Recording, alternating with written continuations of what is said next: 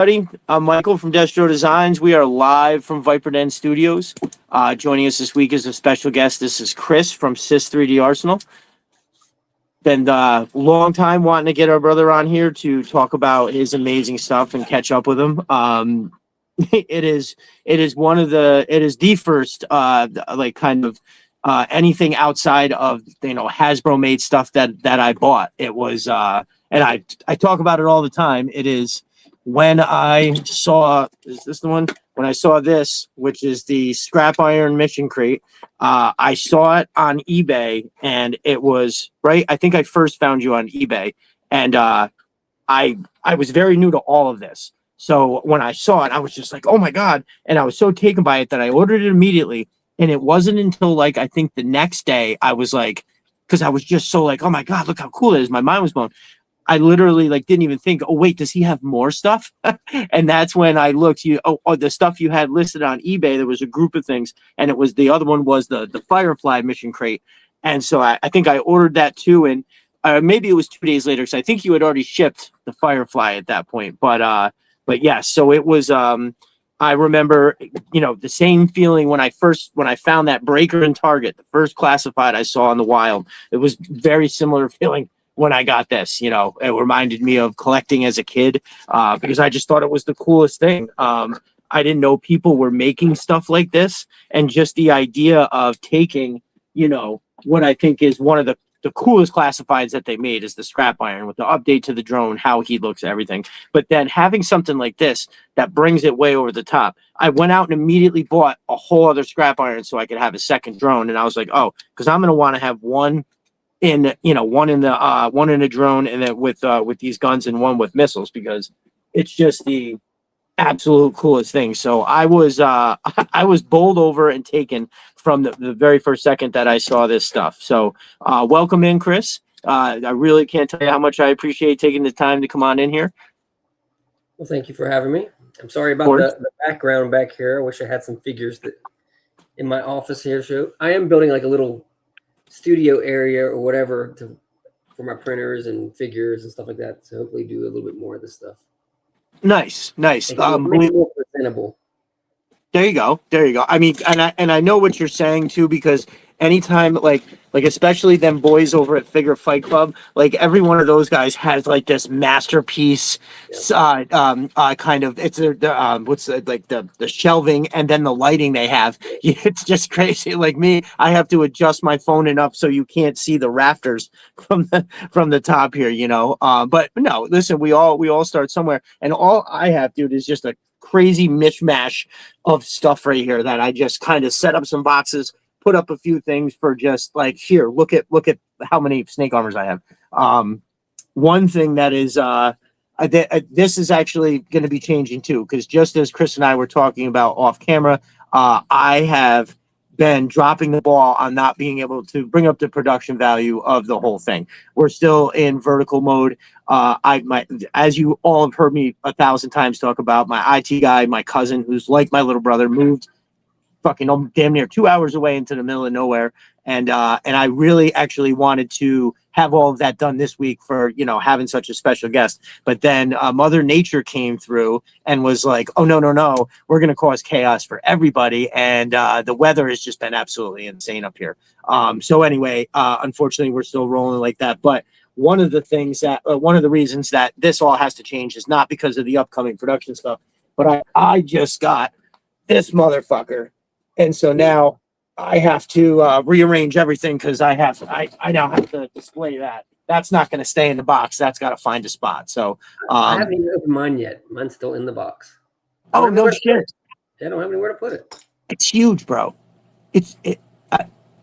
I don't think anybody has anywhere to put it. You know what I mean? Like, so I wasn't sure if I was going to get the Rattler when it initially. I was so brand new to collecting, and it was a big investment. And even though I was spending hand over fist, I bought a HISS tank.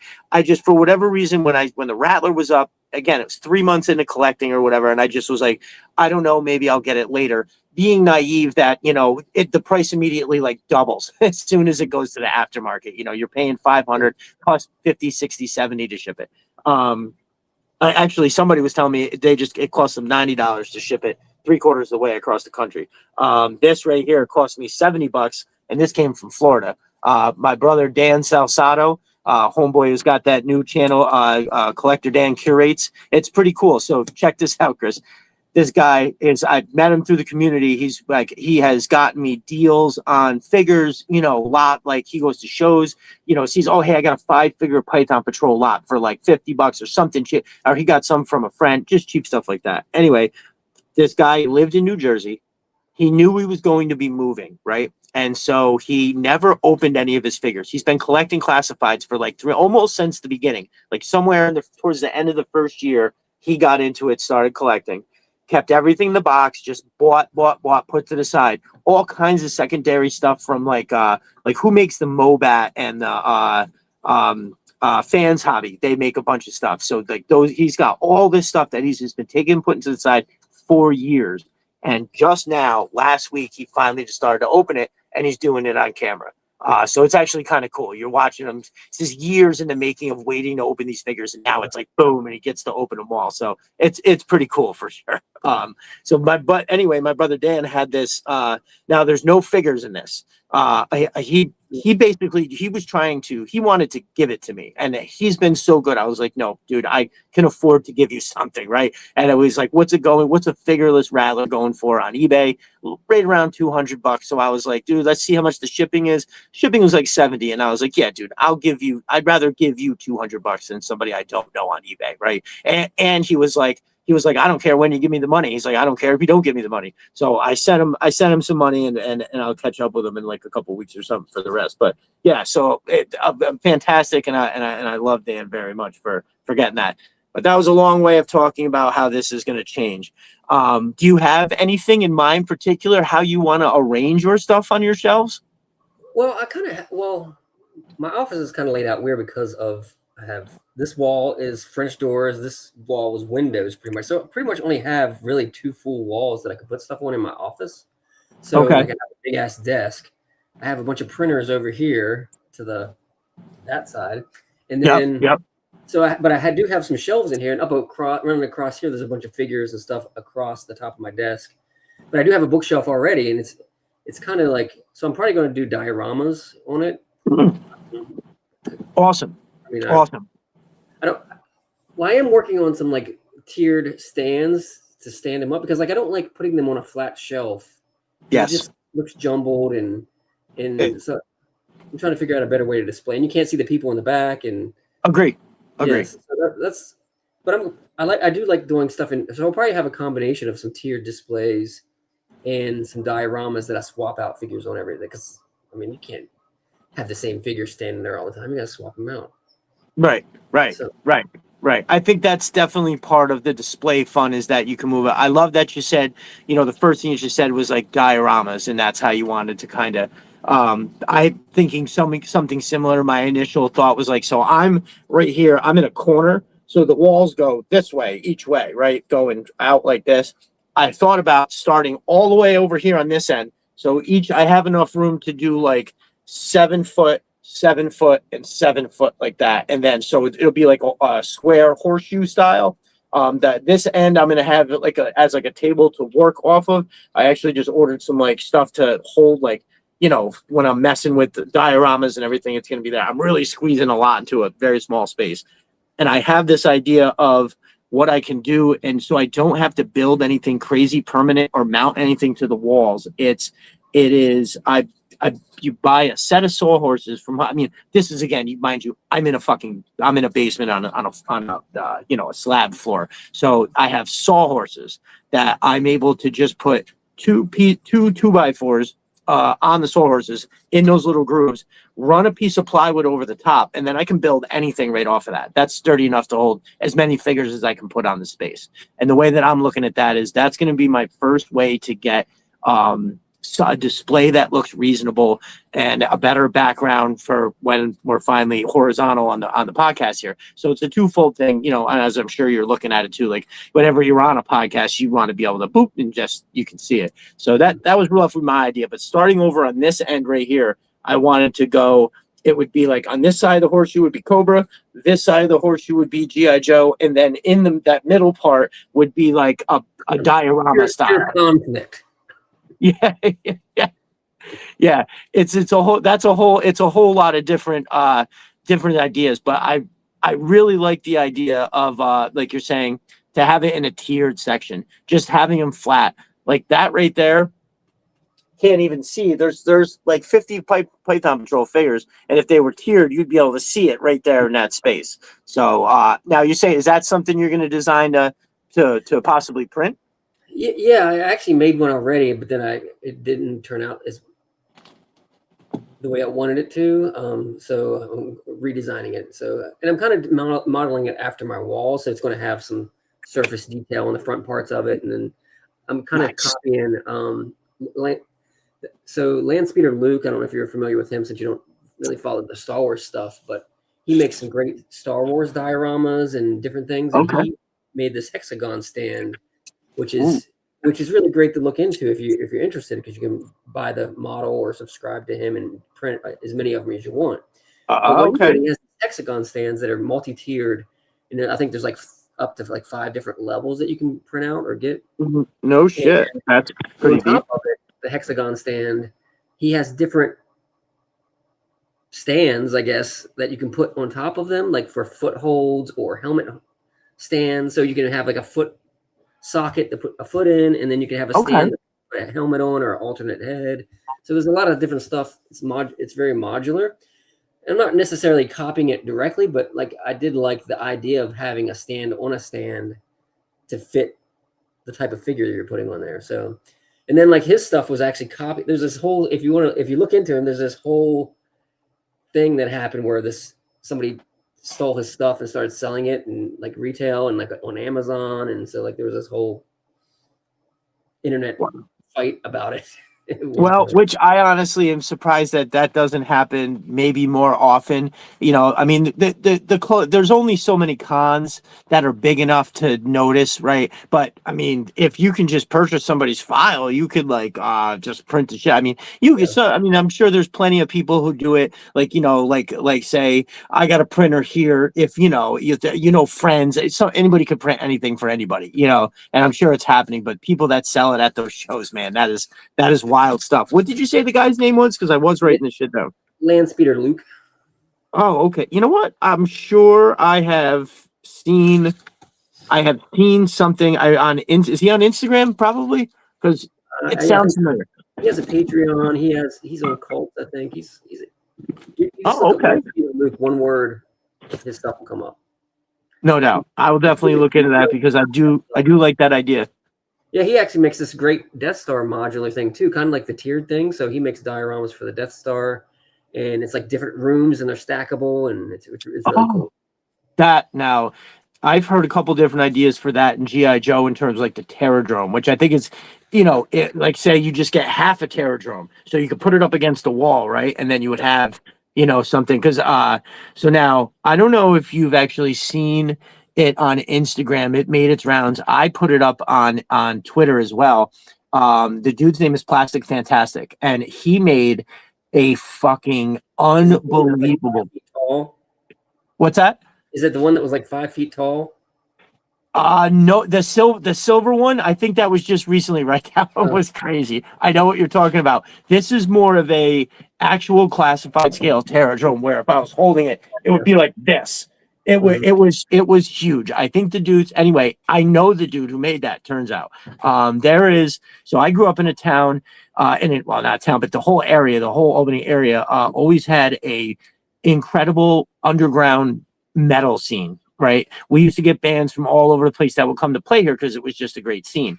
And one of the bands from then, actually right from Cohoes, which is right across the river from where I live, is a drummer in a metal band, is a absolutely enormous GI Joe fan, it turns out, and his friend who's also from the same town is Plastic Fantastic. And this Plastic Fantastic guy he told me, I haven't seen them all yet, but I saw that Terradrome, so I know he's not fucking around. He told me that he has made every vehicle from like 82 to like 91. He has printed them in classified scale. He's got all of them. I tried to get the two of them to come on the podcast. That won't be for. Hopefully, I can do that sometime in the future.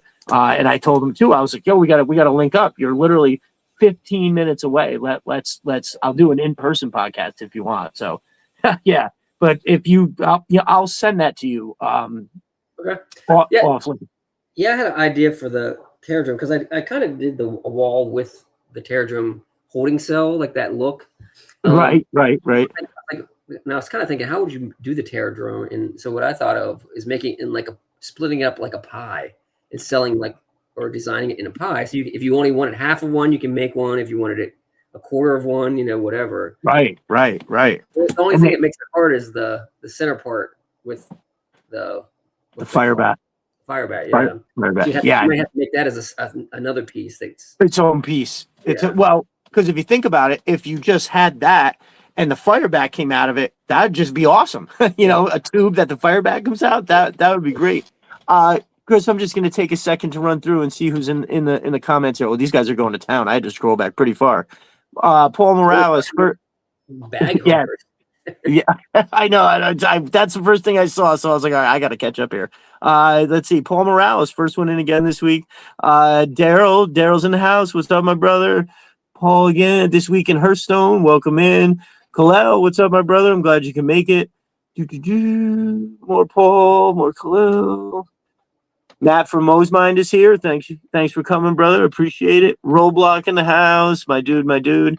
Snow Leopard is here. Chris, I'm sure you might have heard me say this before. Snow Leopard is from the other side of the world. It's like 2:30 where he's at right now, so we always appreciate him coming through. Nice. Big Red says, Pizza Pockets, check. Destro Designs live, check. We are good to go. Ready for takeoff, brother. Ready for takeoff. That's what's up. More Paul.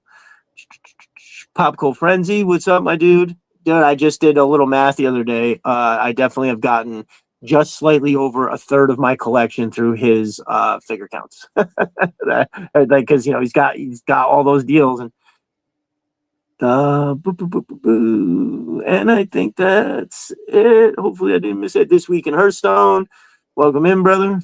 Man, I tell you, my eyes get worse like every day. It feels like every day I see a little bit less and a little bit less. And as Snow Leopard has said many times, he's been begging me, please just go get glasses. Because, dude, it is, if everybody's wondering, yes, I do get embarrassed when I realized I've made these atrocious typing errors and it's past an hour and I can't go back and edit it. It's, and that's because that happens because I'm not wearing my glasses. I'm typing super fast. And as I'm looking, it all looks right to me because I can't see it right. And when I go back and look and I have my glasses on, I'm like, oh my God, there's like 3 errors in this post. So yeah, another thing to put on the let's step up the production value. So there's a little bit of Fuchsia's knowledge in your chat here. It says pizza pockets don't burn your mouth. And what I like to add to that is impatience does. Yes. I mean, that's precisely what it is. That's funny. That is fucking funny. The sauce in the hot pockets or the pizza pockets, that stuff is like lava hot most of the time. Dude, it's so crazy how, and then the way, see, I think part of the problem with that is the inside is so nuclear compared to the outside that when you get like that outside bite, you get this false sense of security that everything is fine, but everything is not fine. You're about to take a bite, a confident bite of molten lava. It's like walking in and take a picture of the elephant's foot at Chernobyl. Yeah. You think you're okay until you fall over. Dude, let me tell you, it's funny you say that. I'm actually rewatching the HBO series. Did you happen to see that? Yeah. One of the coolest things. For whatever reason, I just think it's phenomenal. The acting in that is so good. For whatever reason, I think it's great. Oh, actually, Matt from ome.of's got a good point. If I stopped making typos, there would have never been no Rick Viper. So I do have to agree there. It's definitely not all bad for sure. Rick Viper willed himself into existence. That's right. He manifested for sure. That's fucking great. But yeah, dude, I'm gonna use the elephant's foot again because that's basically what it is.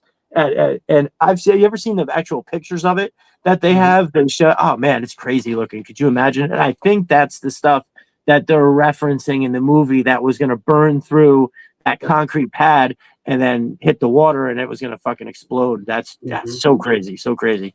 Yeah, I went down a rabbit hole after that. I mean, I remember like seeing stuff about it in the 80s, but like whenever it happened, it was in the 80s, right? Yeah, I think it was. Yeah, right. Yes. But like I went down the rabbit hole not that long. Like when that show came out, like looking up all the like people. There's pictures of the city and like pictures from not that long ago where people went through and took pictures of like schools and playgrounds and what it looks like today. I mean, it's pretty crazy. It is crazy. Well, it's crazy to think about any or even whenever you see pictures of anything that's like abandoned for whatever reason. I've always been kind of fascinated by that, right? I remember as a kid, so the town I grew up in, Lansingburg, it's a hamlet of a bigger city of Troy. And so Lansingburg is like a grid. It's 101st to 124th and 1st to 8th. And there was this house up. It was a huge, like, I don't, it must have been, it was one of the first houses made in the town right on the river. Troy at one point was the highest grossing city in the nation because of their location between you can get in, there was the Hudson River that will take you all the way down to the Atlantic Ocean and also bring you damn near all the way up to Canada. So the trade route, whatever. So they built these these rich people built these incredible houses. And for whatever reason, one of them was abandoned, and it was this massive house like in the city. It wasn't in the woods or anything. It wasn't even like houses were on each side, but somebody found out that you could get in the basement and like explore it. So I remember going in there as kids, and it was just fascinating. You know, whoever was there, they left like in some sort of a rush because like all the furniture was in place, and I guess it had been like that for a while. So this is in the early 90s that I'm in there, nobody had been there since the 70s, so everything was outdated. And yeah, I just remember even as a kid that shit was absolutely fascinating. So yeah, I can imagine, because Chernobyl, it's the same thing. They had to just get the fuck out. Yeah, that is one of those things, a very rabbit hole like experience, fucking for sure. So you mentioned something about Star Wars, and I do remember hearing you on Figure Fight Club talk about that. So you do collect quite a bit of Star Wars as well. Yeah, I mean that's what I grew up with.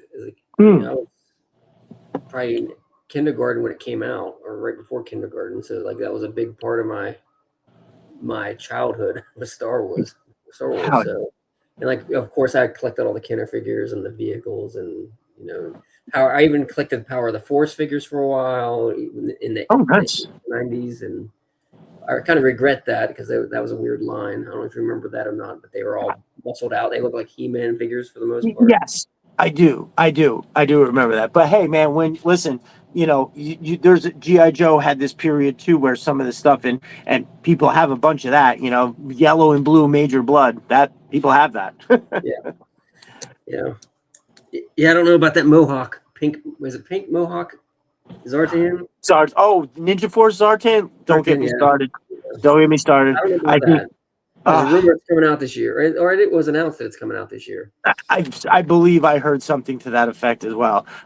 Which they're, you know, so with that being said, so I feel like at this point, I want to give everything a fair shake, at least up front, even though I am totally turned off by the idea of having it, right? I'd rather give me something else instead. But that being said, there has been numerous figures that I was kind of like, you know, you see the render and I'm like, I don't know. That doesn't really interest me too much. I don't think I want it. And then I wind up seeing a picture and I would be like, ooh, man, you know what? That looks, maybe I need to get that. And then I get it and I get it in hand and I open it and I look at it and I'm like, oh my God, this is actually really good. I don't think Mohawk Zartan, because Zartan is such an iconic character in the way, like I just can't see him like that. Maybe I get the figure and then I just pretend he's somebody else. He's just another Dreadnought, right? It's Zartan's cousin, you know, or something like that, which I'm sure that'd be fine. Like I'm sure as a standalone action figure, it's probably going to be great. But as Zartan, you got to be kidding me. Well, the thing too is, I mean, they've been putting out bangers lately, so like you can't doubt it too much. Like that, they've been on a heater rate lately, so right. I mean, knocked out of the park, dude. This year, I came in at the right time, I think. So, and again, just to, so where is it right here? December of 2024, I saw this and I was like, oh my God. And that's what got me back into doing it. I had gotten that in the Destro, and then I immediately started yeah, there he is. There he is. That's just such a crazy cool figure. Um, I'm very excited actually. Aaron Sparrow, who was on the podcast, was the first guest I had coming into the new year, and he was excellent. Had a good time. I offered to send him. I happen to have an extra not Ninja Force, Night Force 2-pack, and that he was looking for. So I sent that to him, and he was nice enough to offer, because how I met Aaron was that I was looking for somebody to customize some stuff. And he was like, yo, tell me what you want and send me those customs. And so, or those figures to customize. So I sent him a metalhead and an alley viper. So the alley viper I sent him was from CG Horror. My brother CG Horror had sent me a Serpentor and 3 other figures, and this alley viper was one of them. I thought it was cool. I told him I was going to do something special with it. So I have 13 original alley vipers. The one I sent, I just asked him to put some black into it, like make the chest rig, look more just like a regular chest rig, regular colors. Maybe take some of the blue off the legs and make it black. I wanted him to just stand out enough so we can be like a group leader. He'll be the leader of the original Alley Viper. So that is pretty cool. But I sent him a second. This is my metalhead. But what I told him to do with this was to make him look color-wise like our boy Strap Iron. So I feel like, given all his missiles and all the stuff, if most of the gray that is on this figure turned into that totally awesome blue, I feel like that this way, he'll just be a missile launching fool like Scrap Iron. Like Scrap Iron, like I really think there should be more of him, not necessarily like another him, like another character that has the same kind of gear Yes. on. Like I love that. I llove his outfit for the most part. And he doesn't. They don't have to come with a drone, but give me a different head, a different take on it. That's perfect. That's what I'm trying to shoot for this, because dude, like now here's where I get torn though, right? So that idea I love, having him as like his own group of like, we are here to fuck shit up. We are going to destroy everything. I think that is amazing. But then I start toying with the idea of taking that figure and maybe actually painting the blue parts black and making him part of the 788, because I think he would be awesome with that too. Listen, if they put 788 on damn near anything, I'm gonna go fucking bananas to it. So when I first initially went from, I had gotten those 2 mission crates from you on eBay, and I went over to got on the Etsy. The first thing that I was like, oh my god, I need them are the Hiss mission crates, because these, I think it's this one, yeah, that's got the let me see here. I have them stand up sideways, so every time I take it out to show it, I have to put the stuff back because I've had it turned totally fucking sideways. So one of the coolest things that I absolutely love is how on here, I think you can see it right here where it's got the 788. I think that is just an amazing little addition to that. I remember when I actually saw it, because I didn't see it when I purchased it. I noticed it after it had gotten here, and it was awesome. But yeah, I will never. Guy who buys like everything I make. Nice. And he like he's been buying it since the beginning. It was only a couple months ago. He was like, I just noticed that you put the character numbers on the trays. I was like, dude, you've been buying stuff for over a year, like a year and a half, and you just now notice that? Oh wait, hold on a second. I might be embarrassed to say that. So I noticed that there was always something in here, but I didn't know that. Oh, no shit. You know what, bro? Okay, so I'm embarrassed to say that I didn't know that's what it was either. You know what? That's just me being lazy mentally. Holy shit. Oh, right. So this one's the Range Viper. So 76. Yeah, dude, that's, you know what? That's pretty awesome. That could also help with, say if you get, as you're lining it up, you always know, like if you're questioning what the equipment is, because sometimes, I see some guys that have all these figures, and it's like you could forget which loadout goes with which figure because you have so many of them. So that's perfect. And I'm embarrassed to say that I had the same thing. So it it what how long ago? Let's say, how long have you been printing stuff for? Well, I've been printing stuff for probably 2.5 years, but I've only been selling since July of 2024. Yeah. Okay. Okay. Nice. I started the store in July 2024. Nice. Okay. Very good. Well, I feel like you've come a long way in a short amount of time, especially that website you have is beautiful, by the way. I like nice, easy to use websites that look that it's like I can't go to a restaurant that has a big like an overcrowded menu, right? If there's just so much shit that's crammed onto a page, it just doesn't. I love how everything. The background is nice. It's neat. There's not like it's not overdone with stuff. You can focus on the product itself. I think it's fantastic. So good. All right. So 2024. When did you get into 3D printing to make this particular type of stuff, or did you have other stuff in mind? Yeah, pretty much. I mean, that's how it was like it was the thing with the shelving. I was like, man, like I can't stand like the figures kept falling over and like right, dominoes with the figures. And I was like, I need to figure something else out to do with this. So that's when I started coming across some other people doing it. I was like, oh, well, people are already doing this. So I started downloading some of their files and kind of printing them out. And then I was like, I was buying some of them, and I was like, man, I did 3D modeling before. I can make these myself, and that's kind of where I started, was doing it that way. And I just took a couple people's items and customized them because like they had like something, and I was like, well, in the movie it has this, so I would add stuff to it. That's kind of how I started. And then I was like, well, I'm just gonna start making my own stuff instead of downloading other people's stuff. Dude, I don't think I've downloaded a model since then. Right. Well, I mean, because you can get pretty cool shit, and I probably will download a couple people's things in the near future because it's just time consuming, and that's one of the time constraint is what kills me. Is like I have so many unfinished things. Like then I was like, oh man, somebody will send me a, hey, you thought about making this? Oh man, that's better than what I'm working on. So I'll start working on that. Like, right. Yes. I forget about the 20 other things I started.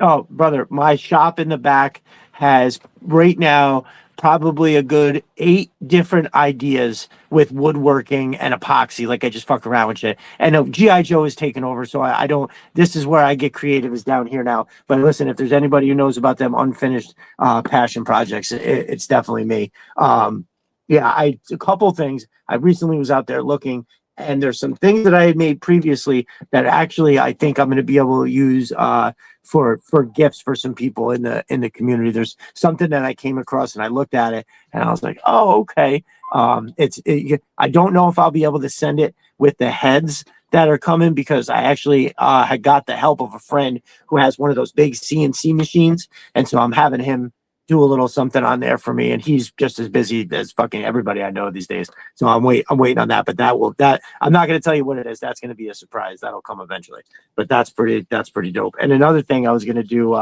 Mate Mylar, the action shot god.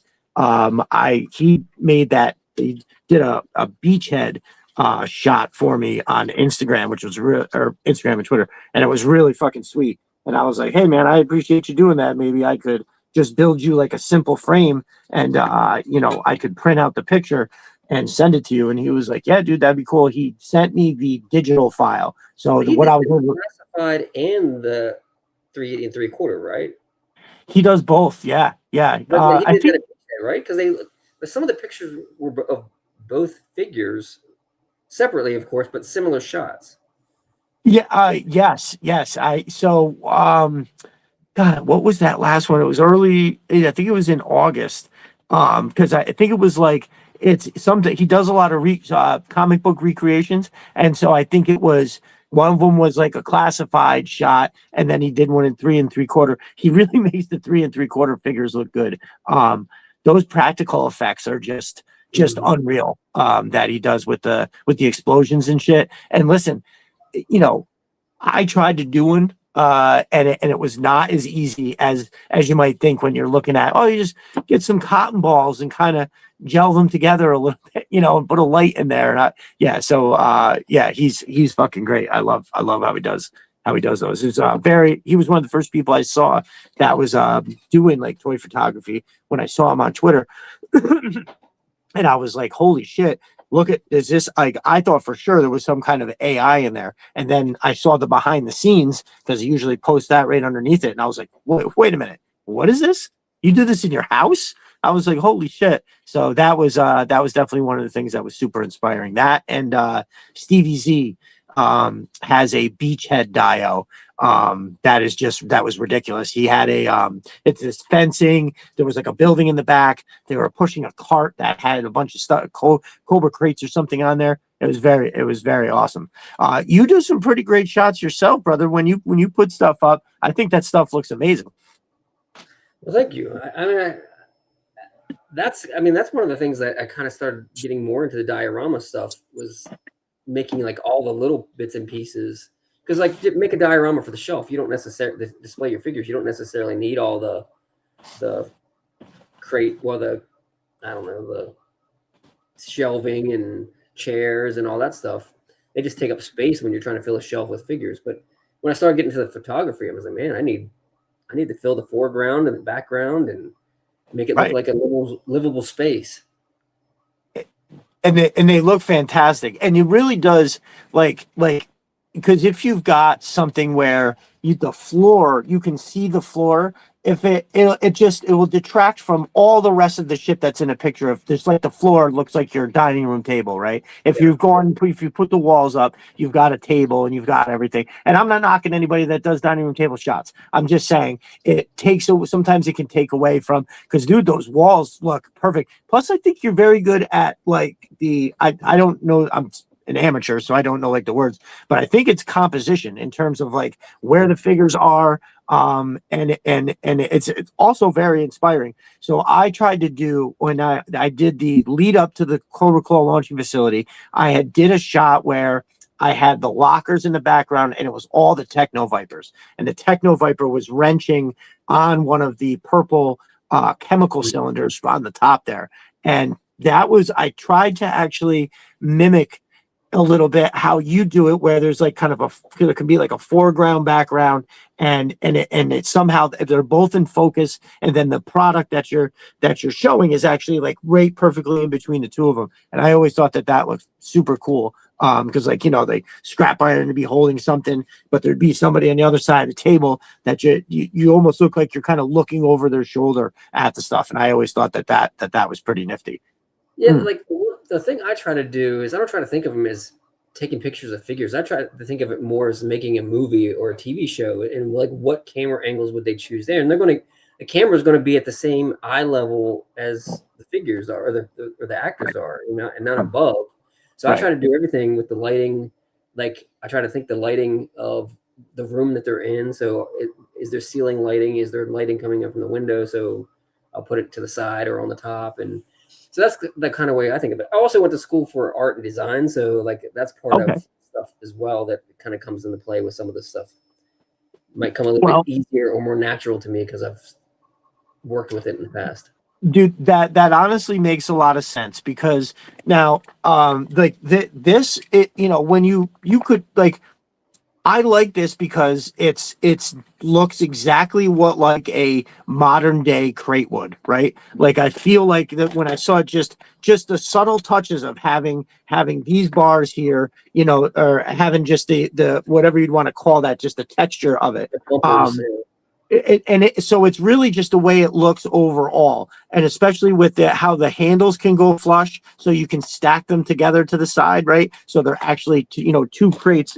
Let me grab the other one here. So two crates, when you put them side to side like this, I think that's important, because people shipping stuff don't want to waste this little space in the middle because the handles are hitting each other. So this seems like something small like that to me goes such a huge way with the design and how it makes it look like an actual functional thing.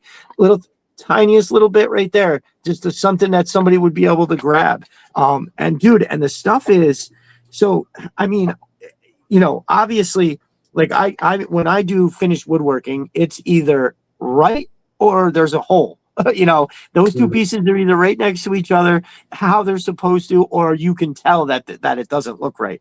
And so one of the most impressive things I always found was these mission crates with the bottom trays. I mean, dude, I really think that it's a perfectly simple design, but you have to.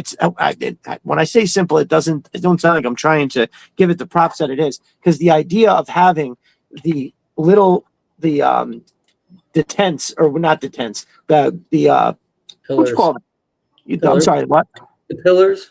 Oh, okay, yeah, the pillars. So all four corners here, for those watching at home, all four corners have this little pillar in there, and then that corresponds with the notch on the bottom tray. So that allows the bottom tray to go all the way to the bottom, but the top tray doesn't have those. So the top tray sits on top of the pillars. I don't know. I felt like when I opened it up and saw that was just an amazing, just an amazing way to do it, because it doesn't like require you to move anything. You can just slide them in and out and they sit perfectly. And when you go and like when I take this top tray out, when I take my two fingers, and when I lift that out, it is perfect. I just have big fingers, so sometimes it's hard. But it slides so easy in and out. They're like, I don't know, it's perfect prints.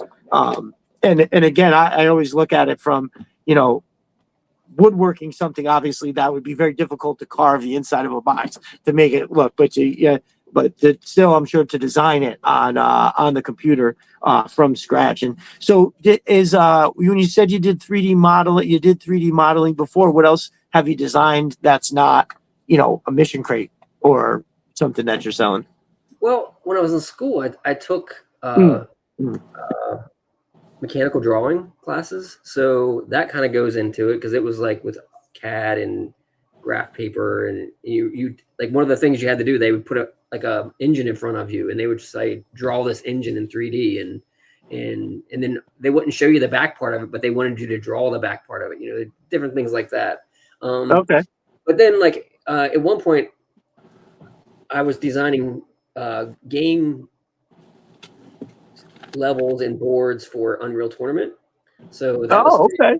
well. So and really like that's so once I was doing that, like that just fell right into like the 3D modeling stuff because it was pretty much the exact same thing. It was a little bit different style. It was the reverse, like where in Unreal you have a giant solid block and you take things away from it and then you add things back to it. So you start with a solid block environment and then you have to cut things away from it to make because like in the game it has to have boundaries, right? Right. Right. You start out with like a big cube and you cut out things away from it, and then you can add things back into it. And then I tried like creating mesh textures and things like that. It was kind of fun. That's dude. It sounds amazing. Tournament at one point in my life. You designed a what? I was pretty good at Unreal Tournament at one point in my life. Oh, I played nuts! it. I know. I don't know what it is that when you reach a point, it's something happens where that I played Call of Duty. I used to have a crew that we would play like a Tuesday and Thursday nights. We would all, you know, around a squad, and then, you know, life, whatever. I stopped playing, you know, as much as I used to, and then it got to a point where I just didn't play for like almost a full year online, and then I jumped back on, and I got my fucking teeth kicked in a way that was like, I was like, what the, this is like riding a bike. I would figure. I didn't think I would be, but it's all the new tricks and all the latest little things. It wasn't like my gameplay per se as much as like I just was behind on the maps and all this other stuff. But it was, I know what you mean. I know what you mean. It's a humbling thing. And like, Yeah, and like the same thing with like I used to play Madden all the time too, and then like I stopped playing it, and then when my son got to an age where he was playing it, I jumped in and I was like, I would play online and just like instantly it was like 50-0. I was like, what the hell happened? second quarter, 50-0. You're like, what am I doing? And I played. So my Xbox, I have an Xbox One that literally just shit the bed like 2 weeks ago. I don't know what happened. I pushing it doesn't turn on. I've metered the power. So like even through the transformer, when I meter it everything, the power's right there. The power's going in, but it's not turning on. And I'm at a point where I don't ever play The hard drive anymore. probably died, I would guess. The what? The hard drive probably died. Oh, yeah, I'm sure it did. I mean, this thing it came out whenever the Xbox One S came out. My brother-in-law bought himself one, and my sister actually bought him one for Christmas. So he wound up with a second one, and he was like, I could return it, but if you want it. And so I don't even remember what I gave him for it. But yeah, that's how I got it. So whenever that first came out, that's how old it is. So it's a while. And it was having issues. The disk drive stopped working. Like I would put a disk in and you'd hear it start to spin and then it just wouldn't spin. And at that point, I had already had all my games downloaded on there. I mostly just watched TV through it.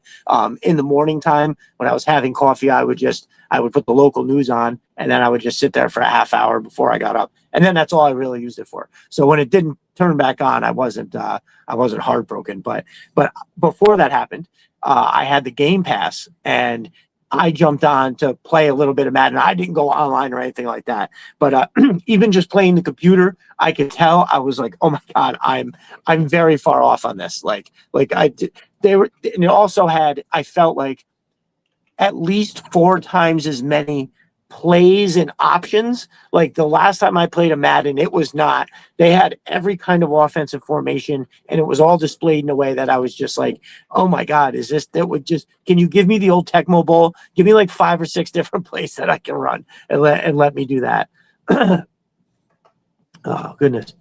What kind of cameras do you good dial guys use? When I use my phone, that has a great camera. I always get something out of focus. I don't know how to take an all focus pic. So my workaround, because I just use a phone. I've got a Samsung Ultra 22 Note 22 or whatever, and it's got a decent camera. But this is part of that thing. So yeah, if you've got it starts focusing on one or the other. What I do is if you have the option, if you pull further back from both of them, they'll both go into focus, and then you can just after you take the picture, crop it back in to have it. It's a low tech solution to something that that I'm sure maybe Chris has a better idea. Has he got something? Any ideas on that, Chris? Well, I mean, like one, I don't depends what phone you have, but if you have an iPhone, like you can actually touch the screen on what you want it to focus on. And then what I try to do is put something, if you're trying to get trying to get more of the shot to be in focus and not blurry in the background or whatever, like I try to put something in between the focal points and click on that instead. Okay. Range. I like it. And I'm sorry, Chris, what did you say you use? Do you use a camera or a phone? I use an iPhone and a Canon, depending on what it is. But really, like for the convenience, most of the time it's the iPhone. Right. Which I'm sure takes phenomenal pictures. I see some people they're using a really crazy camera, and it's like, I don't know. Do you need that? Are you getting that much more of a great picture? I mean, I almost feel like it's one of those things. Every time you see somebody that's got this crazy lens and a nice camera, that person's like a photographer, so they know how to set things up with the lights and everything. Is it more that, or is it the camera? Do you need the camera? I don't know. Well, I can tell you, if you want to take really good low light pictures, like nothing beats like a Canon camera or a professional camera. Like iPhone's getting closer to it, but really, like I have this General Grievous shot that I took a couple years. I think it was actually 2020. I think it was one of those things. Like it was one of those things people did during 2020, where it was like take a picture a day, a unique picture a day, or whatever. And post it. Okay, yep. Yeah, I took several pictures of General Grievous in like these really dark conditions, and like tried it with the iPhone. Of course, iPhones have gotten better since then, but like doing the difference between a Canon camera and the iPhone, and the Canon like destroyed the iPhone picture. Nice. Okay. Yeah, I guess. And ultimately, I mean, it almost seemed like a silly thing to say and initially, but like I don't know. I've seen some people that I've asked. I'm like, hey, what kind of camera are you using? And they say phone, and I'm just like, Yeah. most of the time it's an iPhone. I don't know outside the iPhone and maybe the one that I have that's got that. I can't even tell you like what the specs are on it, but I know that I remember when I bought it. The guy told me he was like, yeah, it's one of the best ones that they got. Well, the other thing Um, too is if you're going to use a SLR or something, that to get the results you want, you pretty much need to use Lightroom or Photoshop or something like that to clean it up after you take the picture. right And where a lot of times with an iPhone, you can just do it on the phone. Go on the into the phone. settings and tweak it on the phone. And I mean, it might not look professional, but it's pretty damn close most of the time.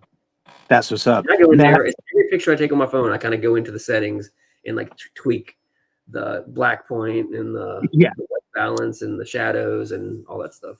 Right, right. Matt from Mo's Mind says he's a fellow art school kid as well. Yeah, I don't think that's a coincidence. The way that you guys design this stuff. Zayam, my brother, welcome in. Appreciate you. Zayam says, great conversation. I'm about to try my first custom paint on this.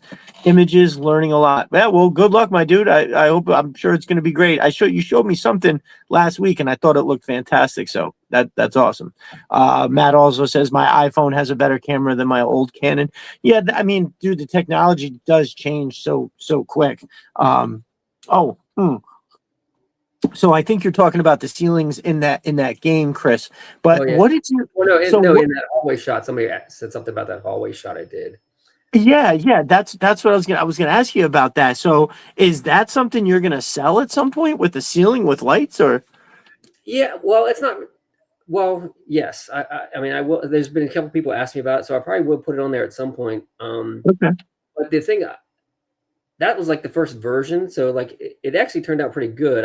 I'm actually on version 3. The first I've had to change a couple things on it, but really like it looks like a drop ceiling, like because really like I designed it to look like a drop ceiling, like in an office or whatever, and so it has. Perfect. I could go get it if you really want to see it up close, but so it has actually like so what it is. It's solid, so it's white on part of it, and then the original one I printed the entire thing in white, but the light comes through it too much. So then what I did is I switched it. So the top X amount of layers is white, and then the rest of it's gray. So that way when you put a light Darken source it. above it, it doesn't come through. Doesn't muddy the shot.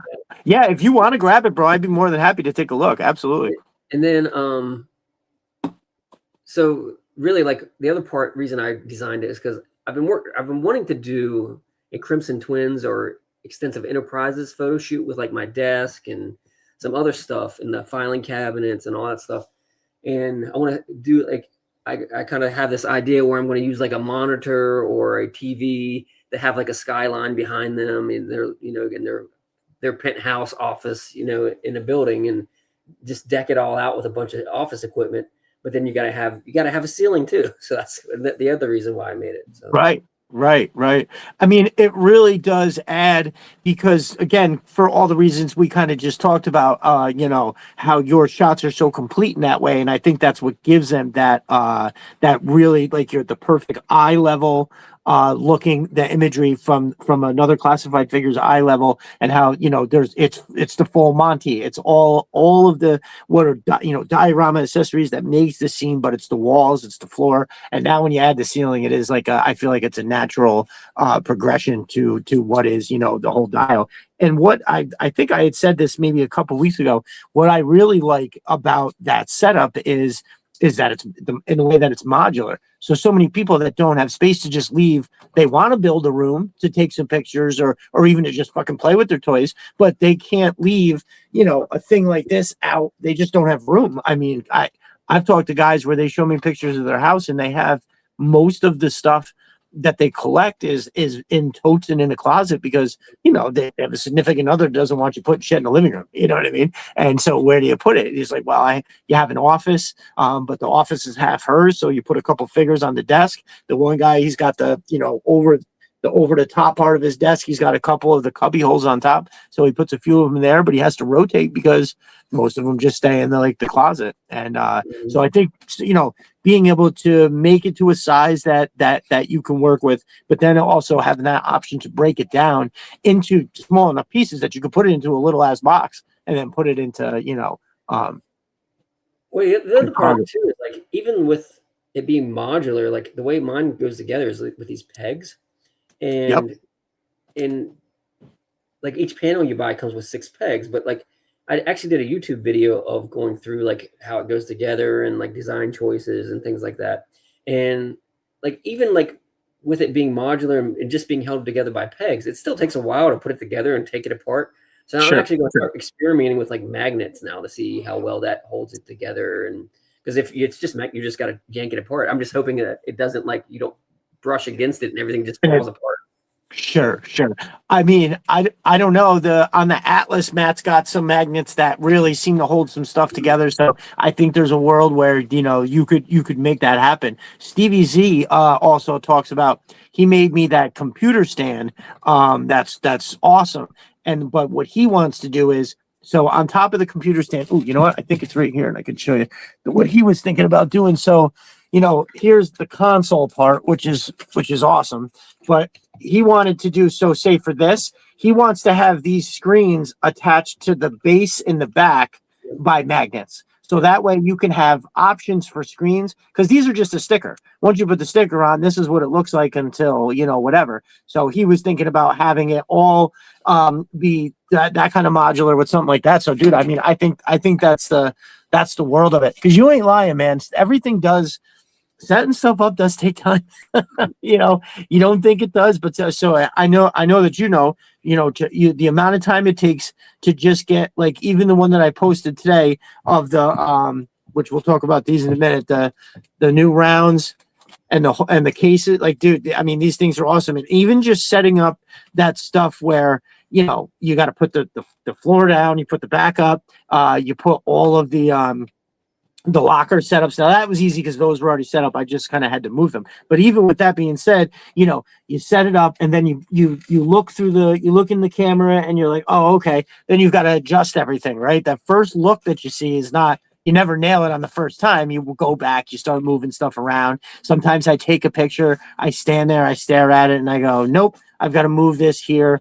I think I have an issue of like void. If there is like a void in a picture, I will rearrange everything till there's something fucking in there. Like, I can't not do it. Like, that picture that I posted today, I think is case in point. That was originally just going to be Steeler and short fuse in the corner, and then I was like, all right, but I'm not showing a lot of stuff. It's really just these two guys with this stuff at their feet. So I was like, all right, and so I scaled back, put more of the lockers in, and then I was like, okay, look at all this space. And then I just kept adding shit until it was more figures until it was totally full. It's not like I'm not hiding anything. It's like, yeah, there's like this little spot, in between their legs or something. I'm like, all right, I got to find something to slip in there and make it look like, yeah, I don't know what the hell that is. Something.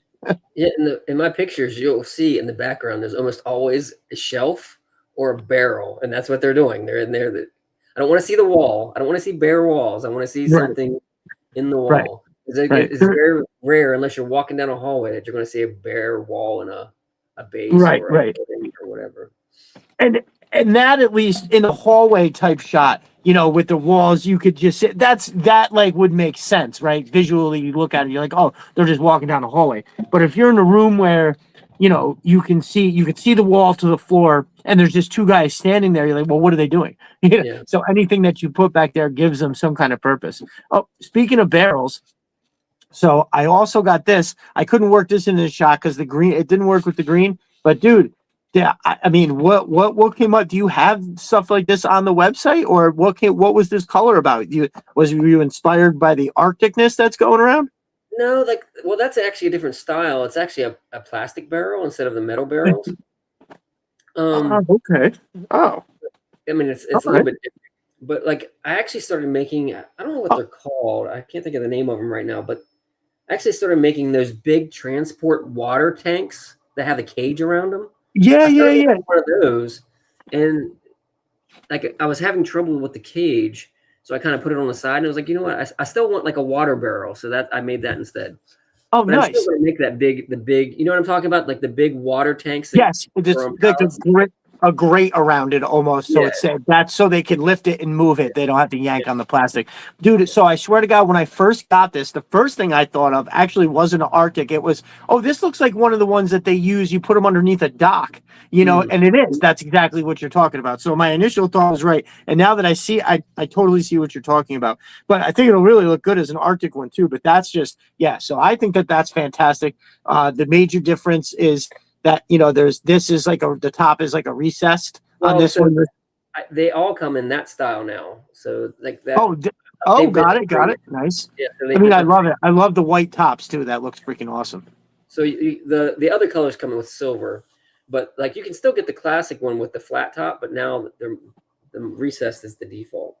Okay, yeah, the recessed is real sweet, and a little bit of chrome on there would be good. But yeah, so this one being you had to have the white. That's what literally, like, I'm surprised that didn't tip me off to having it, because you got those big white plastic caps, and that's awesome. That's a great little addition. And the top, instead of this has that third ring up here. This is that flare that they all have right there. Yep.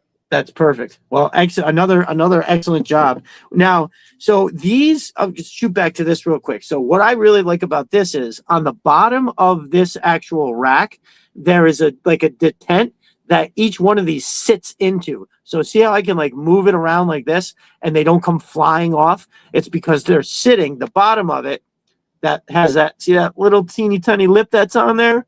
Well, that fits, boop, just so, into a detent that's on there. Like, and again, perfectly made, so it fits exactly how it's supposed to. It's not a hassle to get in or get out, but it sits just right. And so these right here, right? These are those, I believe I've seen them before. They're the special armor piercers, right? Is that why they have the? Yep. Yeah, it's armor piercing. I think that's the KX, I think. Oh. Yeah, it's amazing. I think that it was the first thing that I saw when I started opening them, and I was like, "Holy shit, look at that!"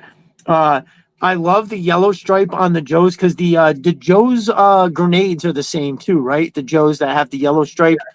Yeah. But that color, but the color coding is actually, that's a real color coding for that tank ammo. Oh, no kidding. Okay, yeah. Well that's amazing. Out, but that tank ammo, that's actually the true color coding for that specific model. Well, look at that. Yeah, they're perfect. They're perfect. I love it. And it looks good on the ground. I had it on the table and it looked right there too. Yeah, there's blue ones in that rack too. Did you see those? Oh, that's okay. No, I didn't. Holy hell. Hold on.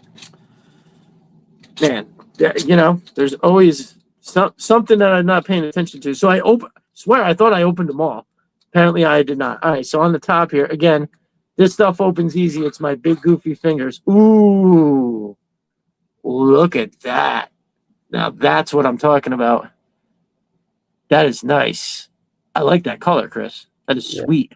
Yeah, that's another actual color coding for a different type of armor piercing round. No kidding.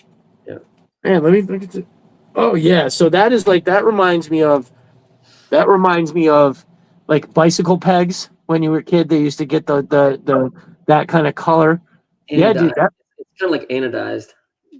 Yes, that's the word. I could not think of what the hell. Yep, that is awesome. Well, dude, I totally have to go back to the drawing board on these then, because scrap iron is going to probably have a bat, remove one of these. I wonder what it would look like too in the hand of a snake armor, like, because I know that it's close. Maybe there's a world where I can do a little function, because that would look awesome in a snake armor hand. So maybe I can open that up a little, because I've tried to stick a bunch of stuff in the snake armor hand, and it just I can't get it to go in there. Like it's not a big enough size to really, like, anything that I've tried to put in there. It either doesn't fit at all, or it's like, I think I can't remember what I had. I think it was this pin actually I had in there. But dude, I can't believe I've had these for almost over 24 hours, and I hadn't pulled these out. That is hilarious. I turned it upside down, and I was like, oh, okay, they all move. So then I went and I only covered the one corner, And I think I had 3 of them out at one time. That is hilarious because I was like, oh, it looks like, because I had the green one. I was like, oh, that looks like it'll fit.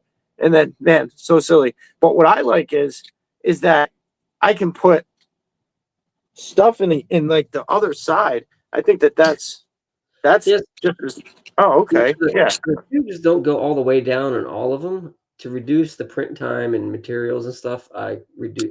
So only 3 of the tubes go all the way. The other 6 have a cap in them. Nice. Okay. Take the caps out and make it look like it was used or spent. But So what I plan, yeah. So what I'm looking at there too is like on this side, I can have it that with the depth, I can put the smoke machine in there. That'll fill up, and if I move the smoke machine away gently without creating any kind of wind, it will slowly build up out of the top of that. So watch for that shot incoming. I tried to do it with the Steeler or the short fuse case, which I always sing the praises of the design on this. I think this little railing part on here is just fucking an amazing choice. So what I had done though is I filled up this whole space in between all of these right here. I filled it up with smoke, and then I tried to pull it away quick, and then the smoke was coming out of the holes on the railing right there and coming down the side. Dude, I tried from like 3 different spots, and you just couldn't fucking see it on the camera. It made me nuts because you could totally see it. And when I was looking at it, I'm like, oh my God, this is going to look perfect. So I had to wait a second till it died away. And then I went back, I filled it up again, and I took a picture, and I was like, what did I do? Like, how come I didn't, like, how did this not work? And then for some reason, yeah, it just, you can't see it moving. It just looked like one thing. And I even tried to go through Lightroom and adjust it. I was like, oh, okay, maybe I can darken the shadow thing, and it'll bring out the contours of the smoke as it's cascading down. And it just, for some reason, it didn't help at all. It was crazy. I just ordered it's gorgeous and realistic. I just ordered I need somebody give me that bump because I can't see the whole thing. The iron set. there you go. Oh, do scrap iron set. Oh, listen. Well, that's very nice of you, brother. And listen, you are not gonna be disappointed. Like I said, it was the first thing that I ordered, and it was in such the early part of my collecting that like I was still new to a lot of it. And this was the first thing that I got where I kind of mentioned it with some figures, but I knew this was going to be awesome. I knew that I loved it. But when I got it and was using it, my mind was fucking blown. So Daryl, don't you worry, brother. When you receive that, you're going to be happy as hell. I think the idea of being able to put not just having the Vulcan cannon to be able to put in there, having the spot for the missiles too, it just really brings it up over the top. That's great. Speaking of designs, I got this right in front of me, so I just wanted to pull it out and talk about it. So I love this case. I think the idea of it is just so freaking cool. I love how we snuck in the little. I think I think I asked you before. That's like a vent style kind of thing. Well, I figured if you're going to have chemicals or some bioweapon, it needs to have some kind of cooling. So that's what that's supposed to be. Oh, nice, perfect. Okay, that little tank style thing. I fucking love it. That's absolutely perfect. And I always forget to flip them all so they have because there's the rough side, smooth side on the top and the bottom, and I always have to have them flip the right way. But what I like is because there's only so much room on there, and so instead of trying to make it small, because I'm sure that would be muddy if you tried to print something so small. So I think just kind of doing it like that was just an awesome choice. I think this was the first thing that I opened out of that package that I opened up on the air that one day. But yeah, I think that's just an amazing design choice. And the way that it works in tandem with this. So I had this I haven't released the shots yet, but I had this in Snake Eye's hands outside in the snow, and it's perfect because his thumb goes right in through. Here, I'll take the top off and show you like this. That one little ring. There's 4 of them on there, and when you position the hand just right, the hand comes over this in between the 2, and the thumb will go through one of them, and it literally looks like he's holding on to it. So great. Out of all the different design choices and stuff, when I put it in Snake Eye's hand and I started taking those pictures, my problem was I didn't do a good job positioning the bear and Snake Eyes. I did it on a hill. So my idea was to have Snake Eyes like this, shooting and holding on to the thing. And again, it was another thing where looking at it in person looked amazing, but it absolutely did not work after I took the pictures. I'm still disappointed about that. But yeah, so I mean the chemicals when you did the original one I got from you was the original chemical set was the one that had where'd they all go? It was the one that had the purple canisters in it. And I think that's this. It's this one. These right here. Did you have anything particular in mind that was the purple color, or was it just the color stands out and it looks freaking awesome?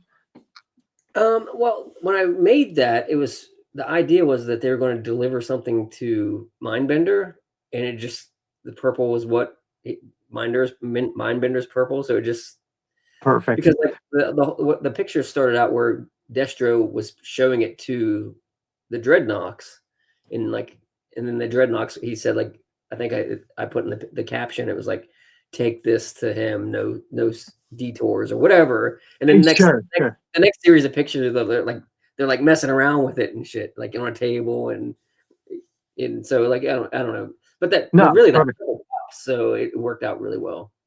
I love it. I love it.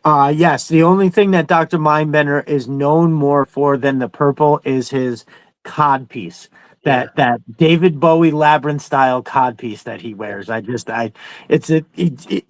He's one of those characters that is such a good character that it completely washes away the way that he looks. Because I mean, let's be real. He's shirtless with the suspenders, and those suspenders, if you look, are basically holding up that giant cod piece. Yeah. He's got like black leggings on.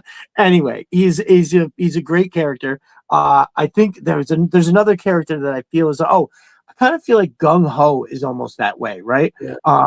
Something cool that came up. So the color of Gung Ho's uniform apparently has a precedent. I talked about this, I think, on the last podcast. I can't remember who freaking told me. It was Lou was talking about it, yeah. Yeah. Oh, right. Yeah, that the faded Vietnam colors. They wind up looking that great. So that changes everything. And now I don't look at it in that, because when I was a kid, I remember it looking like toothpaste. I was like, that color is like toothpaste. Right. That totally Aquafresh. So yeah, it makes me happy. Now, speaking of the aqua colored Gung Ho, I actually just finally got one of those. So the only Gung Ho I had was the mainline release, which, again, to me, it's just steroided Chuck Liddell. Like, it literally looks like Chuck Liddell in the face. Like, if you showed me that figure and was like, who do you think this is? I would immediately go, oh, they started making UFC fighters, because that's Chuck Liddell. That's ex-UFC champion there, Chuck Liddell. But the retro one, where they fix the tattoo on his chest, because that's what you have to have. He's got to have that jean jacket vest with the giant tattoo. Like, please.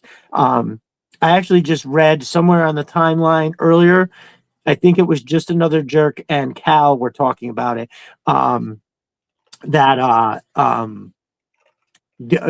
the movie Rise of Cobra, there's a lot of things that weren't great, right? But Brendan Fraser's character was originally supposed to be Gung Ho, and then after he kind of got there, and they were like, oh, we can't have this guy shirtless with a tattoo on his chest, like, so we're gonna make you a whole new character. You're gonna be Sergeant Stone. Now, me personally, without having this information, I thought he looked like Flint with the beret, kind of sort of flintish in the face, but yeah, that's something nifty.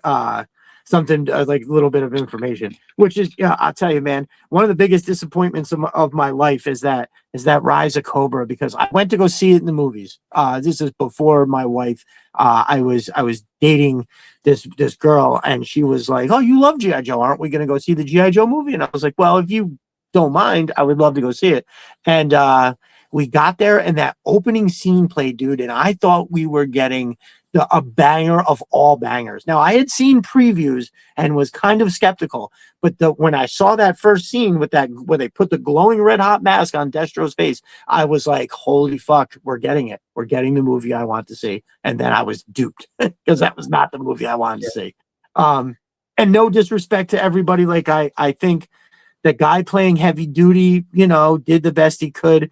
I don't know. Ripcord being a comedy relief, I wasn't a fan of that. Like, I want a for real, crazy adult. Like, do you know how awesome they could make this? How character rich, like the whole thing is. Like, you can sit down and pick one guy. There's so many people that you could have spin off movies. Like, that's why I'm surprised Greed hasn't taken over yet. You could have these spin-off movies. You just have to make it that the people who would want to consume it. Now, maybe I don't understand money, but I would think the amount of, just based on the amount of like classifieds are sold, you'd think you'd be able to invest in a movie that would make some money. Fucking crazy. So, speaking of movie, like I just recently did this series of Good Morning Posts where I was taking clips of the movie and just being like, oh, we're going into Tuesday as we see blah blah blah blah blah blah happen, and then the movie part was over, and I just wanted to keep doing it. And so I started in the Sumbo series, but the movie Cobra La. How do you feel about Cobra La? Not a fan. Like, they can get fucked. Yeah, like I like G.I. Joe. I like a little bit of weirdness with it, but like that just went too far for me. Like I don't know why, but like I don't know. Like they've been living under the earth forever, and all of a sudden I don't know. It went a little too far for me. I feel like I agree with exactly what you said. The some of the weirdness that is G.I. Joe, like Zartan, how he's not a conventional a gunfighter or a soldier. He's got a little bit of pizzazz to him, and I think that's important. Plus, have also they ever explained why he can like change his appearance?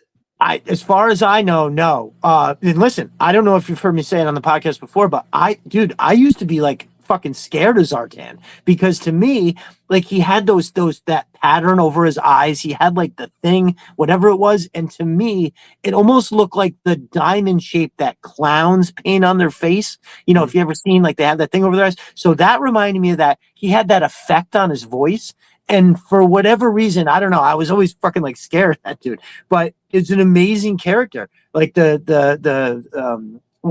feel like Classified, they've already done how many. I mean, they did the Master of Disguise Zartan, the number 23 Zartan, and then they've done a retro Zartan. So, and now we're getting the fucking Ninja Force.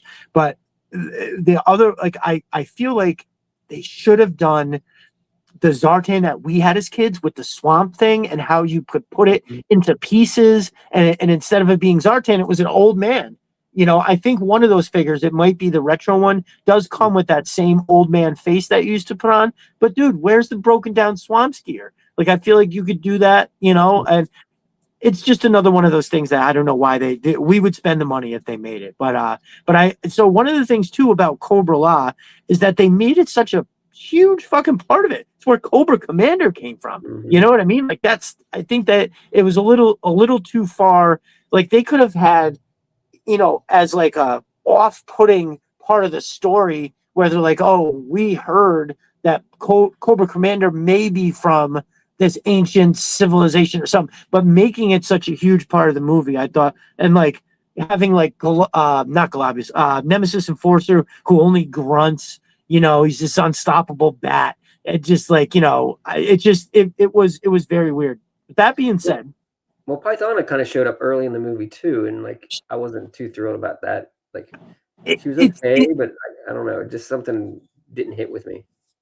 If the only reason I accept that opening scene with Pythona is because it's almost, the graphics are almost like, if you look at the beginning part where like the trouble bubbles are scanning around the Terradrome 4, there's something about the whole cinema of that part. But here's the thing though, it's who is this? You're starting off what is supposed to be like the G.I. Joe fan Super Bowl of all Super Bowls, and then in the first scene you have a character that nobody's ever seen before, right? The toys weren't out yet. The toys came out, I think, after the movie. I think I can't remember for sure, but I remember seeing Cobra La and being like, "What the fuck is this?" Like, holy shit. Hmm. And I go back and as I watch it as an adult, I don't exactly dislike it as much as I did when I was a kid. I was really like offended by it as a kid. It was like, why are they doing this? Another funny part about the movie is that originally Duke was supposed to die. Duke was 100% supposed to die, but the backlash from Optimus Prime dying in the Transformers movie, they just threw in that line at the end where they're like, "Oh, Falcon, by the way, Duke's come out of his coma," and then that's it. They don't show him or nothing. They just slipped a line of dialogue in there. I thought that was fucking funny. Speaking of Duke, I don't know if you saw Transformers like in the theater, but I did. that was an experience. I did. I did say I saw it with my dad. Oh, geez, you know what? Now that I think about it, I've been saying recently that Teenage Mutant Ninja Turtles, that very first one, was the first thing I saw in the theaters. I wasn't. I think Transformers came out before that, and I definitely went to go see that with my dad. There was something else too that I can't remember. Did they say shit in the Transformers movie, or did they use like a I think so. quasi swear word? I think I don't. I thought I remember there being something like that. But yeah, that was definitely. I remember Optimus. Now I wasn't as much. The only thing that I really liked, I liked He-Man because if I remember correctly, it was, and I think it had a lot to do with my parents couldn't afford Transformers. I think He-Man was a little more affordable for them, but it was all about He-Man until G.I. Joe came, and then there was nothing else. Like I couldn't literally like look at really any other toys. I did like Voltron. I thought Voltron was kind of cool. Like the cartoon wasn't on that often, so anytime it was on, it was kind of like like holy shit, the Voltron's here. I loved how when Voltron would form, it would show all the different parts in their different like respective caves or layers or whatever, and then the way it would come together, and it had that anime style, a little bit more, and I remember that just being awesome. I also like GoBots. I don't ever hear anybody talk about GoBots. I thought they were cool. No, not really. Like they were the knockoff Transformers. Like knockoff Transformers for their sure. articulation and transforming was like super basic. So oh god, it was embarrassing, to be honest with you. So well, and they also like I think we talked about this when I was on Figure Fight Club, but they also had that GoBots movie where like they had the Rock Lords and they like their whole thing was they transformed into rocks. Like what the hell? Oh my god! I do, you know what? I do remember that now that you're saying it. Yeah, dude, that was crazy. I'm gonna have to look for that on YouTube to watch some of that because oh my god, I do remember that and it's fucking dumb. Holy shit! They transformed into rocks. Wow, cool. Wow, Jesus. Playability. Man, they were still doing a lot of cocaine when they were making shit in the 90s, apparently, too. It wasn't just the 80s. Fucking A. Cal says, this is interesting. Cal says, I never thought Cobra Law was dumb till I was an adult. I feel like I heard somebody else say that too. And I guess that, I'm sure I definitely remember being offended by it. But I remember also my cousin. So I grew up with one of my cousins, only like a year younger than me, and we spent a lot of time together. And I remember him thinking, why do you care? And I was like, because it doesn't make sense. Like we're finding out that so I always liked Cobra Commander with the battle mask. Now don't get me wrong, the hood is amazing. When they finally come out with the classified, it's going to look fucking phenomenal. I've seen custom heads printed and painted and it looks fantastic.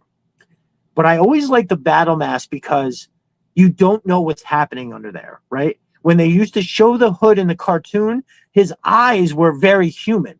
And so it took a lot of that scary mystery away, right? Because when you can't see his face and he's talking with that voice, it sounds fucking insane. You know what I mean? Like I don't know. There's something about that, but yeah. I always kind of liked the battle mask a little bit more. All right. Let me see here. Let's see. I thought I had. All right, maybe I'll circle back to that. So, as a kid, since we're back talking about the movies, as a kid, what did you were obviously if you had this kind of opinion on the movie, you obviously loved the cartoon. Did it stop with you at the movies? Because I feel like a lot of people did all Sunbow, and then when the movie was over, that was it. Nobody even knew. A lot of people didn't even know DIC existed back then. Yeah, well, like I started with GI Joe. I don't remember exactly how it started. Well, I'm old enough that I had actually some of the original 12-inch GI Joe figures. I only had a couple. I had more vehicles that I don't know what it was. I don't know if I was getting them at the end of the line and they were on discount or whatever. But I had like this big ass submarine that came with a big squid. I had like that floating all terrain vehicle. It's Oh, like right. yellow and had these big wheel tires. And I Yeah. actually put Star Wars figures in it all the time, and I played in this little creek with them because the vehicle floated. So like Okay. instead of a GI Joe figure, you could put like two like GI Joe's ass cheeks fit on the front seat, but you could fit Okay. two Star Wars figures in there, and so I used that. But actually like I remember my first memories of like the comic book and a real American hero was this coloring book that I had at one point. I don't know why that stands out, but there was this coloring book and it was like the crisis at what is it, the North Pole or whatever it is, Oh the yeah. Yep. and so like there was a coloring book that was featuring that, and I remember the first two figures I got were Stalker and Snake Eyes, and like it growing from there, the interest in it. But like the I was kind of aging out when the movie came out, so because I think I was in maybe 8th or going into 9th grade when the movie came out. Okay. I think I don't remember I what think it year. was 87. The movie Yes, came I was out. like 9th grade. Yeah, Oh, no shit. Nice. Well, I somehow, like, in my wildest memories, like I cannot remember for the life of me. Like, I think I learned about it maybe just as I was actually, so I collected for a couple years after the movie. Like, I was definitely big into, I'd started playing sports, and maybe I wasn't as overwhelmingly interested in it as I was previously. But I definitely, like, like the ambush, the year that like Ambush and all them other characters came out. Like, Ambush was like the last one that I was like blown away by. But whatever year that was like the last one. But yeah, yeah. so but the I had, DIC cartoon, like, I had no fucking idea. yeah, I didn't know about that either, but I had younger brothers, so I kept seeing like I didn't necessarily get figure. I still bought figures for a while, randomly. If you get into the later series of GI Joe, I had the further the years got on, into the late '80s or mid to late '80s, the fewer figures I had of each wave. But Right, right, I kind of right. went more into like the more traditional military looking ones. I didn't buy Yeah, like Crossmaster and right, right. Same, well, same. so I I got more into the military looking ones. And Yep. just add like Tunnel Rat. Like Tunnel Rat came out in what, 87? I had Tunnel Awesome. Rat for some, like, Yep, and yep. Tunnel Rat's one of my favorite Joes of all time. Definitely So same. I just like his look. And I'm looking at that wave right now, and I think he may have been, besides the Battle Armor Cobra Commander, I think they were the only two figures I had from that wave. It's the decline is steep after 86, right? I think Yeah. there's definitely still bangers in 87. Some of my favorite figures came out later, like Shockwave, Alley Viper. Those are like 89, I think. But again, you said it perfectly. I got less and less figures as the time went on. What after it was give me everything right up until 86, when they 86 they had. That's probably, I don't know, when I look at the lineup from 86, that's when I go, oh yeah, this is when I went from really enjoying this line as my favorite line to being obsessed. And Tunnel Rat, definitely one of my favorites. I like the idea of even the name of him just crawling through tunnels with that big ass gun and shit. But also, like, what does it for me is card art, right? If a figure has a ridiculous card art, because like if you look at Shockwave, it's nothing like, I guess, I don't know. He's just got a regular vest. He's got some kind of goofy colors, and granted, the secondaries that he come with are all very good, but when I look at the card art for Shockwave, even still to this day, like I can feel it unlocking a door in my brain, and I can feel the chemical running down the back of my neck. Like it's just it does it for me for whatever reason. Alley Viper is very similar in the card art, in the way that looks amazing. And one thing that I definitely remember vividly from being a kid is I would just do this. I would stare at that shit. Like if when I was playing with my GI Joes, I would spend just as much time fucking staring at the card art, and then also turning it over and looking at all the card arts from the ones that I didn't have. Snow Serpent and an eel. When I was a kid, I didn't have them at first, and I was obsessed with these two figures that I didn't have. You know what I mean? I remember a buddy of mine had gotten Snow Serpent for Christmas, and he never collected any of the card arts. He didn't give a shit. So I remember taking that home, and I remember staring at that thing and just being like, "This is the coolest fucking thing."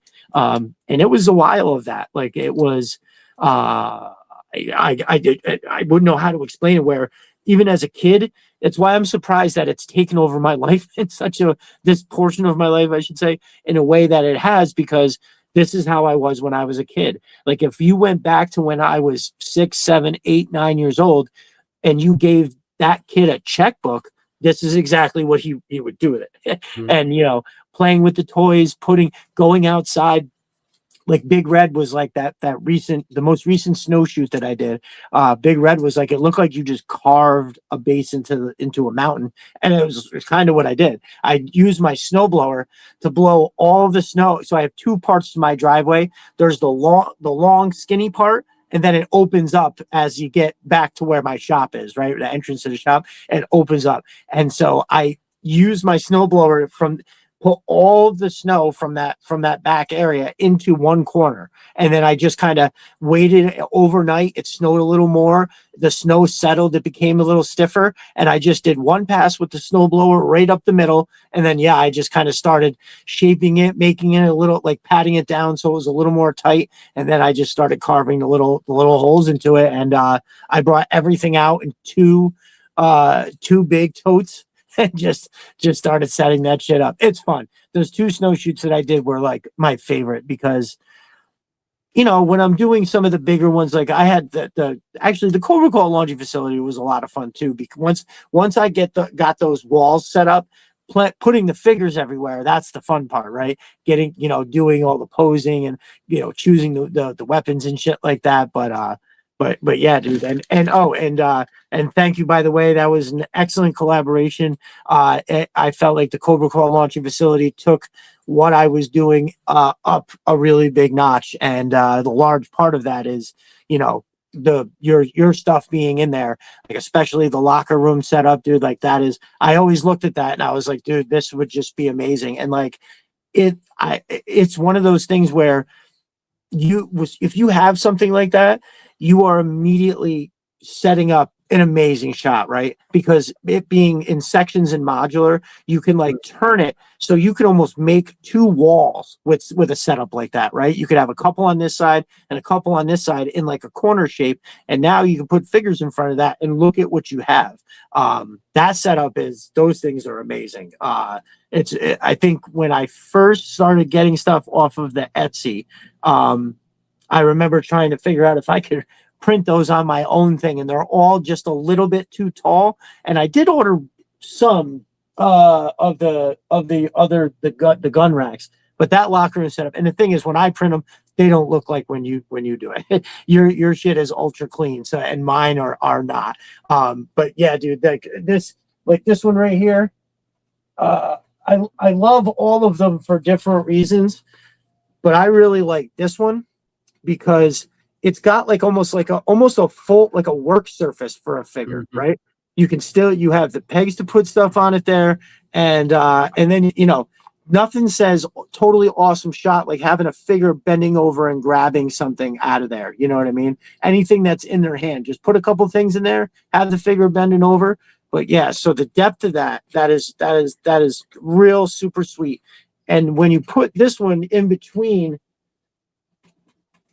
these two, it sticks out and gives it such dimension. It's just ridiculous. So a lot of space on the pegboard for this one. And one of the shots that I was really digging when I did the pre-Cobra Claw shot where the Techno Vipers were trying to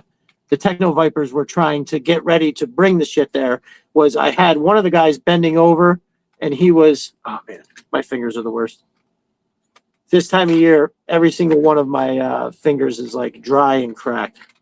So I'm having a hell of a time.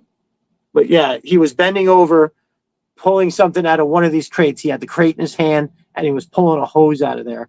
Freaking awesome. I've had some success with backpacks. So this backpack right here is able to kind of sit nice because it's in one of those pegs. So well, I actually have a backpack add-on for that too. That it's a okay. yeah, it's like a little backpack holder. Oh, sweet. All right. This I mean the all the clips that came with it to put it on there are excellent. And man, I tell you, I try not to look at prices of things from other places, but like if somebody could come up with a less expensive way to make stuff like this, because listen, the gridiron stuff is great, but that backpack setup was like $40. And I got stuck. I was like, man, I got to get that. And then you get it and you're like, that seems like a lot.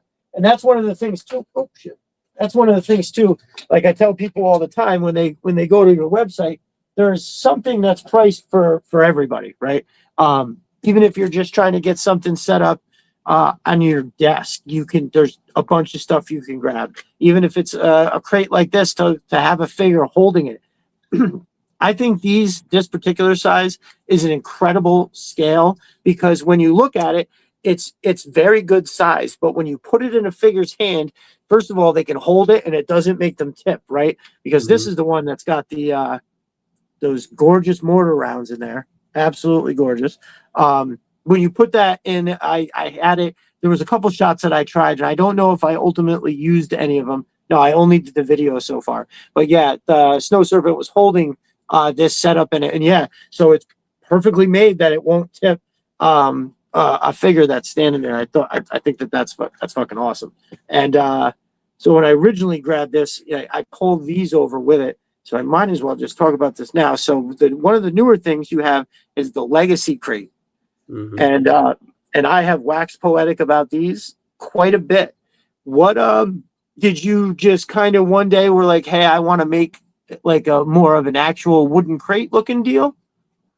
Well, it started out with somebody asked me to make a custom crate for Captain America. Oh, nice.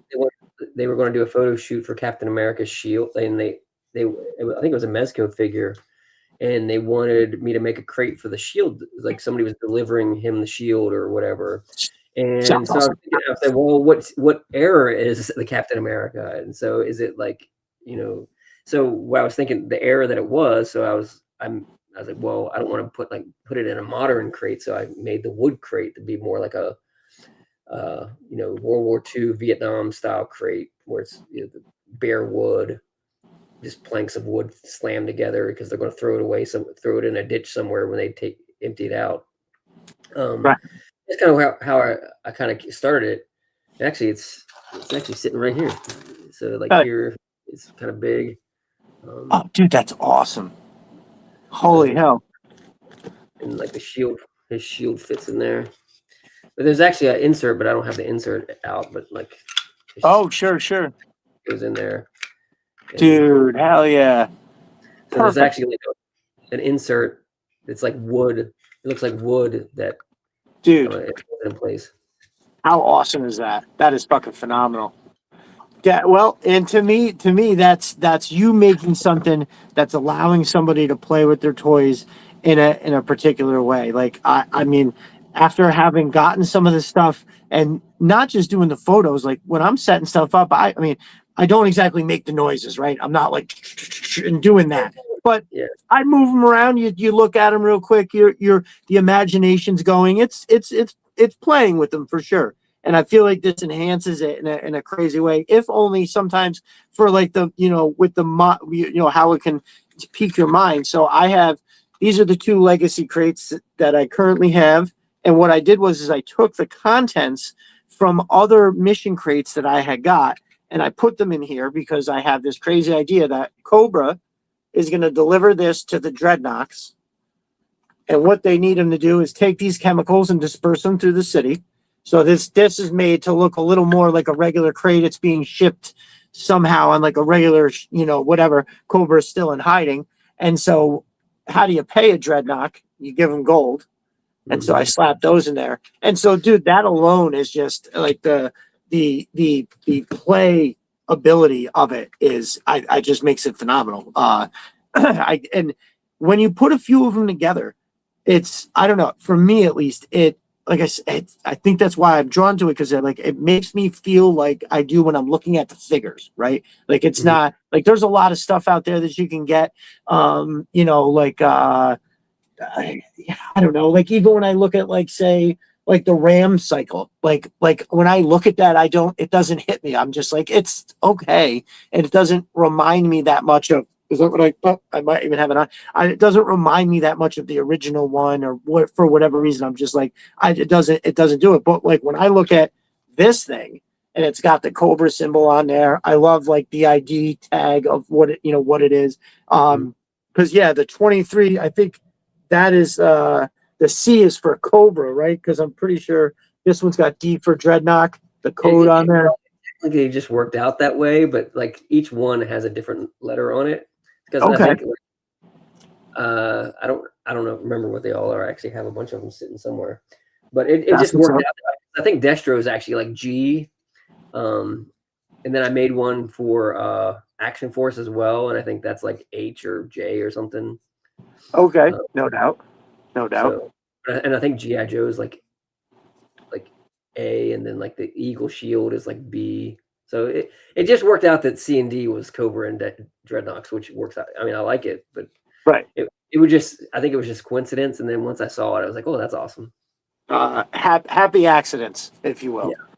Yeah. So more on the Legacy crate, because you get a really cool effect, trying to hold it just right, where it holds the one up off the other. Light can come through there. So I was actually trying the other day, quickly, it was actually in the snowshoe. So I was going to take these two and set them.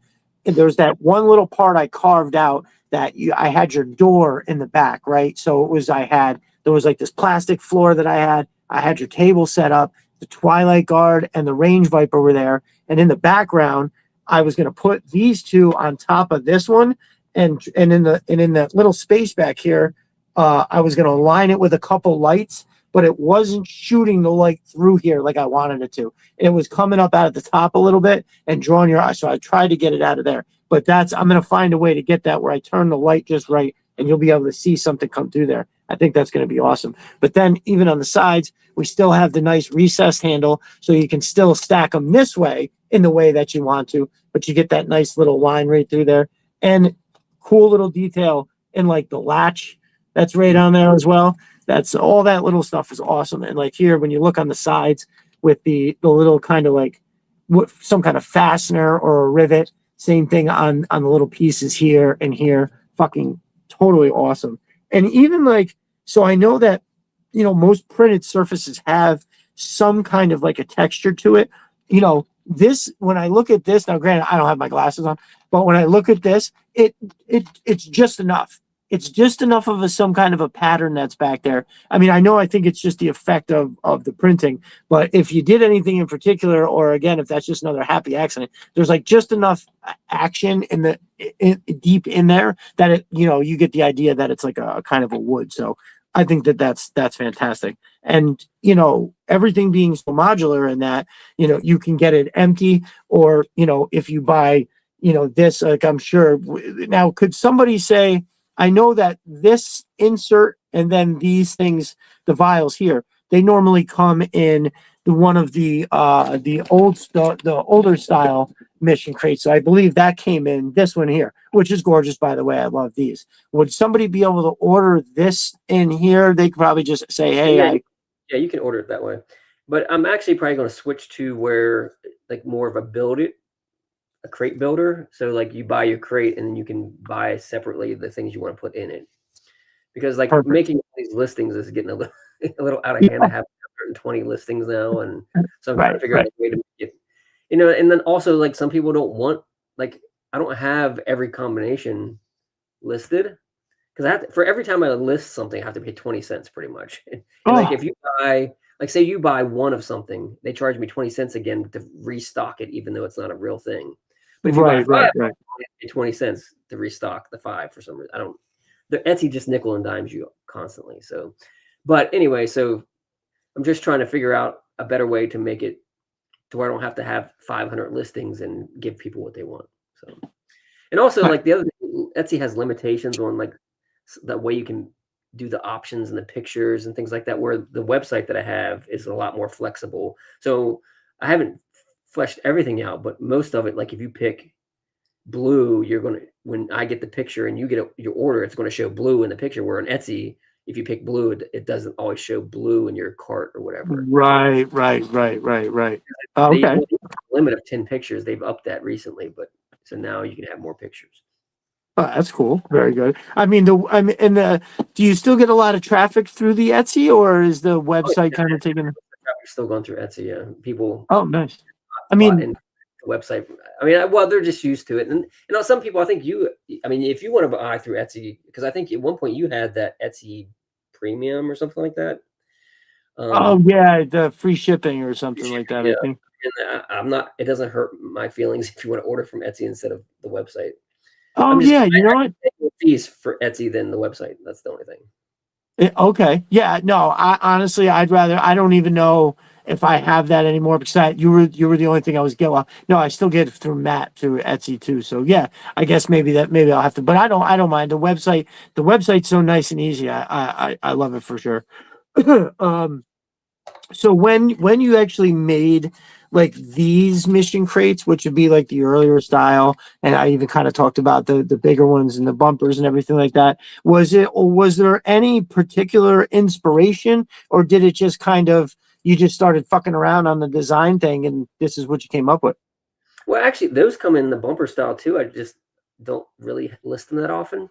Oh, Um, okay, nice. yeah, you can actually get those in that same style with the bumpers on the Oh side. yeah, yeah, right, And, right, right. but those are the more popular ones. Originally, that was going to be my wood crate, and that's so it's like a 3-panel wood crate, but Okay, it didn't turn out as well as I thought it would be. It didn't look like wood as much. It didn't look like wood as much as I wanted it to. So that's okay. why I moved on and just sold it as another version of a modern crate. Right, right. Because I think, yeah, this is the gold bars came in one of these, and the purple vials originally came with. Yeah, here's the other one. So I took them out of these two and put them into legacy crates. But I mean, I love these. I think they look awesome, and it's just enough room. You can do anything. All you got to do is pop a couple weapons in there, have somebody opening it. And so what I do, like these smaller ones here, I get a lot of luck where I know it's not designed to do it, but you can the fit is so nice that you can stand them up like that for photos, and it looks phenomenal. Finding that right angle where the figure stands, like where my finger is, and then you just turn it just so you can see the figure, you can see the inside, and still see the cobra thing. I can't which one, leatherneck I think was one of the shots where I did it was all of the Joe stuff that I had from you was uh, um in like that one little base, and I tried so hard to move leatherneck in this one area where he was, and I did it like 10 times and I just couldn't get it right. But then I think I did the Viper was in the grenade case for this. That one came out pretty good. And then there was the other one that I just finally did at the end. It was the Hiss guy, the infantryman, where he would look like he was holding it up. And I was like, all right, I'm just going to do it like this. He can just hold it up. And now you can see everything as he's standing there. But yeah, that's another really awesome set is the grenade set. So there's one for every pretty much. I think those are the base colors. The black, the blue, and the green. Yeah, the older ones now have stripes on them too. Like you just have the original ones. Okay, nice. All right, that's what's up. That's what's up. But yeah, black and red, and there's so many of them. Like yeah, it's there's a ridiculous amount. It was 16, right? Yeah, And that 16 one, of yeah. the fuckers in there. That's awesome. I have some new ones now that there's 13 of them. And these are the round, I think they're M67s. Okay. Oh shit! Look at that, These are new. dude. Those are awesome. I got so many weapons that that would require that round. Wow, that is fantastic. That's what he's hand. Holy shit! Yeah. That is sweet. Are those available? Those are up on the website. I just finished them today, so that they'll probably be up there sometime, probably next weekend, I would guess. Nice. Will we be seeing the Alley Viper stuff you're working on anytime soon?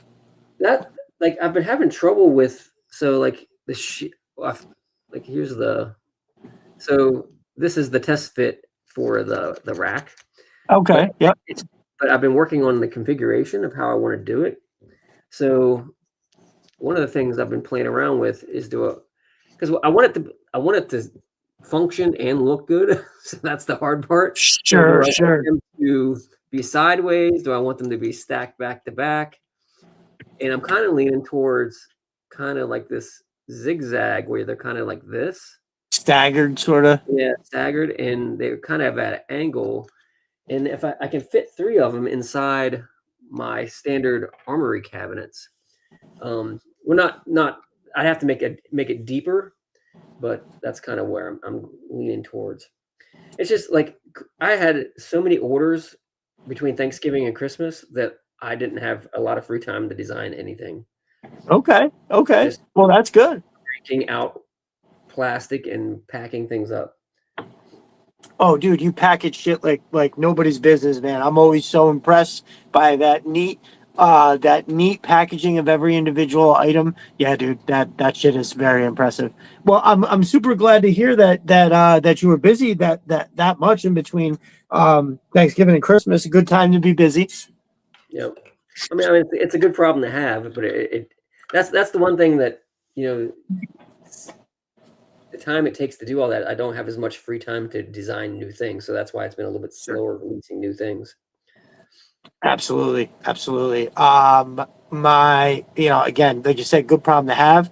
I'm so busy right now that it's these times where I wish I could hire somebody. I have guys that I've known my whole life. And the ones that are really good, they're either doing their own thing or they work for somebody. And so just trying to get somebody like, hey, I need somebody for the next, I'm in search of basically what I need is a retired guy that knows enough and wants to come just work, every now and again when I have an overload of stuff. Because right now, like we talked about, I've got it's like 6 different properties that have some form of frozen pipe situation. Mm-hmm. 2 of which I had to just totally lean off onto somebody else, and then I have that nightmare one that's going on now. Oh man, I feel bad for that guy. He really took it in stride too, and I was, basically I was there. I had the heaters on for a while, and then when I got to that point where I realized, oh, I have to turn these heaters off because the water main. Yeah, so all this other shit. And so that was he took it like a champ. I thought he was gonna maybe not yell at me, but be like, oh my God, how much is it gonna cost? And it's just like, I'll keep it as low as I can for you. So but that is the thing. And when I'm busy like this, one of the things I can't do is I can't get into the shop to like clean and organize shit. So like tomorrow I have to force time to do it. I have to when I'm finished getting out of that apartment that I have to get so people can move in. I have to take all my shit with me and then get it organized and then have to organize everything for Monday when I go back to the frozen place, because there's nothing worse when you have a truck full of shit that you have to pull everything out to find something because you don't know where you put it the last time. And and at this age, bro, after I've worked, like there's times where I go to somebody's house, like the other day, frozen pipes. I got there at like 8:30 in the morning after I dropped the kids off at school, and I was there till almost 9 o'clock at night because there was so much shit that was wrong. But there's two different families that are in a hotel, and they're trying to get it done. But when I come home, do you think I'm putting everything away where it belongs? No, I'm getting it into the shop, up onto the shop tables, and going in to take a shower and go to bed. So yeah, I have been actually exploring about trying to hire somebody. It's just super expensive, and you have to deal with a whole other person. So like I have this one guy, Harry, that if I could steal him from Culligan, I would, but he's got a pretty good gig. Matt Matt's from Mo's Mind says it's only embarrassing playing. It's only embarrassing making the noises if you get caught. Yeah. It's a good point. That's a good point. Note retirement goals: get a 3D printer, make my own toys and accessories. Yeah, Big Red. Listen, there's plenty of people that would be happy to help you on that journey. I would have never went out and bought a printer and tried it if I didn't have the confidence instilled in me by CG Horror, our brother CG Horror. He basically walked me through the whole thing. He was like, "This is, what are you trying to print?" And he was like, "All right." He's like, "It's going to be harder, but you'll get more detail out of a resin printer." And I was like, "All right, let's try it." And when I had issues with connecting it to the laptop and like all this other stuff, he walked me through, and it was fine. And if I can do it, brother, you can do it. If that's for sure. So yeah, good for you, bro. If you needed any recommendations, I'm sure, like I said, there's plenty of people. I'm not the guy to ask. I don't know enough for sure. So, what's that? D30 dioramas. His packaging is like a Christmas gift every time. Chris helped me get started last year, and it's been great learning very since. Okay, cool. Very good. Yeah, it is like Christmas every time. You know, when you're opening it, it's literally just like a present. So you are correct there, sir, for sure. Did you have any characters that like stand out to you? Because I know there's like certain mission crates for certain people. Was there any inspiration in that? Like, there's like we got the Dreadnoks, the Scrap Iron, the Firefly. We got the Snake Eyes, which looks good. Well, are they some of your favorite characters, or just ones that you thought would work good with the style? Yeah, well, it really goes back to, can I fill up a crate and does their stuff fit well in a crate? And also, like, will people buy Sure. it? That's the big thing too. Like, I don't Oh, want to right. spend all the time tracing out the weapons and doing multiple test fits if nobody's going to buy it. Like Rock and Roll, I was actually surprised. Like, I made Rock and Roll. That was what, like, maybe the second one I did or third one, Okay. and I thought his would sell well, and it didn't. Because I thought he was a No shit. popular. I figured he was a popular character, and he's had two releases of the exact same weapons as well, All right. and that one did not sell well at all.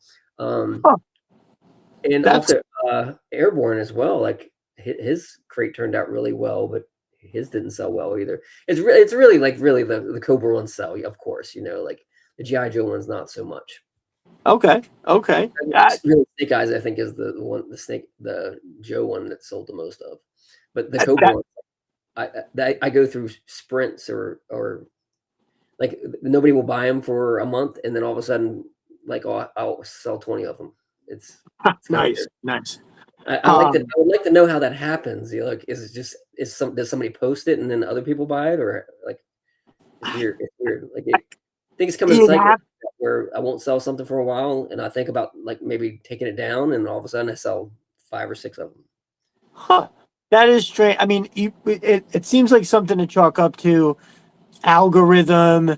All of a sudden, like, I mean, I can post that there. Well, I'll tell you this, there's times too that if, just to speak for, what I put out there, it's like a lot of times there'll be like, if I put something up, I will get what I get over that first 24 hours. And then sometimes 2-3 days later, I'll get a handful of likes. Somebody will comment on it. So like it either gets shared somewhere or the algorithm kicks it back up or something. I'm sure that probably got something to do with it for sure. But it is crazy to think about, like, how do I not sell any, and I'm surprised to hear what you're saying about the about those two figures in particular, actually.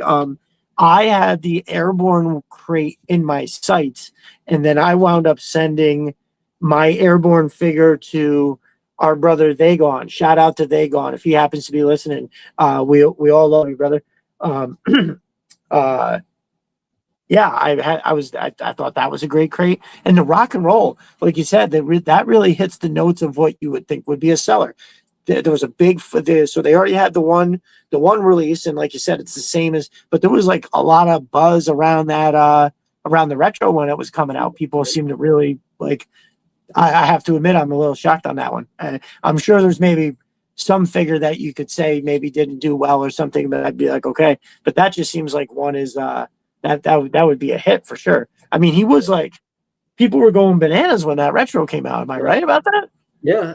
Well, I mean, those mission crates are a little expensive too. I mean, but they really like the prices are based on print time and stuff. So and materials.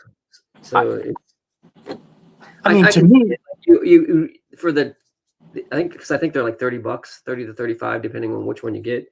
You probably want to spend that money on your favorite characters and maybe not rock and roll. Like, that's the only thing I can think of.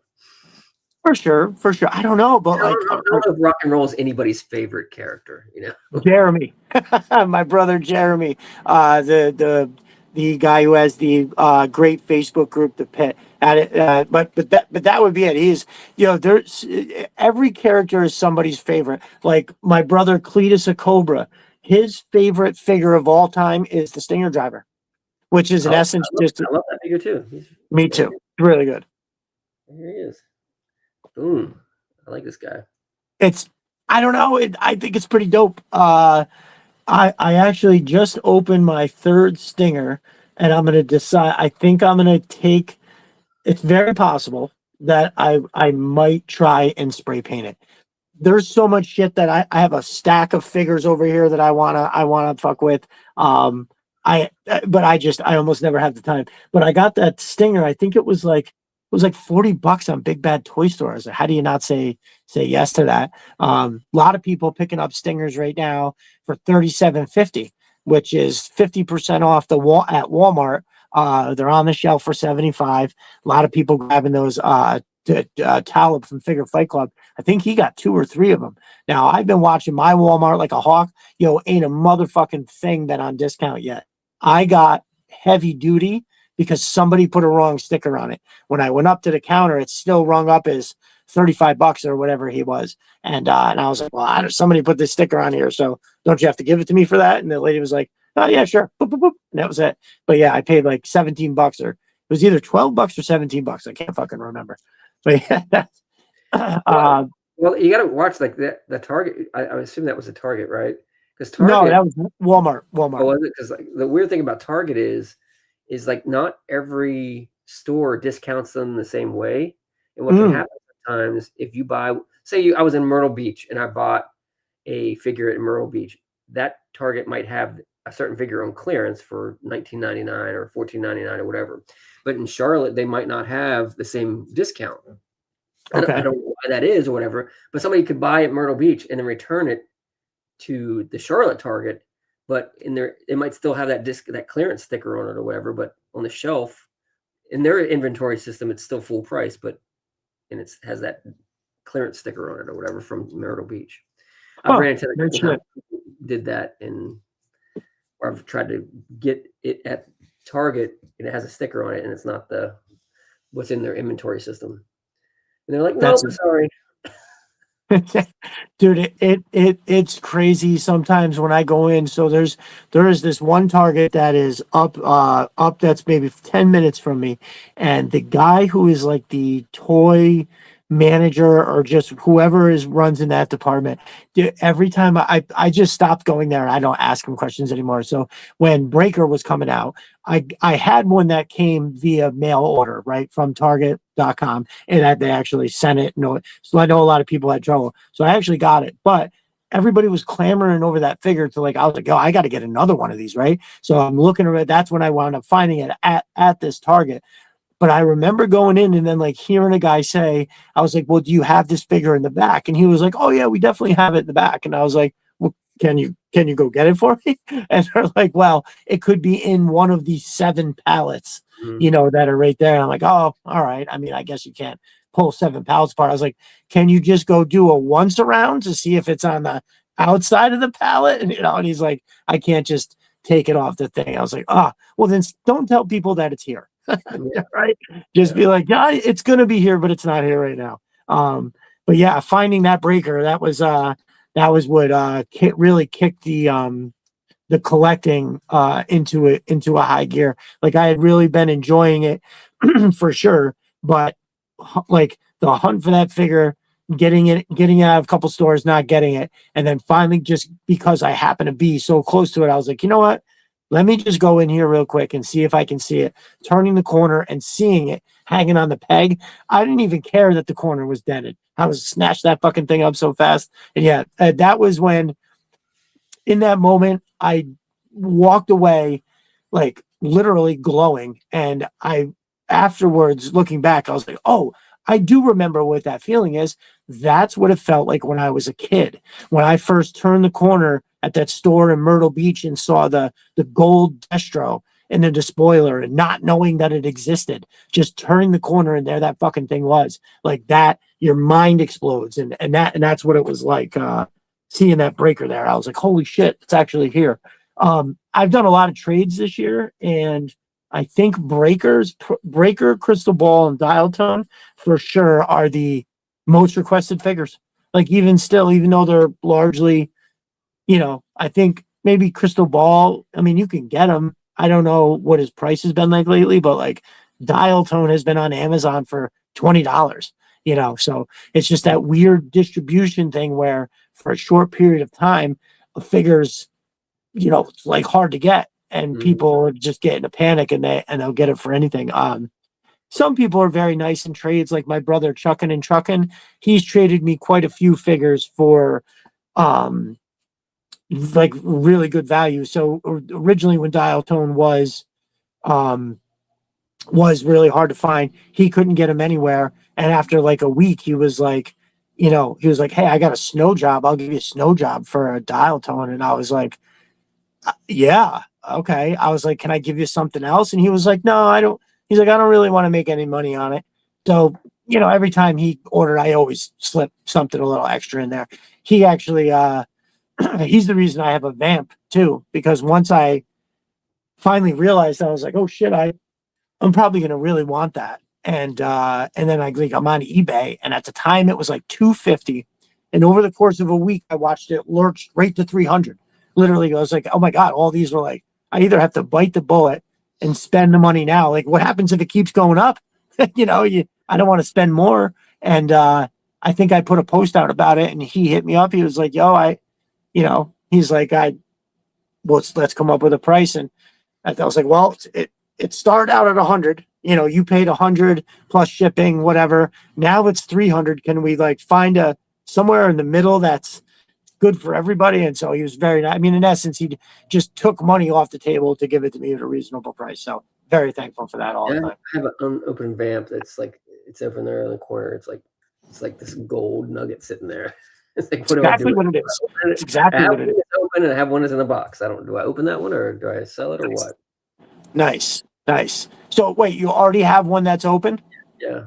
Okay, I would keep that one in the box because what happens if they never reissue it? That could wind up being worth a good amount of money in a couple. And like, if you figure if it's going up to 300 now, I don't expect it to go up like another 300. But I think if we get through 2026 and there's no talk about it ever coming out again, I think that fucker becomes fucking real valuable.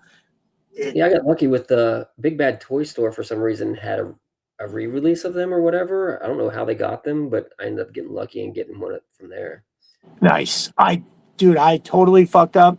Nerdzoic he's a distributor. He sells stuff. He's got a website. It popped up. You could get a vamp and a stinger for $200.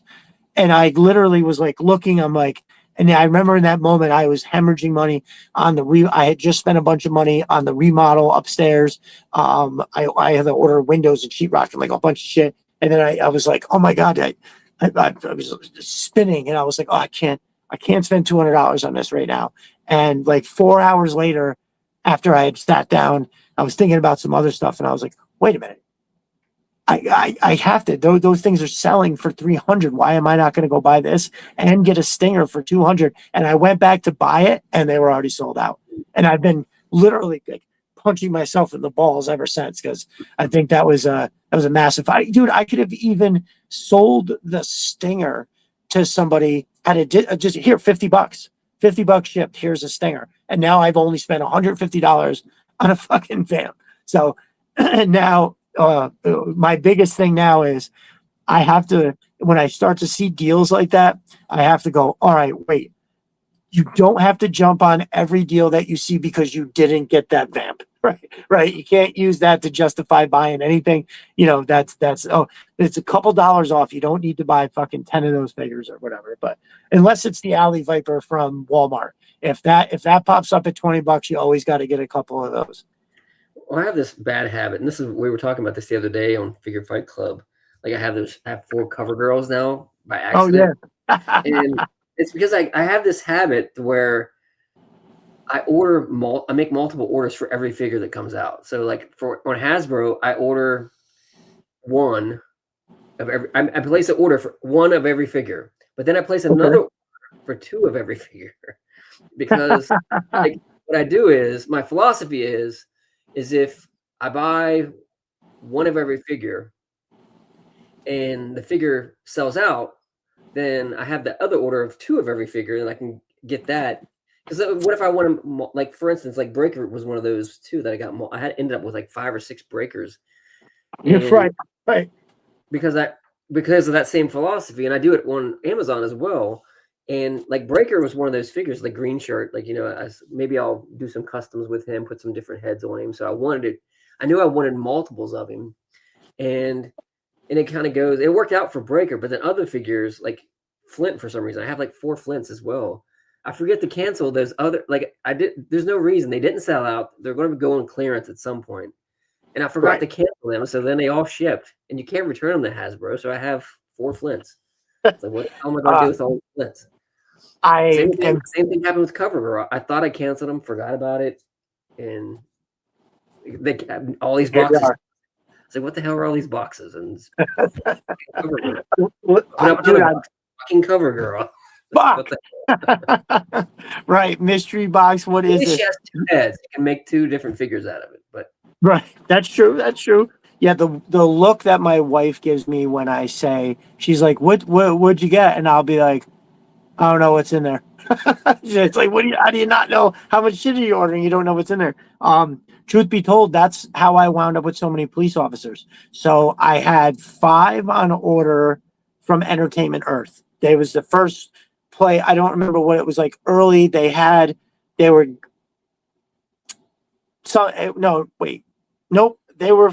them on order from one, I think it was Entertainment Earth, and then they popped up on Amazon for I think it was even cheaper somehow. I don't remember what it was, but out of nowhere, nobody knew what was going to happen. The police officers were like 5 weeks away, because remember, like there wasn't really a pre-order per se. They didn't do any promotion for it. It just popped up, and Entertainment Earth was like, "Oh, we're going to have them in like 5 weeks." mm-hmm. So I ordered 5 on that pre-order. And then, I don't know, it wasn't a short time later. It was literally like 5 or 6 days later, a bunch of them popped up on Amazon, and I immediately, the next day delivery. So I bought 5 of those, never canceled the 5 that were on Entertainment Earth until I get a notification. They're like, "Oh, your order from Entertainment Earth is on the way." And I was like, "What order from Entertainment Earth?" And I went, I was like, "Oh shit, it's 5 of these." And at that point, I don't think I could have canceled it, but I was like, I can probably get rid of a few of them. I actually did trade one of them away. 10 is a lot. So if somebody wanted to trade one, I was like, sure. And I got a Twilight Guard. That's what I wound up scoring, which is an amazing figure.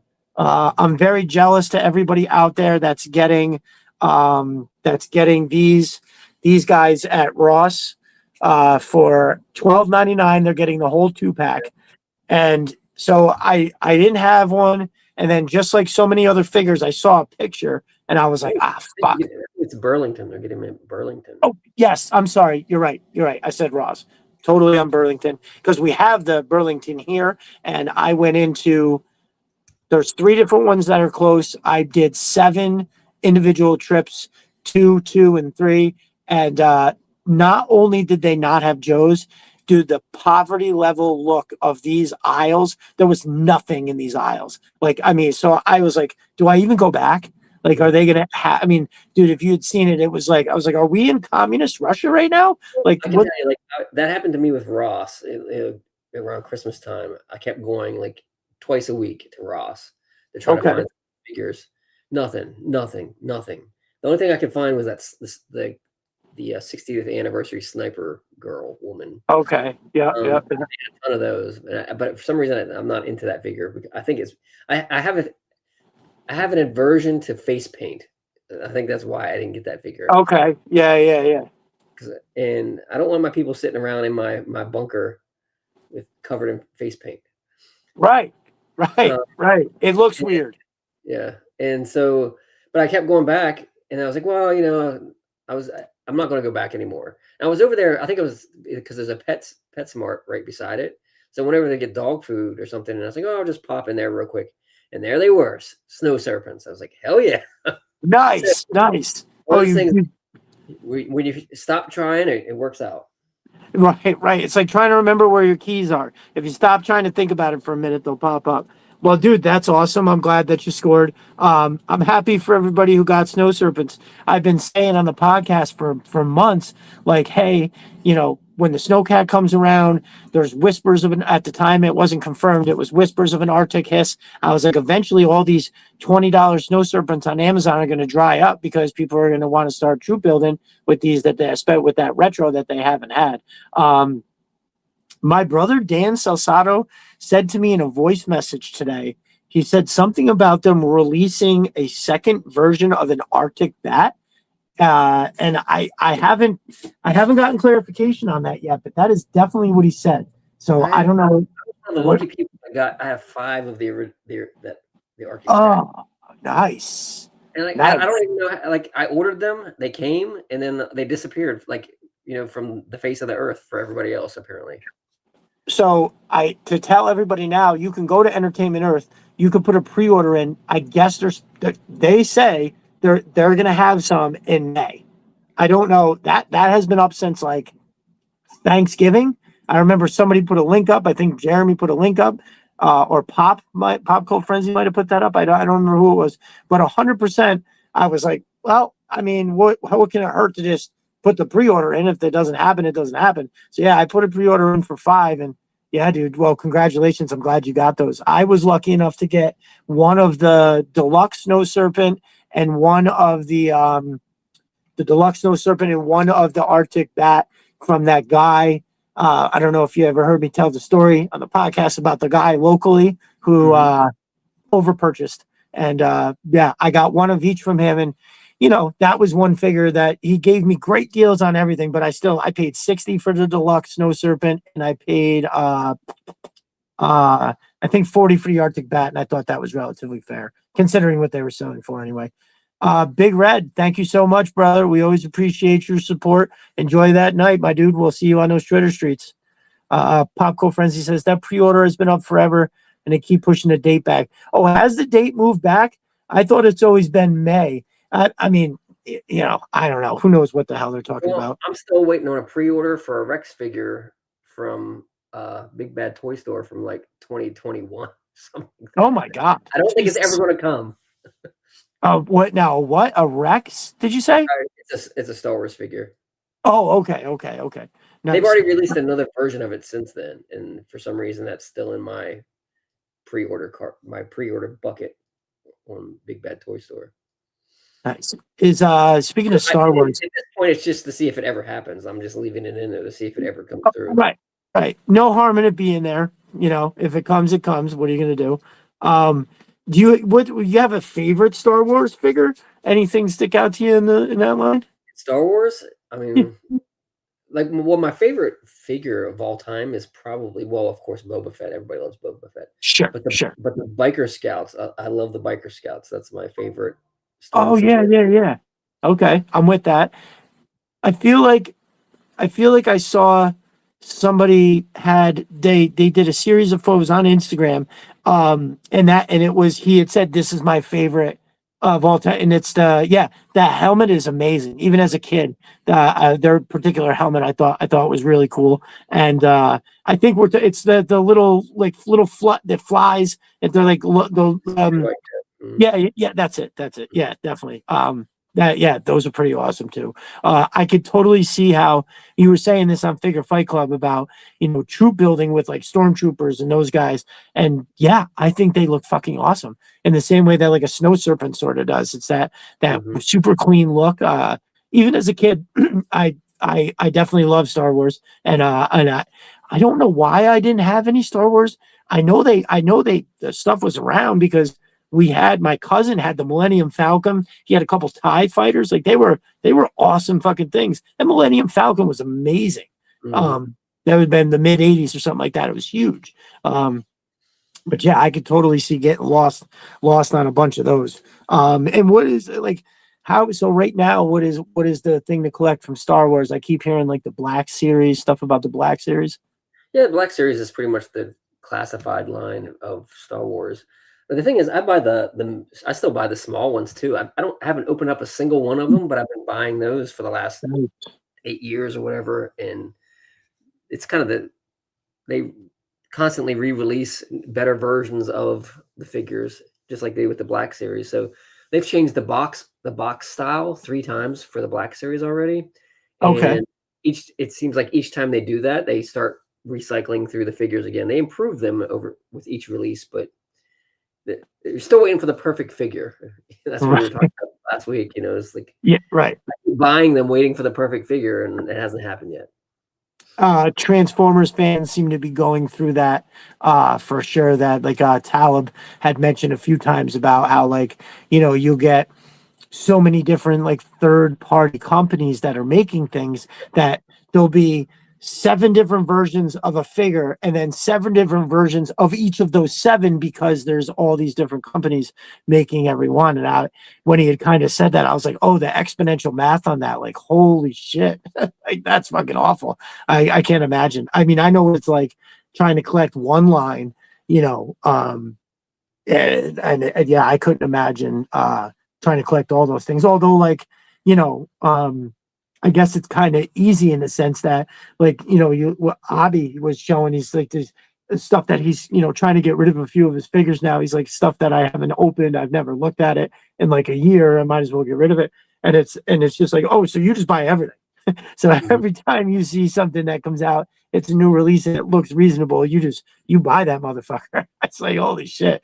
That's a lot of too, like Star Wars and G.I. Joe and stuff. And I've had to cut back because like I think it's like 30 Tupperware things and storage bins in my garage of figures I've never touched. Like I've never opened. I mean, I've looked at them, never opened them. And they're not on display. They're in my garage. That tells you something, like, so right. Like I have all these Marvel Legends figures and some of them are limited. Like, well, I guess they didn't release a lot of them. And I'm not really that into Marvel Legends figures anymore. I mean, there's certain ones I like. So I have some Spider-Man figures like right here. But for the most part, like a lot of them are like the movie releases and things like that. And I'm like, okay, whatever. How many different Iron Mans do I need? right. A lot of Wolverines. See a lot of Wolverines too. A lot of Wolverines, yeah.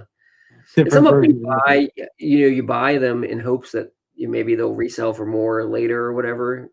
And I've had to stop doing that because it's very rare that actually works out for you. Sure. It's part of the justification machine, right? Like I will justify, like all of a sudden, because something puts up a thing, and instead of this figure being $24, it's $21. It's $3. Like you're not saving. I mean, now if you buy a bunch of them, you're saving it, but the point being is, just because this is on sale for a couple bucks off, it's not this massive thing where you got to buy 5.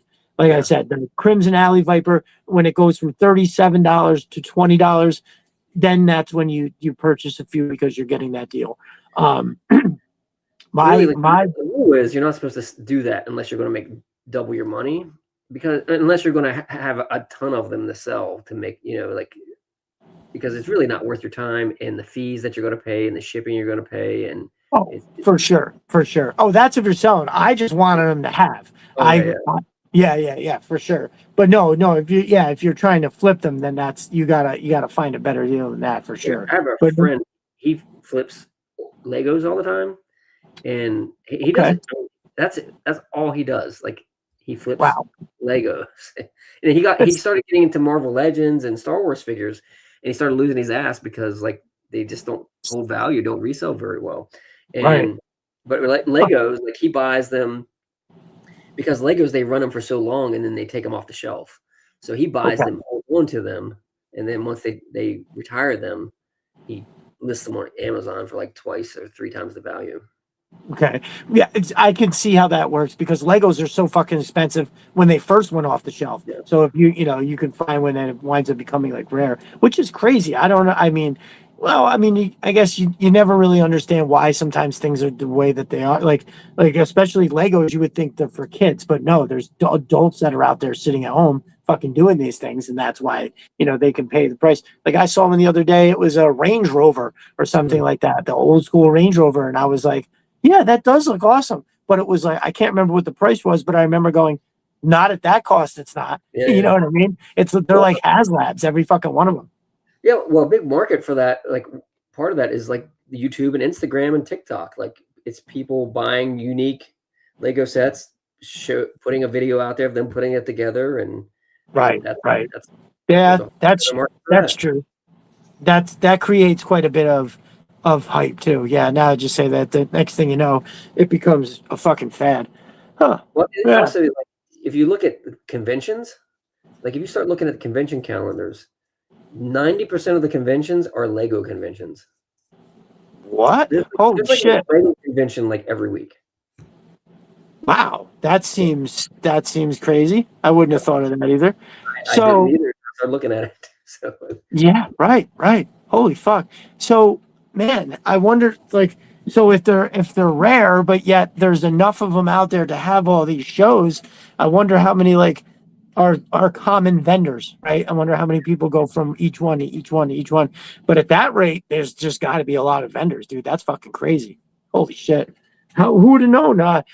People are out here investing in the stock market, and really all you need to do is get yourself some fucking Legos. yeah, I think it's actually like Lego has a better market value than gold. Get the fuck out. Not kidding. Oh my god. Yeah. We truly live in an insane world, brother. We truly do. That is crazy. If that is not peak like what we are as a civilization, as a species, I don't know what is. That is beyond funny. I'm gonna wake up tomorrow. That's gonna be the first thing I think of, and I'm just gonna laugh my way all the way to work because that's fucking hysterical. Holy Yeah, shit. there were several articles about it a couple months ago. Oh my god. Yeah, dude, I honestly largely I have kids, so I have to be aware of what's going on. But it's just like at this point, it's like I can't change. I don't know what to do. So, Well, uh, there isn't a time I walk in the Target and look at Legos and I'm like, damn, wouldn't mind having that. But I don't like what am I going to do with it though? Like I'll put it together and then what am I going to do with it? right, right. Like most of the Lego sets, you can't really like move them around after you put them together. Like I have this Boba Fett. I don't know what they call it, but it's like the big ass Boba Fett slave one or whatever they call it, Boba Fett Oh yeah, yeah, yeah. or whatever. Um, and it was like the expensive version. I think it was like $200 at the time. And that thing, like, good luck moving that thing. Like every time you pick it up, like parts of it fall off. Right, right, right. Yeah, it's like trying to move a puzzle. You don't move a puzzle. You either take it back apart or you put it in a frame. You know, like what else can you do with that? And then I think if you mix the pieces and then you lose what it is, because like with my kids, when I started buying them Legos, they would put it together how it was supposed to be originally. They would enjoy it like that for a short amount of time, and then they would disassemble it and just put all the pieces in the container. And then that way, when they wanted to just fuck around, they could use all the pieces to make, like random shit, which I think is fantastic. I tried to keep them doing that as long as I could. And they still do like the Legos, but it's right now we don't have, like, I just remodeled that whole side over there, and we're clamoring for space until I can get that second floor finished. So we don't really have much room to do like the Legos right now, but they definitely still do enjoy it. But now the problem is like they'll be like, oh hey, I want this, like it's a $300 Lego set. I'm just like, all right, well, Christmas will be here or your birthday or something like that. But no, we're not going to Target every weekend and buying a $300 fucking Lego set. So but they are awesome, that's for sure. They're actually excited. K-pop Demon Hunters dolls Yeah. are coming out. Yeah. Mhm. Yep, they love that shit. They look cool, but they're upset that it's not classified scale, that the fuckers are bigger. But still, they were just like, they're excited that they're coming. So I'm sure I'll be buying those. They want to do some of their own dios. They actually, so they were like, oh hey, we want to do stuff with your GI Joes, and we want to do our own photos. I was like, all right, sure. And then they took it upon themselves to, they took out a big piece of paper and they drew out exactly where they were going to put the figures and which figures they were going to take and where they were going to go. And then that way we could set something up over there, and then we could just easily, pop it in. That's And called a storyboard. yes, thank you. You know what? I could not remember what I was trying to tell them. I kept saying image something. I don't remember what was in my head, but I was like, it's an image something storyboard. That's fucking it. So yeah, no, well, good. I can't wait to tell them tomorrow to crack their storyboard out, because we'll be doing this sometime soon. So yeah, no, I bought them a few. They obviously wanted the Scarlet, the Lady J, the Baroness. They wanted those, but my one daughter actually picked this up and was like, whoa, what is that? And I was like, that's an alley viper. Do you like that one? She was like, this is really cool. And they're at that age where they don't admit anything that I like is cool, right? So there's like, they don't have any interest in doing that. But yeah, since they did that, she picked that up. She's like, yeah, I love that alley viper for sure. Matt says, my son is into Legos. They're everywhere in my house. He will watch YouTube videos of something that has been retired for like 5 years and want to try it and find it. Oh, no shit. Kalel says, I have the Lone Ranger train Legos in a box in the garage, bought it at clearance, and just left it that way. Nice. So Kalel is our carded king. Our dude has, like, every time somebody has a picture of a 3 3/4 figure or something like that, he's got it carded. Crazy. I think he said he was collecting when his son was born, and he got in at a time where you could buy carded figures of GI Joe from the 80s that were maybe not outrageous. Like now, if you look anything carded that any of the more slightly popular figures, they're like $300 at least. Like I just saw Mainframe, Low Light, they were all like 308. But our dude, man, I swear, he's got that carded collection that's just fucking crazy. I like being able to play with the figures for sure, but there is definitely something that I do like about having like a carded. So like right here, I scored a bunch of 25th anniversary carded 3 3/4, and they're just all the ones I liked. Plus they came out those new ones like the Paratrooper, the anti-armor guy. I'll keep those in a thing. They were inexpensive, and some of the select retro versions like this, the Trooper, the Bat, the Snow Serpent, Beachhead. I have one of each of the carded ones in a box. Like they're not getting open. Yeah. Yes. Yeah. Nice. Well, I have the Zartans. Like the Zartan's worth a lot of money now. I'm like, I've opened most of one of all of them, but the Zartan, he's in the box. Like I have like three. Yeah. So the retro ones, I definitely like bought more than one to kind of keep in there, because I think someday that would make, if I ever wind up with the space, I think that'd make a crazy cool display, because the retros look like they did when we were kids. And some of them have, like the Bat is really, really much looks exactly like the old one does. I do like the Beachhead. I have the HasLab Cobra Commander, but as you can see, I'm gonna have to stiffen this with something because it's naturally just starting to bend. This is when they had the trash cards, like the Destro, the Baroness. These are fucking awful. Yeah. The new ones are legit. I got Felicio Face Flint. I actually have one of these that I'm gonna have to get rid of because he's got that. I hate that look. He's got that like sex doll mouth. It's ridiculous. It's ridiculous. But yeah, I had bought one of those, and I was like, you know what? I do want to have one carded, but I also want to open it. So I opened the one that I had, and then I was like, all right, I'm gonna go get another one just so I could keep carded. And I saw that Pulse was basically still saying that they had some of those 82, right? The 82 Rich Pellegrino versions. So I was like, all right, you know what? I'll just it's worth it. I could immediately sell one of these for a bunch of money. So I bought two, and nope, no dice. still got stuck with both of them. So one of them I put over into the to the donate pile. So that will go somewhere. I mean, he's got good gear too. Like his webbing is good. The beret is nice. You know, all that shit. Yeah, I can't. This is the Destro with the eyebrows.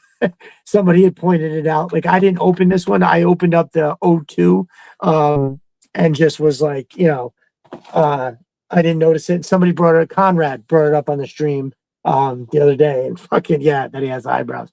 Glow points it out. I have all the figures loose as well. Yes, so he has all those carded figures, and oftentimes he'll like. I think who was it? Lifeline. He's like, here's Lifeline carded, and then here's 5 loose Lifelines. just a fucking crazy awesome collection.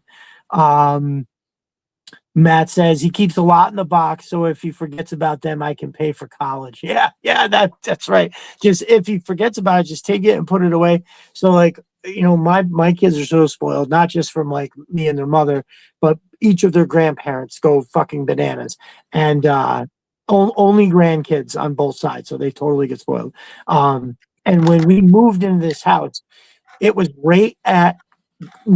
literally on New Year's Eve. I was at our very last place, like vacuuming for the next tenants and shit like that. So when we moved in and got this house, I told the kids, they were much younger then. They were like still, I think they're 11 now, so they were like only 3 or 4. So they could really, I was like, listen, you're not gonna be able to take stuff out of the box right now because we're moving. It'll be easier. Then this way you'll have stuff to open after we move. They got to take it out of the wrapper, just not out of the box.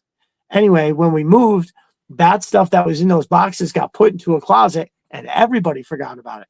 One day when I went to go look for something, I opened up this one box and I was like, oh my God. So we had these 2 huge boxes that were just full of stuff that the kids got for Christmas, and they were just so spoiled that they totally forgot. They were like, they didn't even know it existed. So every once in a while, I would just go in that closet, pull one out, and be like, "Oh, girls, you got something new. Here you go." And that was nice. But yeah, that just goes to show you how fucking spoiled they are. And I'm not one to talk, with as we were saying, with the you get packages I don't know what's showing up.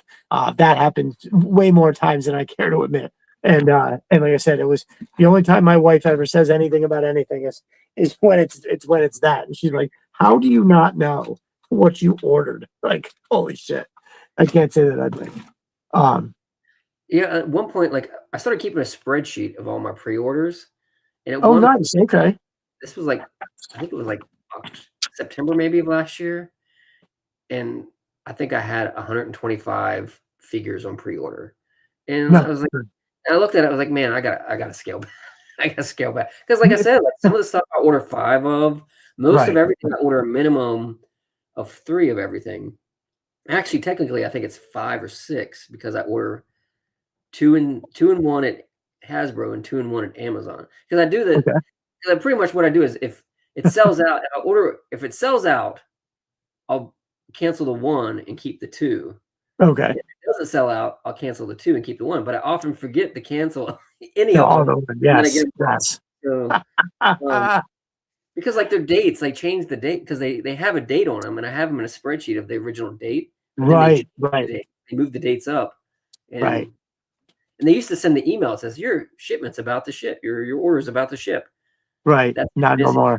No, they're billing and shipping. That's it. Yes. I like the idea of having multiples though, because they also like I had to go check. They just moved up. The Night Viper Lifeline set. Those are all they were supposed to come in like April, and now those are already moved up to the 25th of February. So that's quite a jump. Yeah, I mean it's a little over a month if you're talking about April 1st, but yeah, that just seemed crazy. Thankfully, that happened on Amazon, and the ones that I already had on pre-order, those just got moved up, so I didn't have to like cancel and then reorder the new one. So I won't run into that there. But Night Viper is one of the ones that I did, actually order a bunch of. I got 5 from Pulse and 5 from Amazon, and I'll most likely keep all of those. Like I don't need multiple lifelines. I'll keep one in a box, one to open. Hit and run. I don't know. I feel like if he wasn't such a like he was one of my favorite like character figures. So I'll most likely, I won't troop build him, but he looks like he would be awesome to troop build with, right? The big backpack, nice, awesome weapon. Same thing with Footloose. I got 3 of those now, and I'm gonna try to I'll have to figure out something with the head to try to put a different head on some of them, but I think he looks like he's a perfect troop builder. You know what I mean? I mean, Leatherneck is too, but I think his vest is kind of individual a little bit. I think that one, even if you swapped heads on that, I think it would look. But no, Footloose, I think, is also fucking troop builder. Yeah, but I'm just looking at all my green shirted ones over there, and yeah, they all look exactly like Grunt. I have 5 of those, and I just put the steel core helmet on there to keep it make it look a little different. Kalel says I bought the Black Pearl for my son one Christmas on clearance for like 60, and then damn, things are going for like 1,500. I know that's how I have a cousin of mine that had a bunch of them from when he was a little bit younger, and if I remember correctly, I think he said he sold like 8 sets for almost $5,000. And I was like, "Are you fucking for real?" And he said, "Yes." He said one of them was like 2,200. I don't know. I don't know if that's real prices or how we got that or what happened, but I know it was a lot of fucking money. Matt from Mo's Mind said I started buying a second when I can ask for something I think is cool. Oh, right. Yeah, there you go. Yeah, when my kids ask for any kind of a classified, I usually don't hesitate. I just get it for them. They don't have as much time to play with them as I'm sure they wish they do, but it is what it is.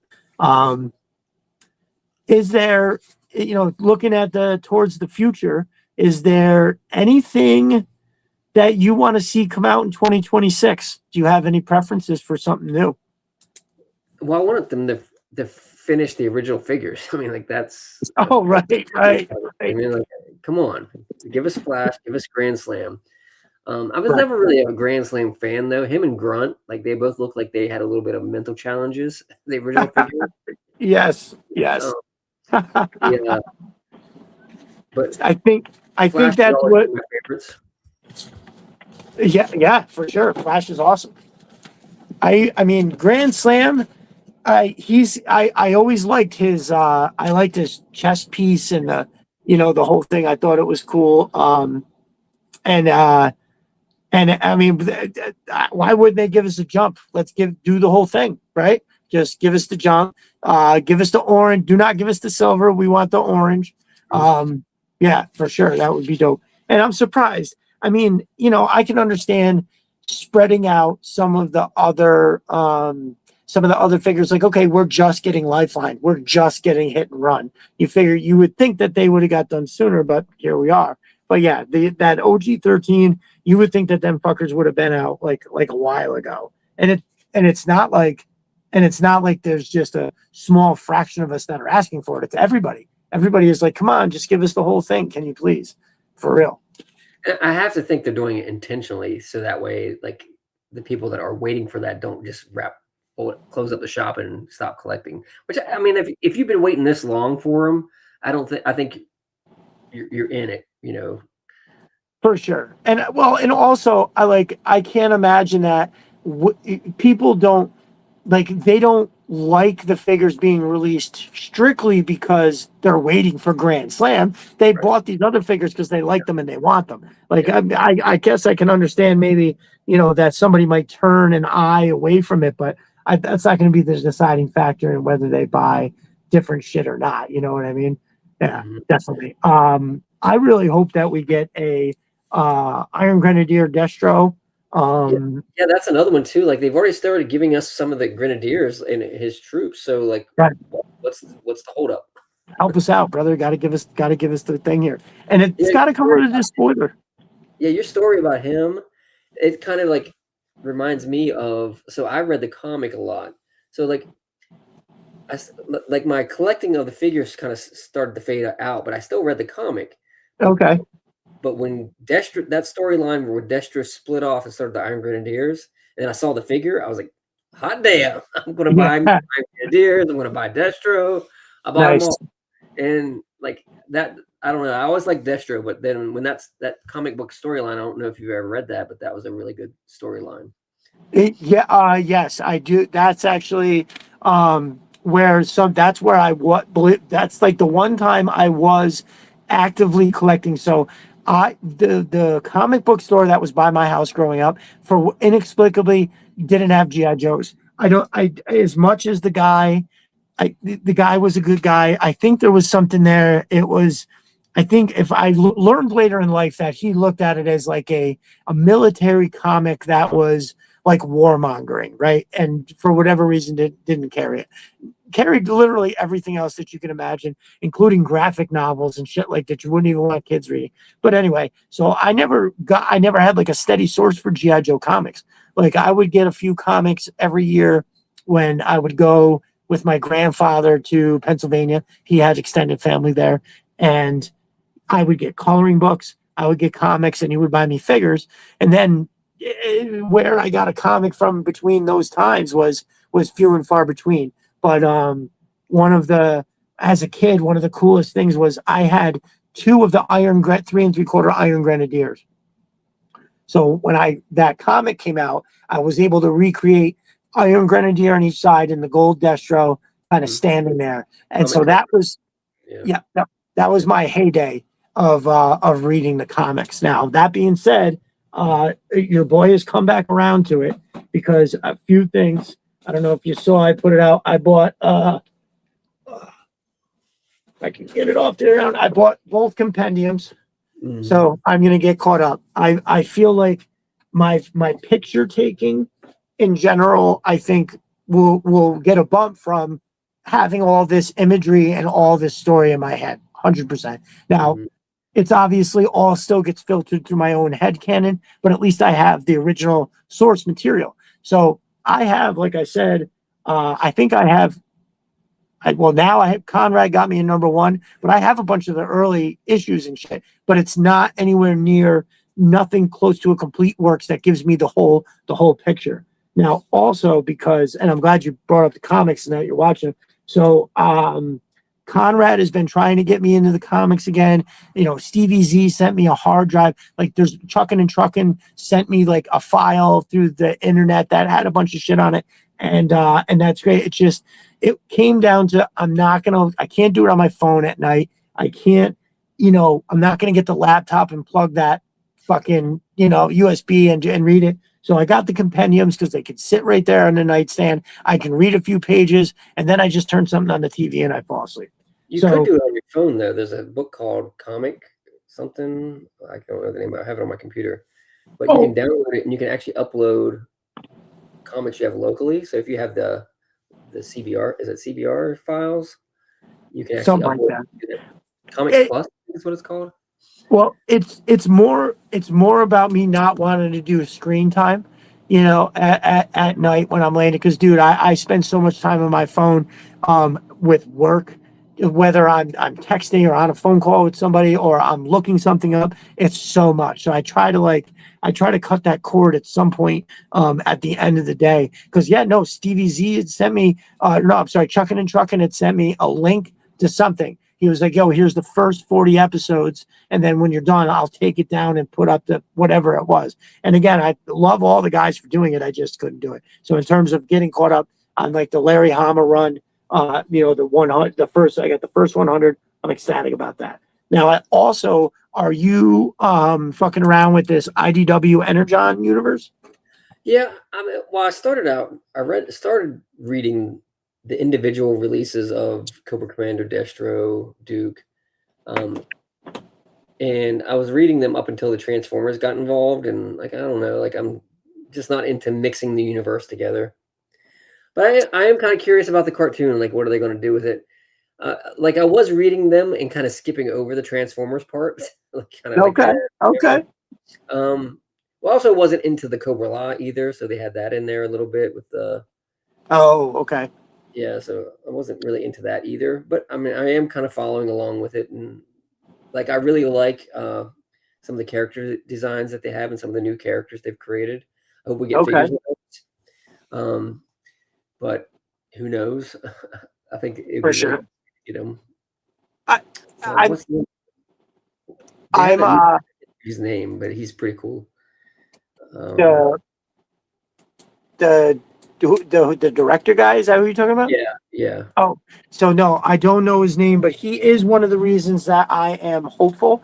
It's a combination of two things. I've only heard nothing but good things about the Energon universe and how they're kind of doing it. And I do also agree with you there in terms of I don't like the mixing either. I feel like I only see this one sliver of possibility how they could do it in that, because I think it's Transformers would just wipe us all out, and then that's the end of the story. The movie's over in like 3 panels. The robots rise up, they kill all the humans, and it's over. But if we're in a world where there's only like a handful of them, and that their energon is depleted, they're maybe not like at full strength. Like I feel like there's a world where I could do it. Now I don't know yet because I just got these IDWs. My brother Evan the architect, Evan Cantrell, he got me these. So I haven't started reading them yet, but they do look awesome. He did tell me what order to go in, and I forgot. I'm gonna have to go back and look at that text message. One of the things that I do like is I don't know how much I definitely don't like the Baroness being a Joe. yeah.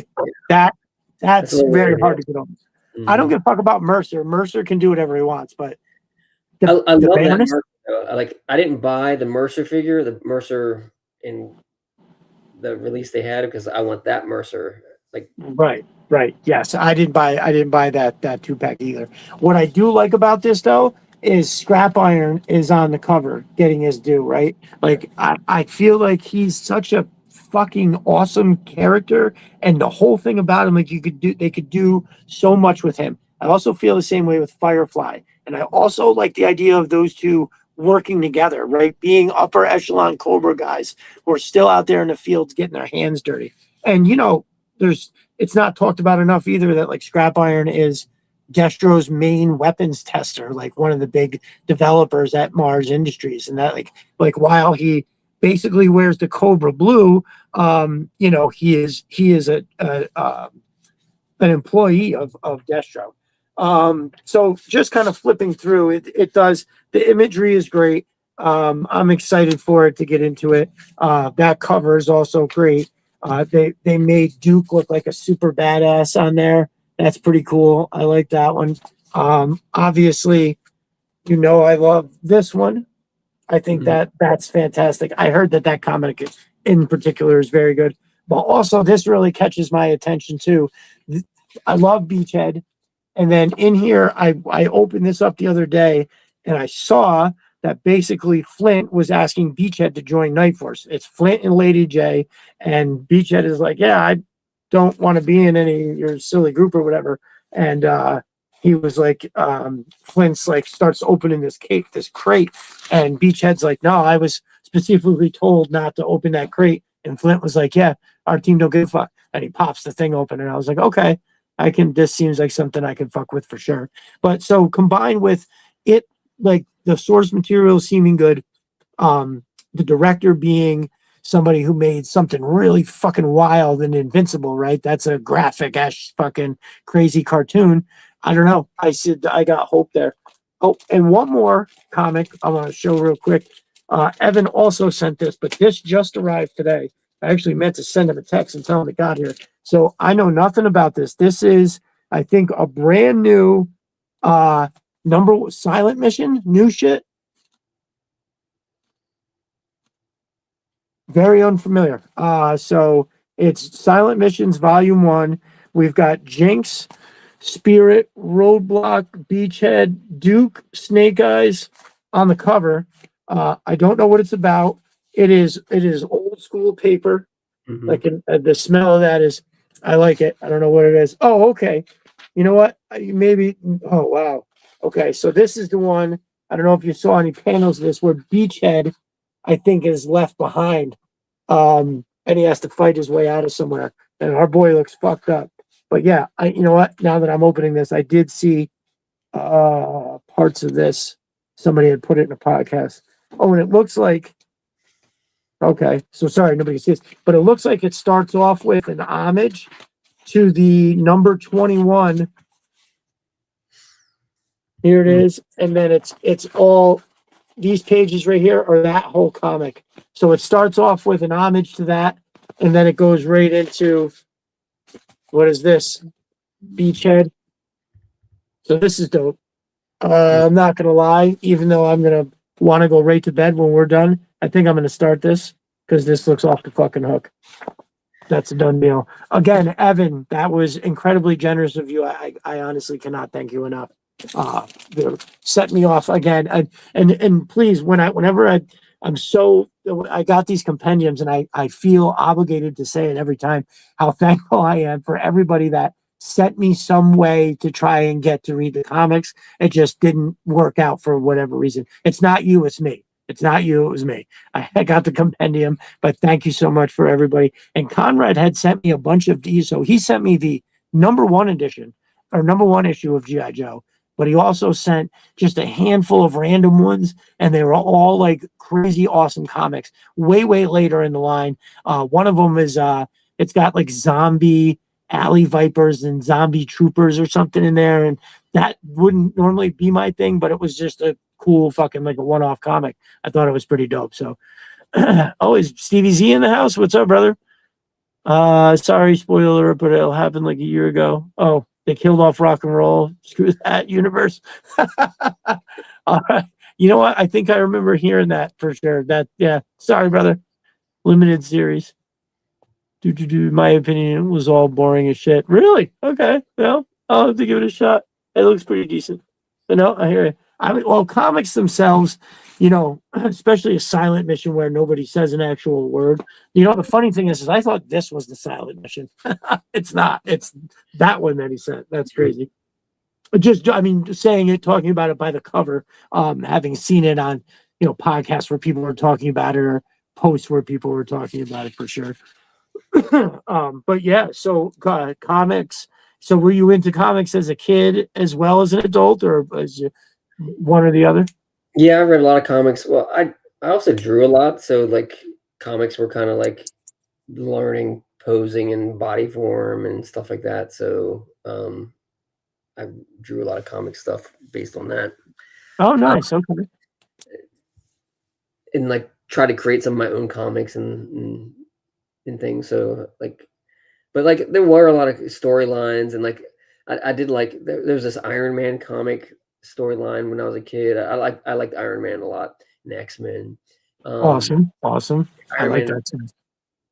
I don't. They kind of did it a little bit in Iron Man 2, but like Tony Stark was an alcoholic, and then he ends up getting injured, and like Rowdy takes over the Iron Man for a while, and then he doesn't want to give it back, and like it was a pretty cool storyline.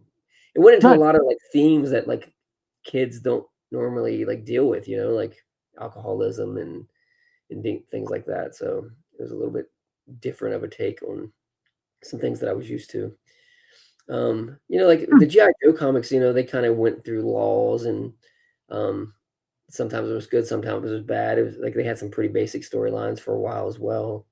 And then I got into some weird comics too, like Excalibur and some other comics like that, Alpha Team, and I don't know if you know what any of those are, but it sounds familiar. I'm in the universe.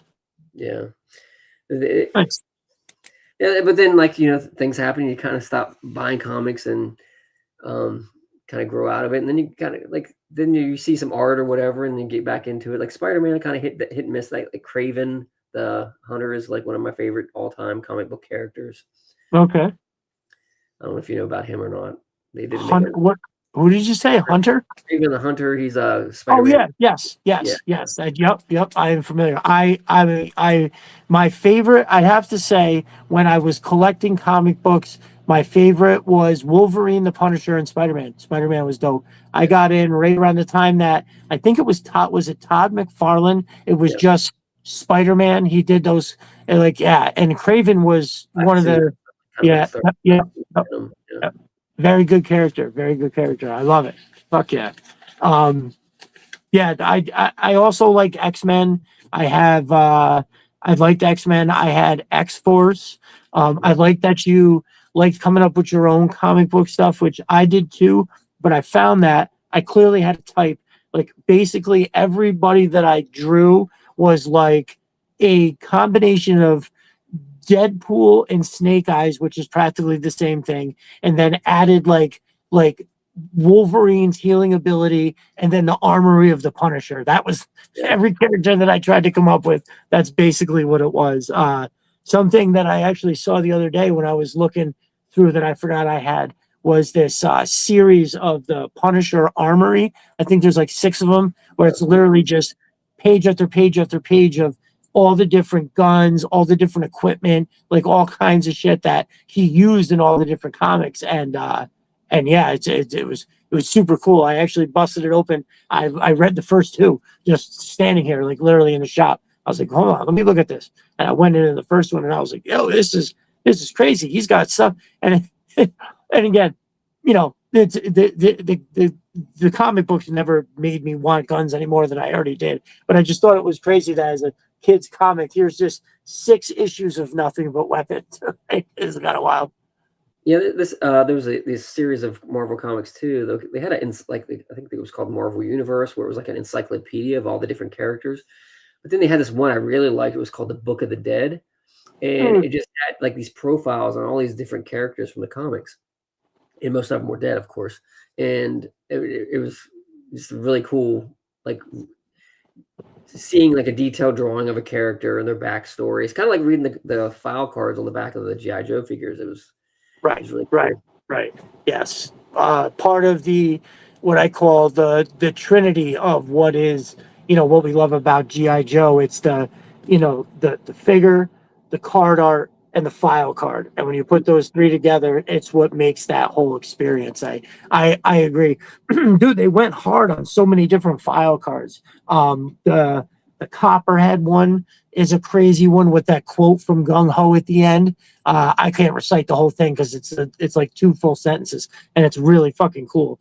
Shit like that, I think is just crazy. And even like at one time having Zartan be a schizophrenic, going back to then where they eventually changed it, I think, or something. There was backlash. So on Hmm. Zartan's file card, it originally said that he can imitate people so well because he like lost himself to schizophrenia. Like he doesn't even remember which one he is, that sort of thing. And then parents were like, "What the fuck is this shit?" I'm taking my kids to tell them play with a schizophrenic doll, and so they changed the file card. So the one thing I haven't looked is I wonder if I believe it was released. I believe there was shit that got out there. That's why it was bad. So I wonder if there's people that still have the file card or have, God forbid, the figure still on the card. I bet that'd be worth a pretty fucking penny to people who, like to collect any kind of stuff like that. Like it gotta have it all. In terms of like say collecting classifieds, are you a completionist? Do you like to keep like, do you get every single thing that comes out? I was in the beginning, but I kind of stopped at some point. I don't know which one it was. I didn't buy Helix at first, and then I saw some pictures of it, and I was like, "Damn, I gotta have that." Because Right. then, like, I still don't have Road Pig.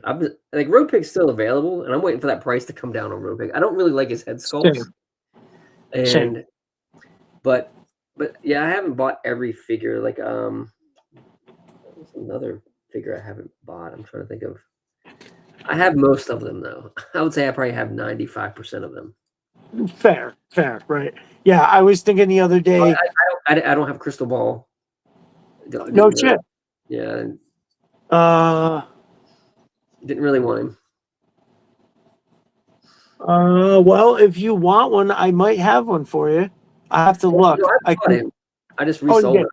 Yeah, Oh. like I didn't really care for him. So I don't know. It's like an okay figure. That's if you're. I think if you remember, it's so what started off. What we talked about for like weeks on the podcast was me just bringing it up and going, yeah, I keep hearing that people are saying that Crystal Ball is the figure of the year, and then Jay Antonio was like, no, it's Quick Kick, and I thought that was both were like crazy choices for figure of the year, and not to everybody's entitled to their opinion, but I just remember being like, really, everybody's think these are, and then I sat down one day and I was like, all right, I printed out the list of every figure. And I literally went through and I was like, I think he's my now, I don't think he's bad. I just think that every other figure that came out this year is better than he is. Like, I think when I went through the list, I was like, oh, it's every one. It's every single figure is I would choose any one of these figures over him. And now, don't get me wrong, that speaks to the strength of the line and what they're pumping out this year, right? Like this year was banger after banger after banger after banger.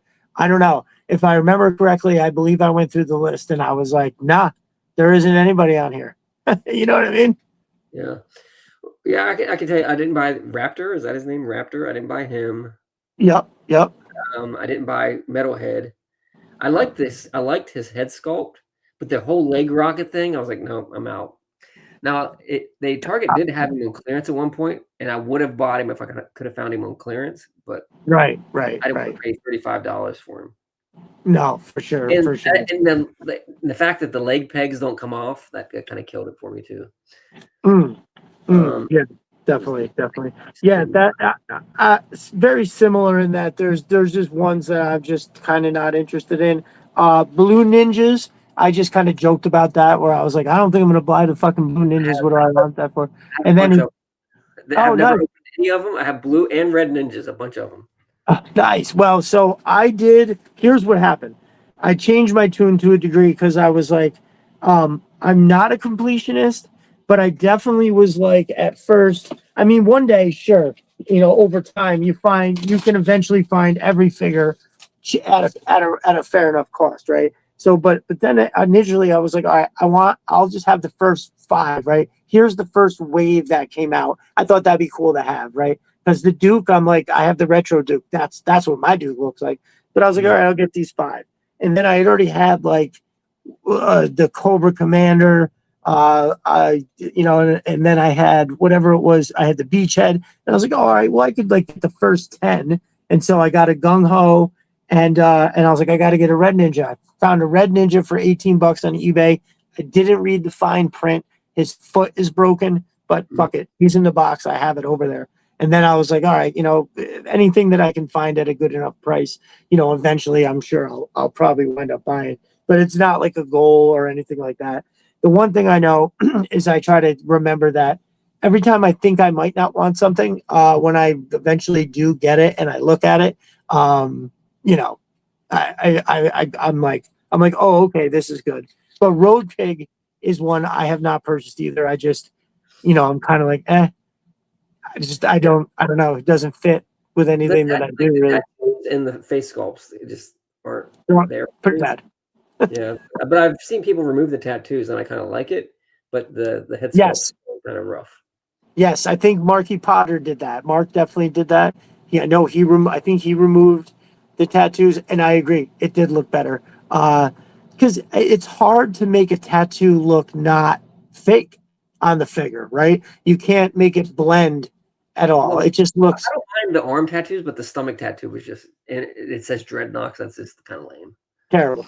I was out on Naugahyde, but then I kept seeing some pictures, and I was like, all right, the figure's good. It comes with a lot of cool gear. I haven't opened them yet. What I did do though is I bought a Naugahyde weapon set, and I'm going to give that to Tiger Force Outback.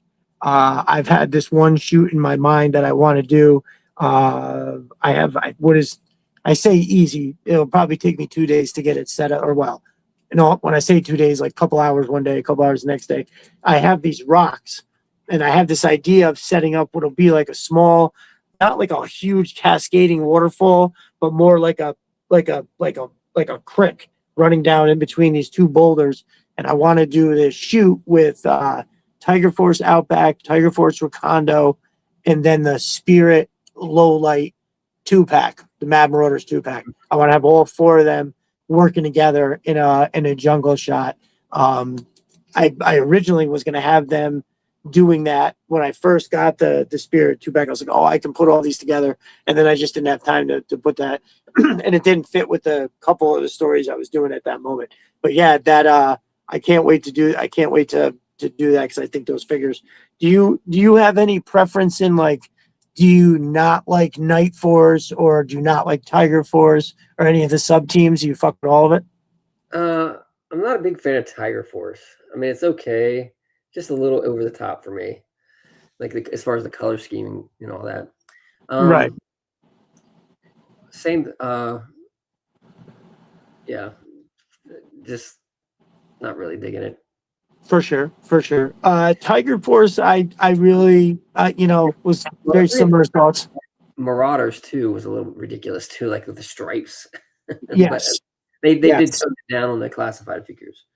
for sure. So I wound up getting a bunch of Tiger Force stuff. I bought a lot off a guy on eBay. There was like, I think it was like 20 something figures, and it came with the Duke with the Ram cycle, right? That figure's not bad. Like again, you don't want Duke Tiger Force who gives a shit about Tiger Force, but when you stand alone, you look at the figure, you're like, yo, that's actually not that bad. I gave him Flint's beret. I don't think right. I think I put Flint's beret on him, and I was like, okay, this isn't that bad. This looks kind of okay. I won't use it for anything, but it's like all right. And then I got the Recondo, and I was like, not bad, not bad. I got the Outback, and I was like, all right, these are the only ones. I mean, the other one was like Dusty. Oh, right. I won't get the Bazooka for sure. I bought 3 Dusties because they were, oh my dude, they were like $9 a piece or something like that. I think I got 3 of them for like $32 shipped. So I got those and I was like, I'll do something with them. They all sit over there. I gave one to my nephew. He loved it. And then, so now what's creeping up on my list, and it will probably almost wind up certainly being bought, is the Tripwire Roadblock 2-pack. Now the weaponry that Roadblock comes with is awesome. Like I want that. I almost want the 2-pack mostly for that shit there. But it's another one of those ones where I look at the I look at the Roadblock and the Tripwire, and you go, oh, I have the original figures of these. I just want the regular figures. Like I don't want a Tiger Force Tripwire. Like I'm not going to do anything with it. I'll probably buy that 2-pack, take the Roadblock and his gear, and maybe try to, I don't know, or maybe the Tripwire will be one of the ones I try to boil first to make them a different color. Like I always want to talk about, dyeing figures black and just making them part of Night Force. You know what I mean? Like screw it. They can be black and be Night Force. The way they painted him looks ridiculous.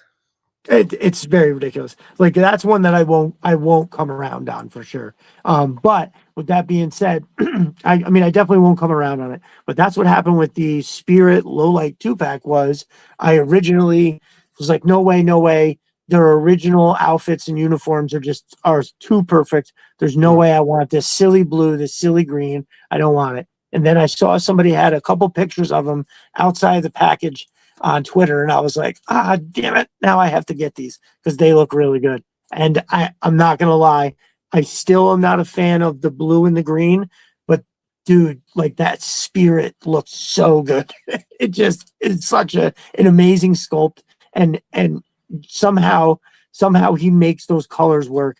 And Low Light too. Like when I took pictures of those two, and yeah, I think that they're pretty dope. And I think if you put them together with the Tiger Force Recondo and the Tiger Force Outback, I think that can wind up being like a killer combo. Well, I go back and forth on which barbecue I like better. I think I go through phases where I like the blue barbecue better. Dude, I don't blame you. I don't fucking blame you. It somehow works so well. And the way, do I have that one right here? I would like to take that fucker out. Nope. And that you can buy that figure for like $14 or $15 on Amazon consistently. It's like cooking with briquettes or cooking with propane. Yes, that's fucking hysterical. It's what it is too, and it. I think that the color choices, like where they put the blue on that the barbecue, the Mad Marauders barbecue. I think that's what makes it. It's just a visually arranged, visually stimulating, right? Like when you look at it, and like the brown is a nice color. Brown looks like a military type color to a degree. You know what I mean? Like a the olive drab green and like a brown. One thing that I do like is when they make like boots that brown leather. I think that looks really cool. One of the craziest color schemes that I didn't think I was gonna like, but I now actually kind of love, is the Night Force beachhead. So it's so chaotic. Like you have that gray, white, and black digital camo pant. You have that crazy, it's that green sweater, but it's got this crazy black square pattern on it. Um, like when you look at it, you're like, what is going on here? Somehow his webbing, his boots, and they're brown. They're like this leather, this rich leather brown, and somehow that brown pulls all that crazy shit together for me. I don't understand it, like to say the least. Like if you were to describe it to me without me looking at it, I'd be like, yeah, this is probably not going to be something that I'm going to want. And I love it. For whatever reason, as soon as I took it out of the package, I was like, oh my God, this is fucking awesome. And I mean, quick kick too. As much as I don't like his shirtless shit, I was pretty excited that it looked the way that it did. So yeah, can't complain there at all. So The only thing I don't like about that, I'm not a fan of that pattern on his shirt. Like I like everything else about. I think everything else looks great. For some reason, that pattern reminds me of like a lumberjack or something. I don't know what it yeah, is. right. I don't. I can't put my uh, finger on it, but there's just something that bothers me about it. I saw a guy that Like, dyed his upper all black, and it looked phenomenal. So that's very possible. So I have a couple of figures that I do want to. I did buy that special synthetic grit dye. I've got a nice pot that I'll able to do it in, sacrificial pot. Like I'm ready to make this leap. I just I feel like it's gonna be one of those things. The only time I have to do it is like I come home, my wife's cooking for the kids and shit, and it's just like I won't be able to sneak in there. But the first chance I do, that's one of the ones I want to do. I was Animus levels. My dude has walked me through this twice, I think. Um, I have a stalker that I want. If you take his webbing off and you just dye the body black, you put that green webbing on, it looks really good next to like the Alpha Commando Snake Eyes. I guess too, if you take his webbing and you put it on the Alpha Commando, the number 30 Snake Eyes, and you have it all black, that it actually looks a lot like that, like the retro Snake Eyes, which I'll probably I'll have to like win that in a contest or something because I think, oh yeah, oh shit, that's what I'm talking about. That's fucking sweet. So you got yeah, nice, awesome, awesome, good work, good work. They're amazing figures like that Alpha Commando Snake Eyes. That's arguably my favorite classified. If I have to pick one, it probably have to be that. My official answer, though, if somebody asks me what's my favorite classified, I say it's a combination of the Hiss tank, the 3-man Hiss crew that it comes with, the 3-man fire team, and then the Hiss missile system with the Techno Viper. All that as one, I think, is the coolest fucking thing that they have done for sure. Um, I didn't know how much I wanted it. I knew I wanted it bad, but once I got it, I like pulled over on the fucking highway to open it just so I could like look at it real quick. And I was like, oh my God, this is gonna be amazing. I put it back in the box, put it in the back seat, and I took off. And when I came home, I opened it right out in the shop. It was warm out enough. I don't even think I didn't need the heat on out there. I had the doors open. And I remember taking it out. I immediately put it together and I was like, holy shit. So yeah, since the first day that I opened it, that's pretty much been my favorite thing for sure. How about you? You got any preferences? well, the Hiss man, so like I've been collecting these since day one because like Hmm. really like I started getting I've kind of bought figures over the years, like off and on. Like I used to collect Marvel Legends. They were Diamond Select Marvel Legends occasionally. They were more comic book accurate, and I would Mm. buy those occasionally. And they were bigger. I think they were 7-inch figures, I believe. Oh, that's it. Then when the Force Awakens came out for Star Wars, that's when I started buying Black Series. But I saw the Black Series, Star Wars Black Series in the stores for a while, and like $20 for a Star Wars figure. I was like, I'm never going to spend $20 on a Star Wars figure. And then eventually I did, and I just when the Force Awakens came out, I started buying. I bought pretty much every figure for a while, but like that size, I love the size, and I was like, man, if they ever start selling like Mask or GI Joe, man, I'm gonna be in trouble. Right, And right. GI Lo and Joe, behold. I had the 00 Snake Eyes. I ended up Nice. selling that because like the price went up too high at one point. And I was like, yeah, I got to sell this. Yeah, Uh, for sure. For sure. I'm never going to open it. Well, I And mean, technically, there was nothing special about it. Wasn't sealed or anything, so the box opens, and okay. the extra stuff is just in foam, but like the So, figure is there.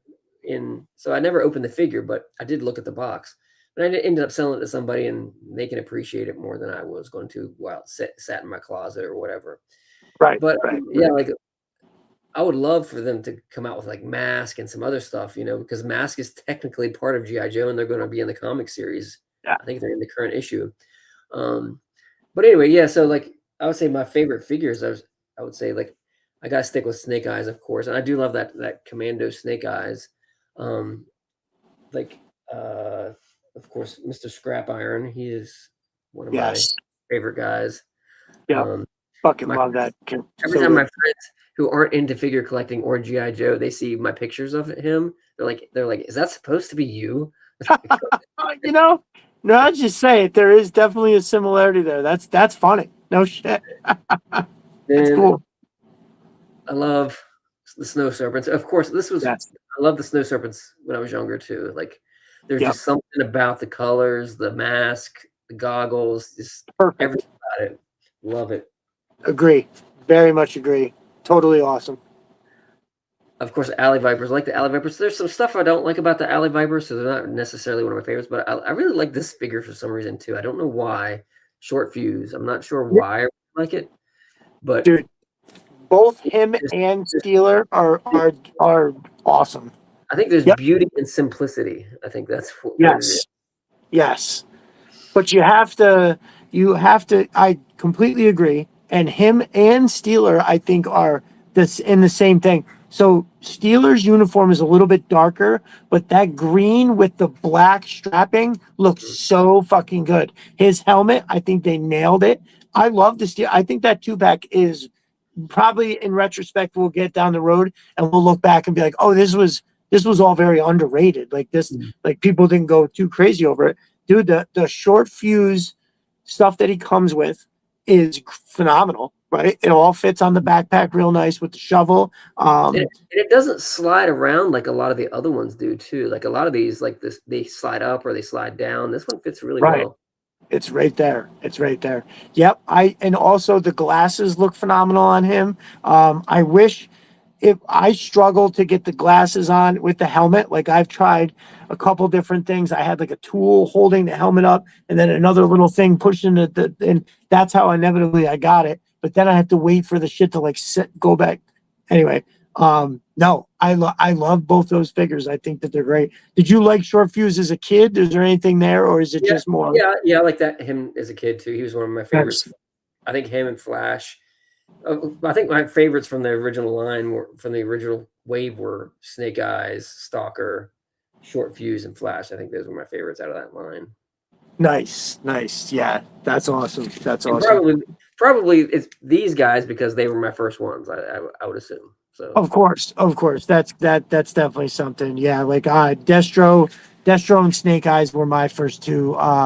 That 82 year, I was just turning out of 4, and so it was like I was just getting in. I had some He-Men, but then definitely when the 83 figures came out, they still had the version 1 Snake Eyes was still on the peg, along with something else. I think I don't remember what. There was like 3 or 4 from the 82s, and then they had 6 that were all from the new line, and Destro was one of them. That's when I started collecting the Joes. But yeah, that Snow Serpent is also a good pick. I was polarized by that Snow Serpent. I also thought the Eel looked like an amazing figure. The colors, it didn't fit the color scheme of like the rest of like all the I mean the Snow Serpents don't either, they're obviously, but like the Eels were like that black, they had that the red, they had that gray. Because to me in my head it was always a thing about that Cobra Blue was always something like why did they choose blue? Why wouldn't they go black with everything, right? Isn't black the more menacing color? Isn't it like what an evil fucking corporation or whatever these people are? Wouldn't that be the way to go? But no, I always loved that Cobra Blue, man. I always thought that shit was awesome. I had a shirt when I was a kid that was Cobra Blue, and it had the symbol right here. I have one upstairs that's it's the same thing it's not the one from when I was a kid, but it's the same style with the little red symbol that's right here in the middle of the chest. Yeah, I have one of those too. Fucking awesome. So as a kid, Cobra was just cooler. You know what I mean? Well, the bad guys were always cooler. They always had the cooler equipment, the cooler uniforms for everything. I mean, because even for his frequent displays of cowardice, Cobra Commander was awesome. Yeah. Serpentor, an insufferable prick, even as a kid. Yeah. No, but I loved the character of Serpentor. I think it definitely added something to the show that I think it worked. Some of my favorite episodes revolve around Serpentor. Serpentor Arise is without a doubt my most watched G.I. Joe thing, right? The movie is right underneath it, but I had a tape that I think it was either 2 tapes or 1 tape, but it was all I think what is Arise? Is that 6 episodes or is it 3 or 4? I don't remember. I think it's 6. Anyway, so as a kid I saw that all the time.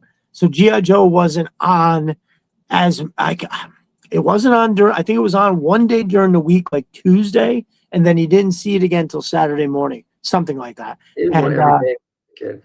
It was a weekday show. Man, then maybe that's what it was. I do remember. I didn't find this out till not that long ago. I thought everybody had it that way, but apparently, like in New York, New Jersey, it was a Saturday show. But for me, it was after school every day. Oh man, see, I definitely was watching Serpentor Arise or the movie. I had those on VHS. But yeah, dude, I think it was Tuesday after school. I would get it, and then I don't think it was on again until Saturday. That was torture. Now, same thing with like Voltron. Voltron was only on. It wasn't even Saturday mornings, dude. It was like Friday evening or some shit like that. Like, you know what I mean? Like it's 7 a.m. every single day, every weekday. Man, spoiled as fuck. So that was like, I thought that was like, I enjoyed that cartoon almost as much as I enjoyed G.I. Joe, right? I unfortunately those figures were a little pricey. I didn't wind up. I think I wound up with the Red Lion maybe somewhere down the line. But when you just have that, when you don't have any of the other figures or anything, it makes it tough to play with. I think I incorporated him somehow in his G.I. Joe. But no, yeah. I love that cartoon, dude. I thought it was awesome. Yeah, I bought I remember buying the mask. My first mask figure was the Condor. And motorcycle. Awesome. And I didn't know that they were those little tiny figures. I thought they were 3 3/4. So I bought it, got it home. I was like, what the hell is this? So I only had that one. He was tiny. So he ended up getting shrunk by a shrink ray or something in my storylines. I don't remember what it was, but he was part of G.I. Joe, and he ended up getting shrunk. So, that I also loved Mask. I thought it was like a interesting union. I remember thinking like if you put it's like some of G.I. Joe, but also some of Transformers, and it was kind of seemed like it was in the middle there. But like also the gas station base that turned, Older Hill is what it was called. Yes, thank you, thank you. A totally awesome entrance song. I think that mask, like that's a fucking banger, without a doubt. Great villains, great characters. The You actually vehicles. watch the cartoon though, it's like it's kind of ridiculous. Like they go to France and Venom just happens to be there. They go to Japan, Venom just happens to be there. It's like Right, whatever. right. To Paris, Um, Venom for some reason is robbing a bank in Paris. so that is kind of what separates GI Joe now from other cartoons. I mean, the animation was obviously like top notch from back then, but also, I mean, I guess I don't know. We can almost certainly find episodes of GI Joe that are just ridiculous too. But Yeah, like no, I do.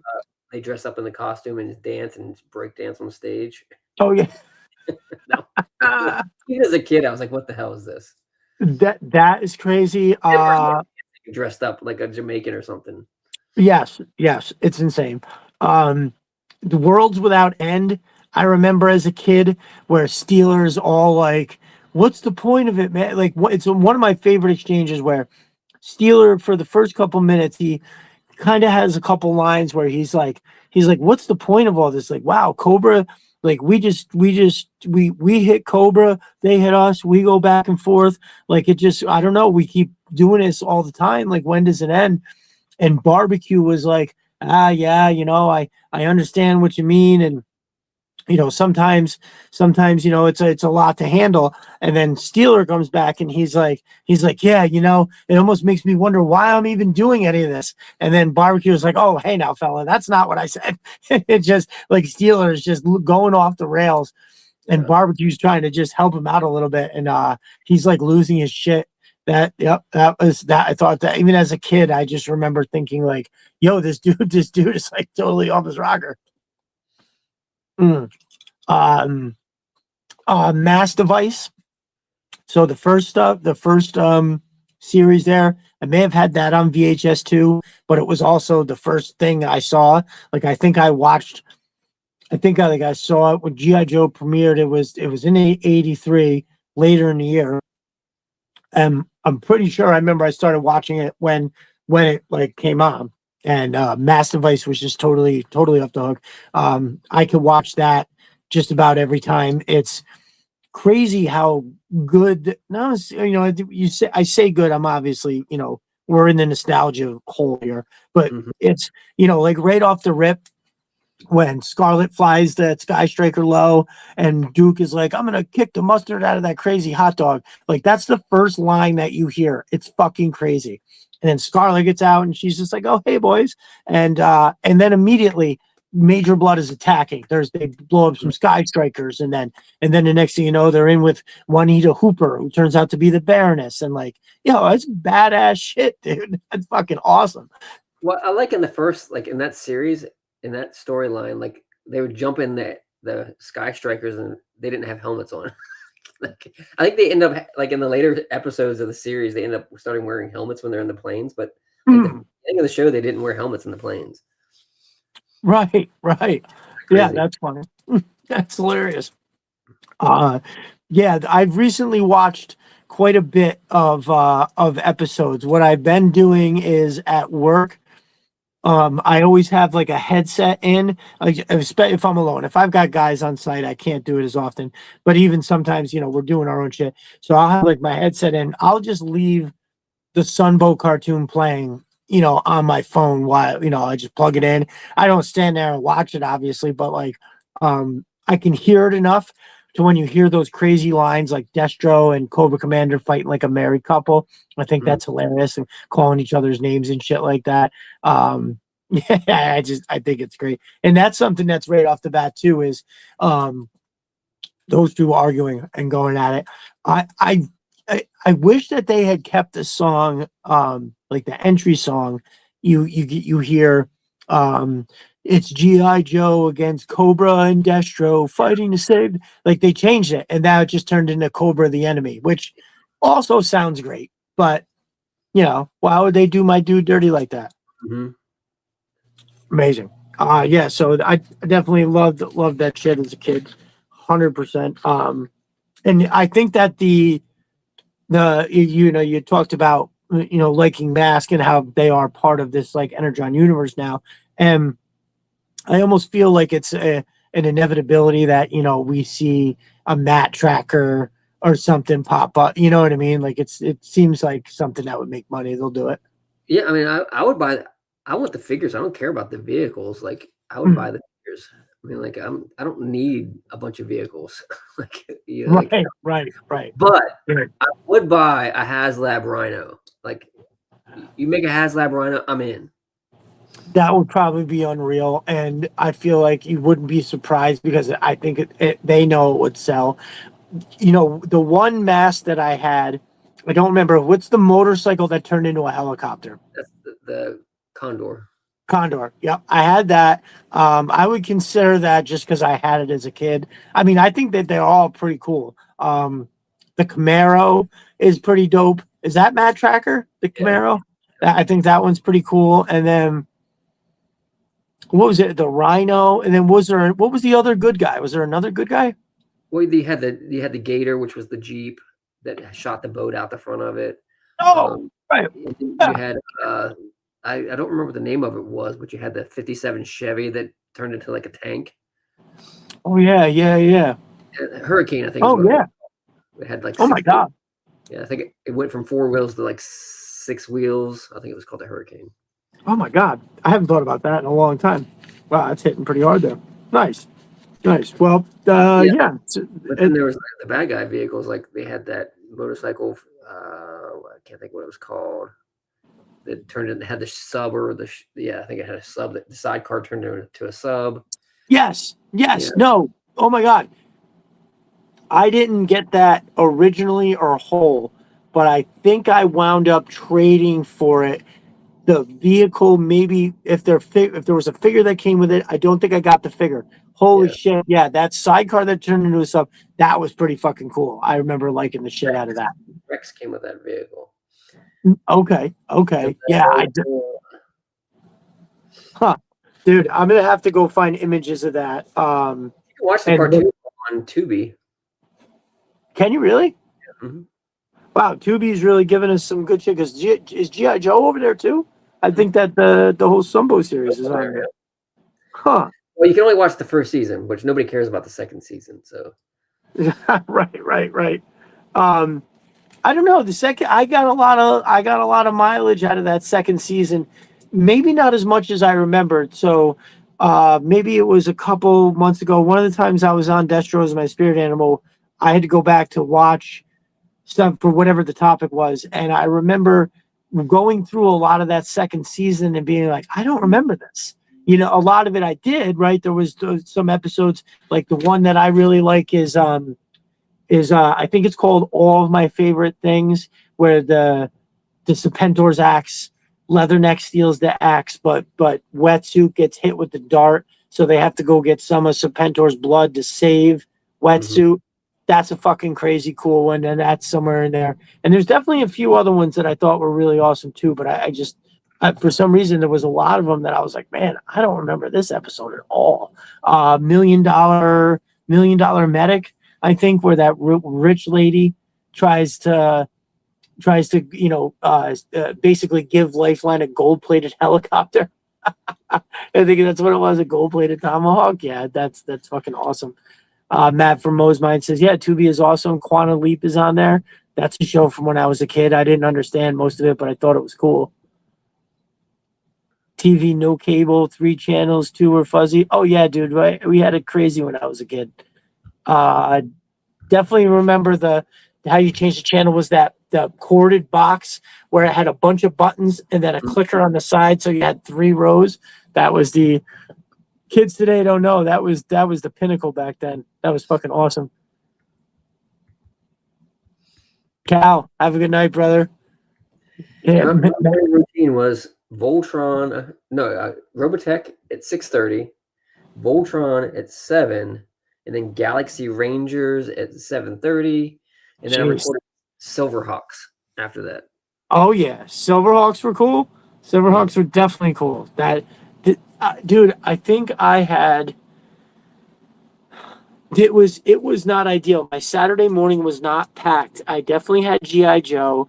I think it was GI Joe, and I think Mask was on right after that. So I did get to see Mask every Saturday.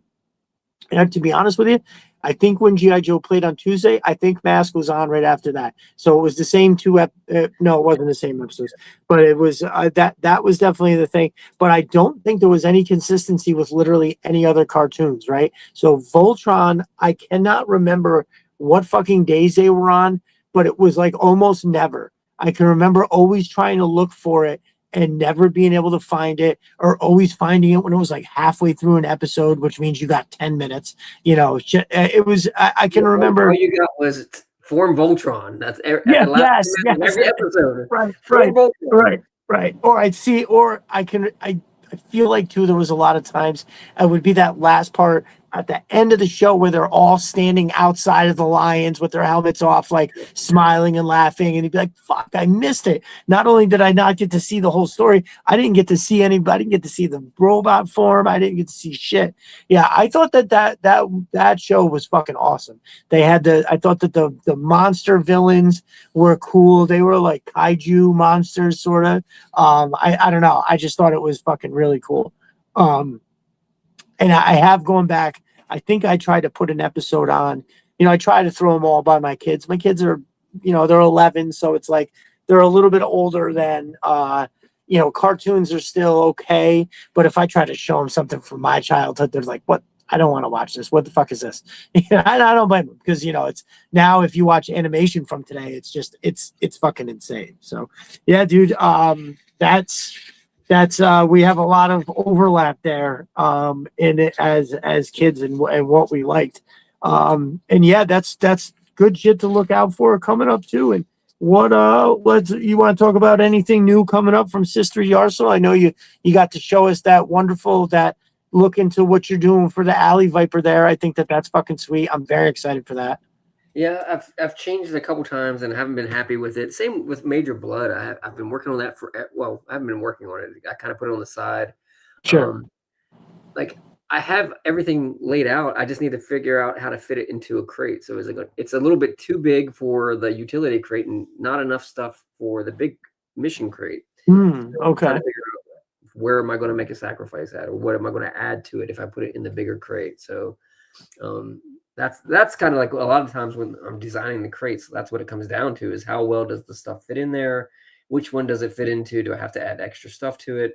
And sometimes people's stuff just doesn't fit. Like the backpacks always throw it off. Like, do I want to make room for the backpack? Do I not want to make room for the backpack? Some backpacks are too thick to put in the bottom part of the tray. So, yeah, really, like, I have all this stuff that I've started and haven't finished, and I just need to go back and finish some of it. Like, there was early on in your podcast, you were talking about the mass device, and you're like, "Oh, somebody needs to make the mass device." Well, while I was sitting there making the mass device, and I got like, I designed like the whole, like, for one end of it while you guys were talking for 3 hours or 4 hours or whatever it was that night. And then I went back and worked on it a little bit more, but then I kind of like haven't gone back to it since. But I got pretty far with it, with the control panels and stuff. So I just need to go back and try to finish that out, because I kind of broke it out into different pieces to where That's awesome. if you just wanted the control console, you could have that, and if you wanted the whole thing, which is going to be big as hell, you could get that. Wow, I love it. Also, like, one of the things I started working on at one point, I got pretty far with, was the Checkpoint Alpha, but Okay. there's been multiple versions of it released, and mine's a little bit different than everybody else's, because I didn't like, one of the things I'm not a fan of, and a lot of people do it, is making an exact copy of what the original toy was. Yes. That's not classified. That's like, I'm not a fan of It's a remake. I want it to be modernized and have a little bit more detail to it and a little bit more features to it. So mine was actually probably twice the size of that one. Also, I think the original toy was a little bit small, because like one person could stand in it and you had one spot on top for somebody's. So mine was pretty much too deep for it was more like what you would see if you were driving up to a place where multiple people could be in that checkpoint. They could check it out on both sides, things like that. Nice. But I probably need to go back and finish that. and I also have a couple other crates that I have that I've never released that I'm going to start releasing some of those. I'm probably going to release one of them. I'm trying to figure out how to do it in multiple colors without making it too expensive as far as print time. I'm Okay. going to make it like shades like blue and white for the Arctic stuff. So Okay. I figure Nice. out what's the best way to, because I want it to be white, mostly white, and then there's like some blue accents on it. So I'm trying to figure out how to Okay. do that. Or even gray. Maybe I might do gray to kind of be more I like. think even like a base white with a blue and a gray kind of overlap somewhere, giving it like a camo kind of style, which I think would be fucking cool as shit. Yeah, you got to figure the Arctic stuff would definitely be something that's gonna sell, especially like if you get a snowcat with a bivouac. You're gonna need something to put your shit in right next to that bivouac. Like I think that's fucking what's up. And it looks like they're gonna be doing like we're getting a Arctic line. So Yeah. Well, I yeah. hope so. I hope we get people with parkas and all that. But like that's the thing. When we were talking about Destro earlier, getting the gold-headed Destro, like Mm, we're gonna release all this Arctic stuff. That's just gonna push everything else back. Like that's that true. kind of sucks. But I do want like a Snake Eyes and a parka. I want Quinn at some point. If they don't release Quinn, I'm gonna burn the place down. I mean, like I've been waiting for Quinn forever. Like he was one of my like I said, like that comic book, that the coloring book, like he was in that, and he's always been one of those people I want. Mm. There's a lot of other people that want him too. So like, just make him already. No, right, right. And I feel like we're coming into this line of winter stuff. This absolutely has to be the time that we're gonna get it, right? Like, there's no way that they're gonna, they're gonna skip over in the middle of this. The outrage, I think that's it. The outrage would just be too much. They have to do something. So And yeah, he's gonna be a fucking. big ass figure too. He's gonna have to be a deluxe figure because he's a big dude. He is a big dude. He is a big dude. I would really like it if even if they did, I mean, I think because they've already done the mass device line and kind of moved on from it, but I think it would have been cool to have gotten, I think they did it in 3 3/4, the old man with the dog sleds, the guy that rescues Snake Eyes. Mhm.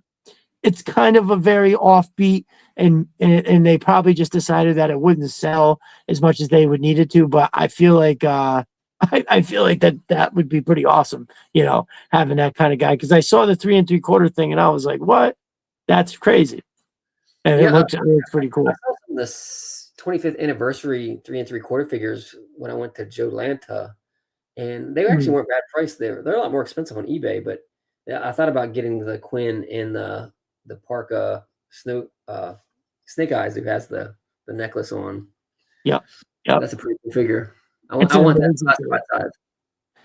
Thank you. That is when I can't remember where Destro is my spirit animal. He was on my list for most wanted classifieds. Was yeah that it's because he's commando head. He's got that crazy parka. He's got the set of skulls.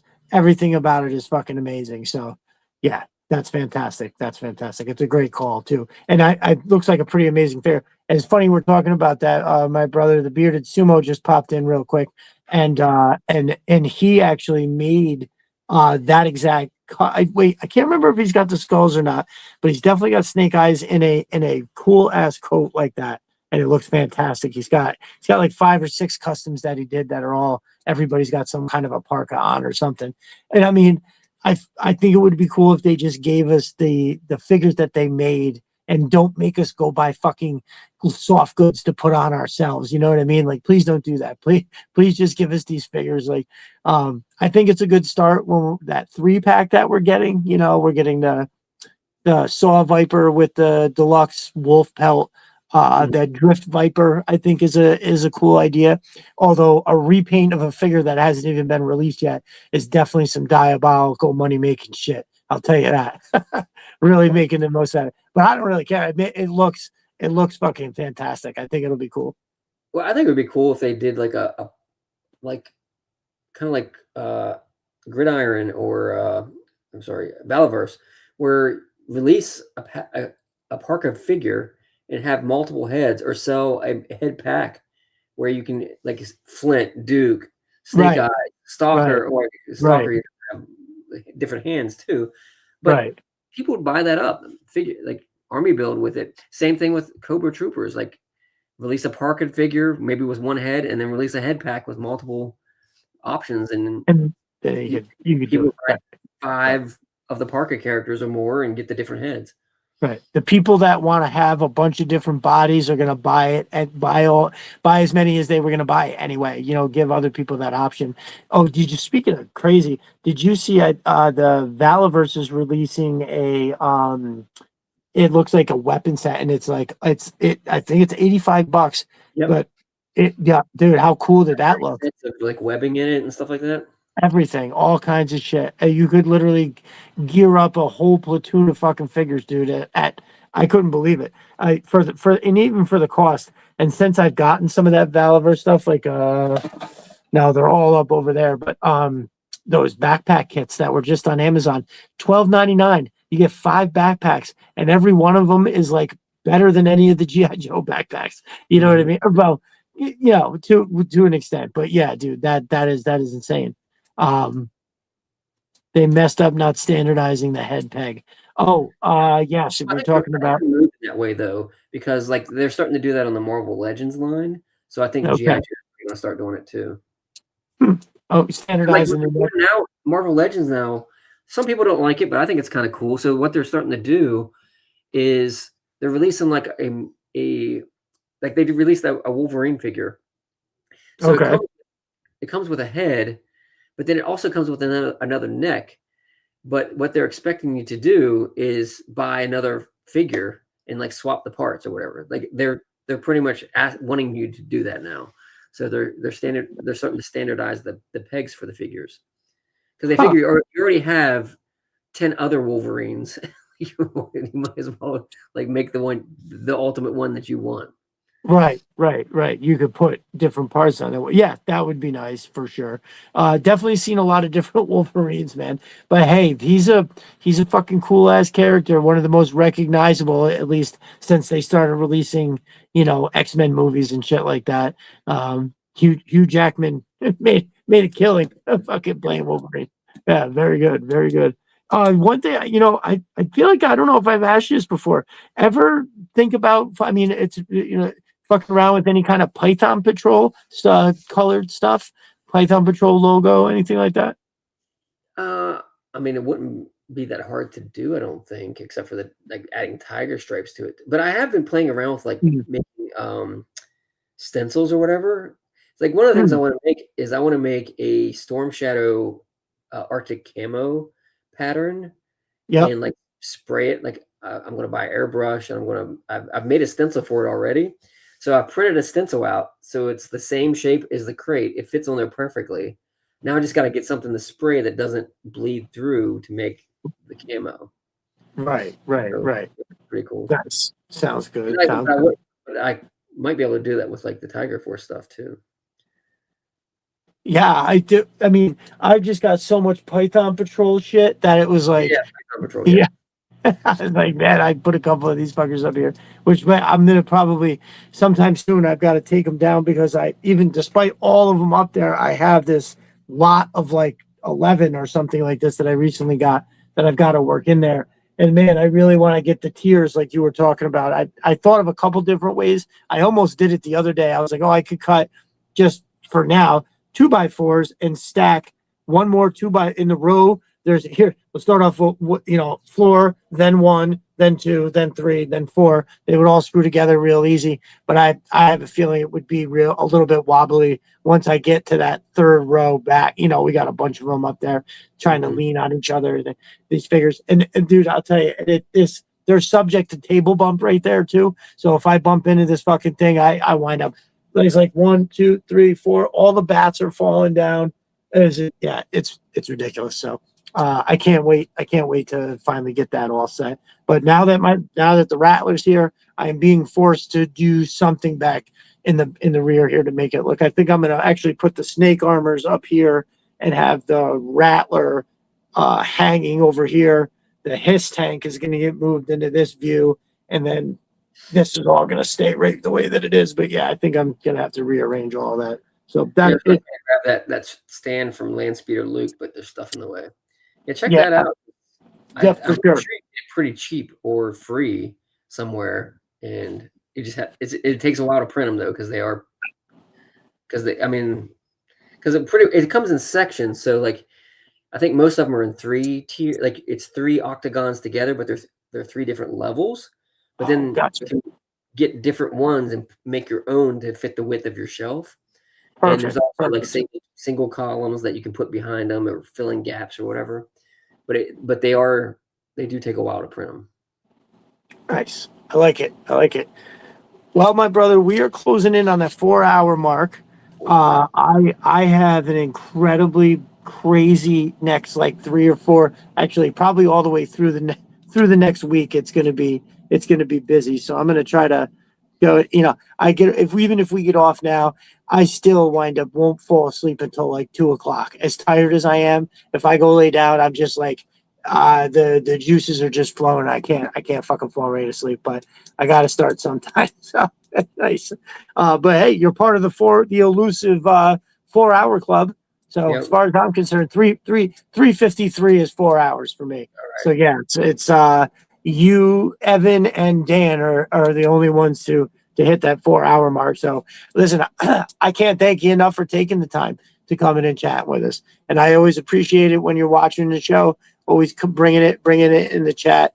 It's really great. I can't be any happier to have found your products and then wound up having become friends. That is the fun part, right? In the end, is the friendships that we make, the community. It's really been 2025 was a really awesome year, and I feel like you know uh, enjoying your products so much and enjoying making the pictures and collabing with you on things like that. It's really like a point of purpose, with doing it all. Like as much as it's fun to just have the stuff and it's here, I for some reason I got to turn everything into like not a task, but like we gotta be goal orientated here. Like, what are we doing? And I really like taking your stuff and trying to make like the coolest pictures I can with it because it all works so well in the limelight. And I think it's all just so amazingly well done that everybody should see the shit, right?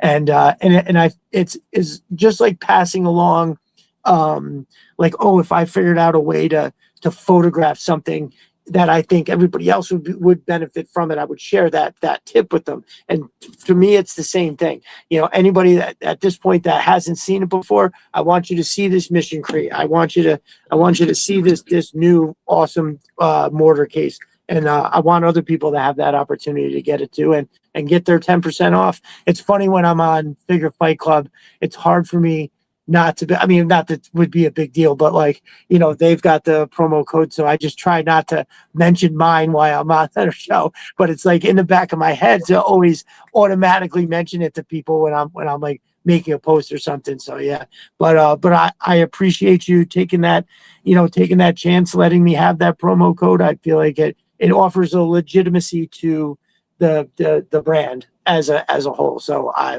will always thank you for that, my brother. Really appreciate it. Well, I thank you for your support and your promotion, and like really like the way I look at it, like this is kind of like my art now. So like, and my art is in everybody's houses now. Like that, and like you're Yes. promoting that, and I think it's awesome. Like, and I love the feedback that I get from people. And like that's one of the best parts about this is the community and the feedback and people saying, "Hey, did you think of this?" And most of the times I have thought of it. Like I have a list of like 50 things that I want to make. Sure. But then there's that one person that comes up, or that there's 5 people that come up and say, "Hey, did you think of this?" And I'm like, you know what? That's a good idea. Right. Right. And like some people say, like some people will come up with something unique, and I'm like, well, what is that? And like somebody recently asked me to make, like with people with the stingers, people are trying to convert those to vamps. So I've had people ask me about, like, can you make like the jerry can rack on the back of the vamp, so I can glue it onto the stinger or whatever. And so it's stuff like that. It's like, oh, I think there's already people that do that, and so because I think I've seen those on Etsy already. But like there are people like the tank armor. Like I would love to say that was my idea, but somebody asked me. They bought the Hunter tank from Ramen Toys, and they asked me to make it, and I was like, cool, yeah, like. I said, "Is there any particular one you want me to make?" And they were like, "No, just like." It's like, okay, well, I think I looked it up. I said, "Is this what you want? Is there any particular one you Right. want?" He said, "All of them." Like, Okay. I'm not gonna make all of them, but I'll pick a couple and hopefully you like them. So Nice. that's kind Yeah. of how Yes. that came about. But I mean, it's stuff like that, and it's like right now, like I'm working on a roll up garage door, like and it actually moves, like it's on a track and everything, and the hard part I'm trying to get is to where the part where it rolls up into Okay. the box or whatever at the very top. Oh, So right, right, right. Yeah. I can't get it to compact enough without the box being really big. So I'm still trying to figure that out. But I might just make Mhm. it where it's like a play set and it comes out the top or something. I don't know. Like so. Sure, It sure. does. Right, It's right, pretty right. cool. It goes up and down the track, and it here's like I don't have the big one here, but here's like a Oh, little nice. Okay. yeah, and Yeah, yeah, yeah. yeah, Yeah, I'm very interested in this, for sure. I have a couple things that, I mean, it's not anything I'll be able to do soon anyway. So, but yeah, no, I'm interested to see how that comes out for sure. Nice. It's a great yeah. idea. There's gonna be a new wall. There's gonna be two different sizes, and it's gonna be kind of cool, I think. Hell So, yeah. but that Awesome. was something else somebody asked me about. Like they said, "Hey, I'm making a garage. Can you make me a?" They wanted just a stationary. It's like, how about I make it move? And like, Right, sure. right, right, right. Well, sometimes that's what somebody that maybe doesn't understand how difficult something would be to make is the person that's going to be like, well, why can't we just make this? Because they don't, they're not thinking about how hard it's going to be. They're just like, oh, this in the end, this would be awesome. And sometimes it's maybe somebody that's just looking for something like that. That would be cool. So yeah, no, that's fantastic. Yeah, it's really cool. And you're right. You're right.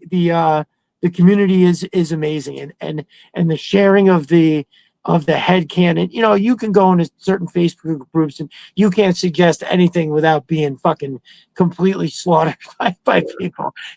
And so it's nice to be able to kind of freely share your ideas and get reasonable feedback and not just somebody being a dick because that's who they are the whole time. And which unfortunately a lot of the internet is that. But we don't have that really here. I mean, actually, Instagram is fine. Toy community on Instagram is fine too. But I like the one we got on Twitter. I think it's awesome for sure. The other thing too is like the Facebook groups and stuff. You post a picture and like, oh, that's not a grenade, that's smoke. And like, no, like I did Yeah, my research. This is a modern modular grenade. right, right.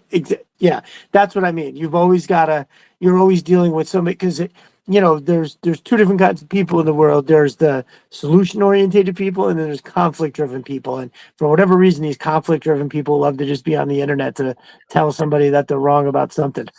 you know, that sounds like a perfect example. It's one of those things that, do I respond or don't I respond? Because I know it's just gonna get the flame's gonna get higher if I respond.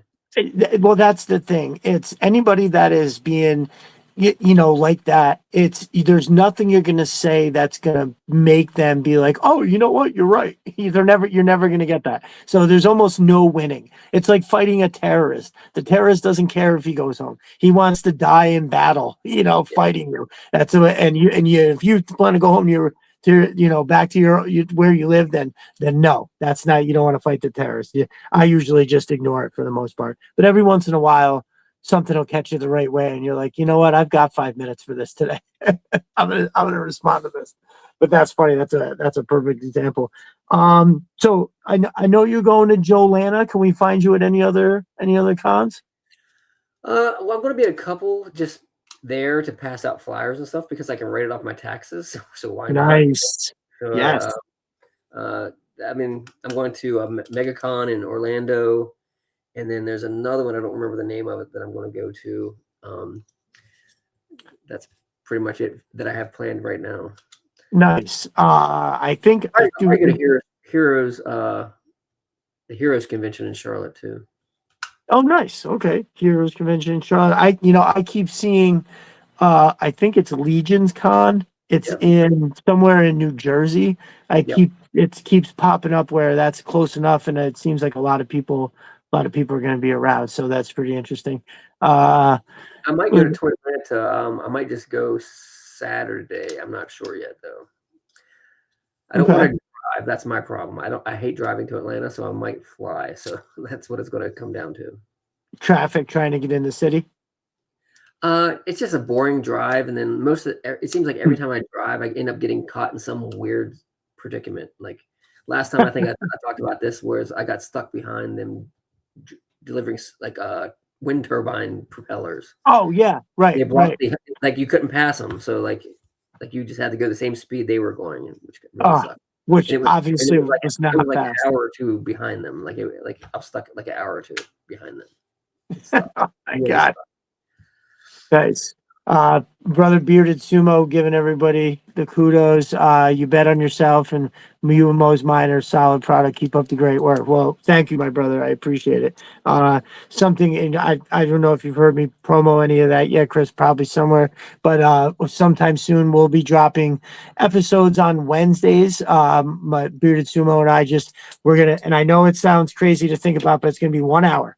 That's it. It's gonna be the power hour. It's gonna be 1 hour, just a midweek thing where we can maybe touch on some stuff, and then that's going to be it. But I do think it would be good. I kind of went back and forth with the idea of a midweek news drop, kind of just checking in sort of deal, and then he and I talked about it. What's that? Just G.I. Joe. Well, no, I think because he's into collecting some other stuff. It's going to be GI Joe centric, 100%. Yeah. It's but we're not going to be averse. It'll kind of be like if there's something, adjacent or any other kind of like a something big happening. Like just for instance, something that I know I would want to talk about on say something like that is Valaverse is going to be dropping a Splinter Cell Sam Fisher figure, right? And I'm excited for that. I fucking love those video games. I think that's a cool ass character, and I think it'd be great. So something like that, I would be like, oh, okay, boom, there. Let's. It just got released, 2 days ago. Let's talk about it real quick and let everybody know that it happened. Yeah, but especially any kind of classified news. Oh, you know what? Didn't you mention this whole time? Tomorrow is Joe Day, I guess. So we'll probably be getting some kind of social media drop, hopefully about something coming up, and renders and things like that. I had no idea about it. That information I got today by listening to the Full Force podcast this afternoon for a little while. When I was finishing up work, I was getting some of it. That came on, and I caught like towards the end of it, and yeah, that's he had brought that up, and I was like, oh shit, I remember hearing about this. I just didn't know it was imminent. I thought it was like a month or so away, something like that. So yeah, that's fantastic. That's fantastic. So yeah, Joe Lana. Now you're gonna have a table at Joe Lana, right? That's the one where you're gonna have the whole setup. No, that's the Joe Fest. It's Joe Fest. Oh, Joe. What did I say? Joe Lana. Yeah, Joe. Yes, I'm sorry. Joe Fest. That's correct. So yeah, you're gonna have the table and the whole nine there. Yep. I wish I could have had a booth, but they were already sold out. So I'm just gonna have a table. Yeah, that's all right. That's cool. That's awesome. They said there's room behind the table that I can set stuff up. So we'll see. We'll see. Okay. There you go. There you go. Well, that's cool shit. So will you be able to sell stuff at something like that with it at a table, or you just display? Yeah. Okay. Great. I'm gonna have like a shelf as long as it fits, and I'm gonna have a bunch of stuff in bins. I've already that's the other thing. I've started planning that and printing stuff out. Like I printed out a bunch of the crates, and then I've already burned through them like with orders like recently. So like I have to print more of them. So Right. Well, hey, that's cool, and that's an interesting way to maybe do it all the time. Where if you're working out of these bins, you're always prepared to fulfill like a larger order or something because you got all these ones sitting there. But yeah, who wants to just actually fill a bunch of bins to not really know where they're going to go? But I'm sure Joe Fest will probably will do the trick though, right? I'm sure you'll be able to empty. Yeah, I think so. And if not, I'll sell them in the lobby. Right. Exactly. I'm gonna have I'm gonna put like a lot of the stuff in little baggies. Like it's actually gonna be pretty cool. Like there's gonna be like little Ziploc bags. It's gonna have the logo in it, and like the tank armor missiles or rounds will be in there. Like the chemical will be in those little bags. So you'll pick a crate, and then you'll be able to pick the accessory that you want to go in the crate, and just pay for everything separately. If you just want the crate, just get the crate. That's perfect. Put everything together. Like I'm not gonna make 5 chemical crates, and then it's just I'm gonna make like 30 of this color, 30 of this color, and this logo, and just have a bunch of stuff people can add to them if they want. That's perfect. That's perfect. I like the idea of it more or less being like that on the website too, right? So you just be able to, here's the crate I want, here's the color I want, here's the fucking accessories, and then that's it. You get exactly what you want or don't want, and the colors and everything. And you don't have to do the multiple listings for every single individual thing. Yeah, that's great. That's great. That's good. I mean, at this point, I rarely seem like I don't come across people that aren't aware, right? I get people in the comments that talk great about the product, but very rarely do I hear somebody say like, "Wait, who is that? Where do I find this stuff?" You know what I mean? And so yeah, I think I wish you all the best. When is that's the end of June, right? That's the one that's at the end of June. Yeah. So Yeah. I'm still very much. I can't. I really would love to go. But it is the weekend before I go away with my family for a week to Cape May, and so there's usually so much that we're doing around that time to get ready to go to leave the house for a week. And it would be interesting if I wind up saying something like, "Oh yeah, by the way, I'm going to be gone for like 3 days." So we'll see what happens. But I know if there's over one day. well, no, that's what I'm saying. I don't know. I don't want to fly, man. I hate flying for some reason. But no, I mean, I've heard did if this is the one to go to for GI Joe, like everybody's going to be there except for that. you. Well, right. Well, that's the thing because I was thinking about my, printing up. I have my Destro Designs business card that I use. I was going to maybe make different ones that just have.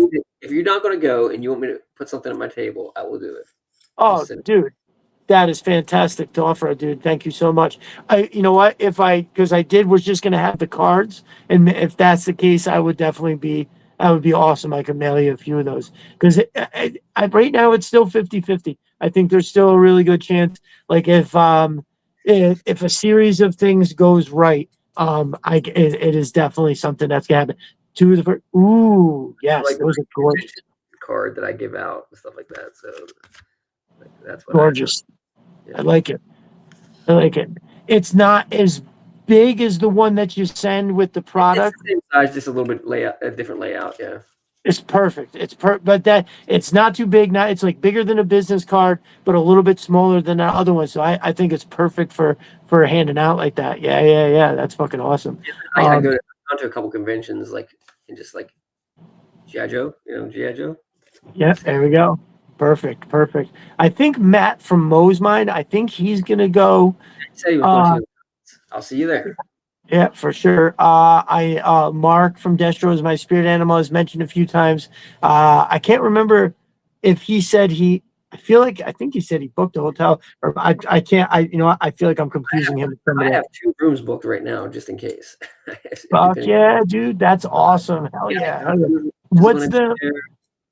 Where's the place to stay? What's the hotels down there? Where's everybody staying? Well, it's where the Masters is. That's where it's like the same. Oh, Jesus. Right. Oh, that's right. So I'm sure they got plenty of nice hotels. Yeah. That's good. Fuck yeah. Oh, that's great. Well, yeah, dude, listen, I definitely have. I'm working on, I'm trying to push it to 5 hours, just FYI here. Okay, I know, right? What time is it? Oh my God, 5. I know. I do have to go though. I have to fucking get up so fucking early. Holy hell. And thank God I don't have to go back to the freezing building tomorrow. But I can already, I know it's going to happen. 2 o'clock is going to roll around, and I'm going to want to leave so bad, but I'll absolutely have to finish, and I have to pull all my shit too. Like I can't just leave it there because the people are going to be moving in, so I've got to like pack up, get it into the truck, come back here, and then take all that and put that on top of everything that I dumped in there this afternoon, and then fucking wind up. Oh my God.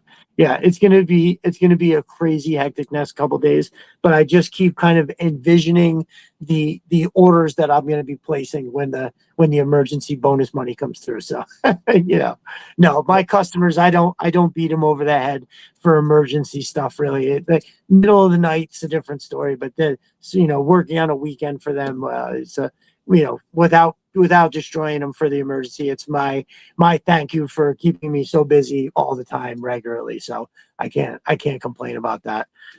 well, thank you again, my brother. I really, really appreciate it.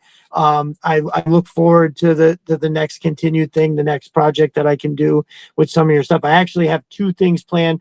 One of the things that's coming up that I've been talking about and I'm really looking forward to is it's going to be a two-parter. And it's going to be the HISS tank and then the fire team and that whole crew. I've been waiting to do it until I was originally waiting to do it till I got Major Blood. Then I got Major Blood, and that was like 2 months ago, and I still haven't gotten around to doing it. I need to get to the Major Blood case is what I need. Yeah, for sure. And what is, I mean, because chances are I'm going to work on it tomorrow because I can't go anywhere, so I'm going to work on it tomorrow. Nice. And the thing is, it'll probably wind up coming just when I eventually will have the time, because I wanted to do an armory shot where you can see all the the black crates, because even though I don't think this one was intended to be like it, but I got this crate in the his colors, and then I put the Techno Viper stuff in there. You know what I mean? So to me, this is all just the HISS armory. And the same thing with their grenades, or the mines, and then I have the grenade set too. So I wanted to do an armory shot with all of that stuff, and then Major Blood addressing the dudes, right? And then you'll see the guys kind of getting their stuff from the mission crates, and then that's going to be part one, and then part two is going to be where they're actually raiding, like they're driving the HISS tank right into a Joe base, and all the fire team, they're going nuts. I look at them as like, Cobra's deadliest thing, and so I kind of want to highlight that. But I think what sets up the whole idea of that is an armory shot with all that stuff. So yeah. When that comes, I will put that together. That sounds like a plan for sure. I love it. Nice. Evil Dookie in the house. Thanks for coming, brother. Unfortunately, we are headed out the door, or I've been trying to head out the door for 20 minutes, but I'm a talking motherfucker, so it takes forever. Nice. But I appreciate you coming by. Anybody watching, if you haven't checked out his YouTube channel, he's never endingly messing with something, and it's wildly, to me, it's entertaining watching him, kind of, because I haven't messed with too much customs on figures and stuff, and he's very good at it. He does a lot of it just very, very, very freely, and it's cool. He kind of throws out some instruction and stuff. He does a show on Friday nights, the Rough Cut, with, oh God, I think his name is Travis. I'm sorry, I couldn't remember the other guy's name. But it's a cool show. I was checking it out for a little while last night before I passed out, which is at this age, once I sit down, that's it. I usually fall asleep in bed. That's a wrap. So nice. Very good. So is there anything else you want to mention promotion wise, brother? No, I'm good. I think I promoted enough.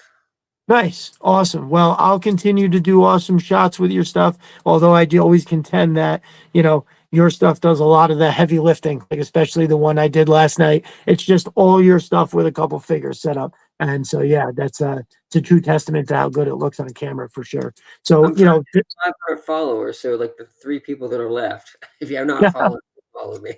Yeah, right. Yes. Make sure that's a good point. And yeah, I'm trying to remember the last time I came through and had somebody was like, wait, who is this, or where does it come from? I feel like, yeah, it's everybody is aware at this point, but we'll continue to spread the word, my brother, for sure. All right. Nice. Well, yes, thank you.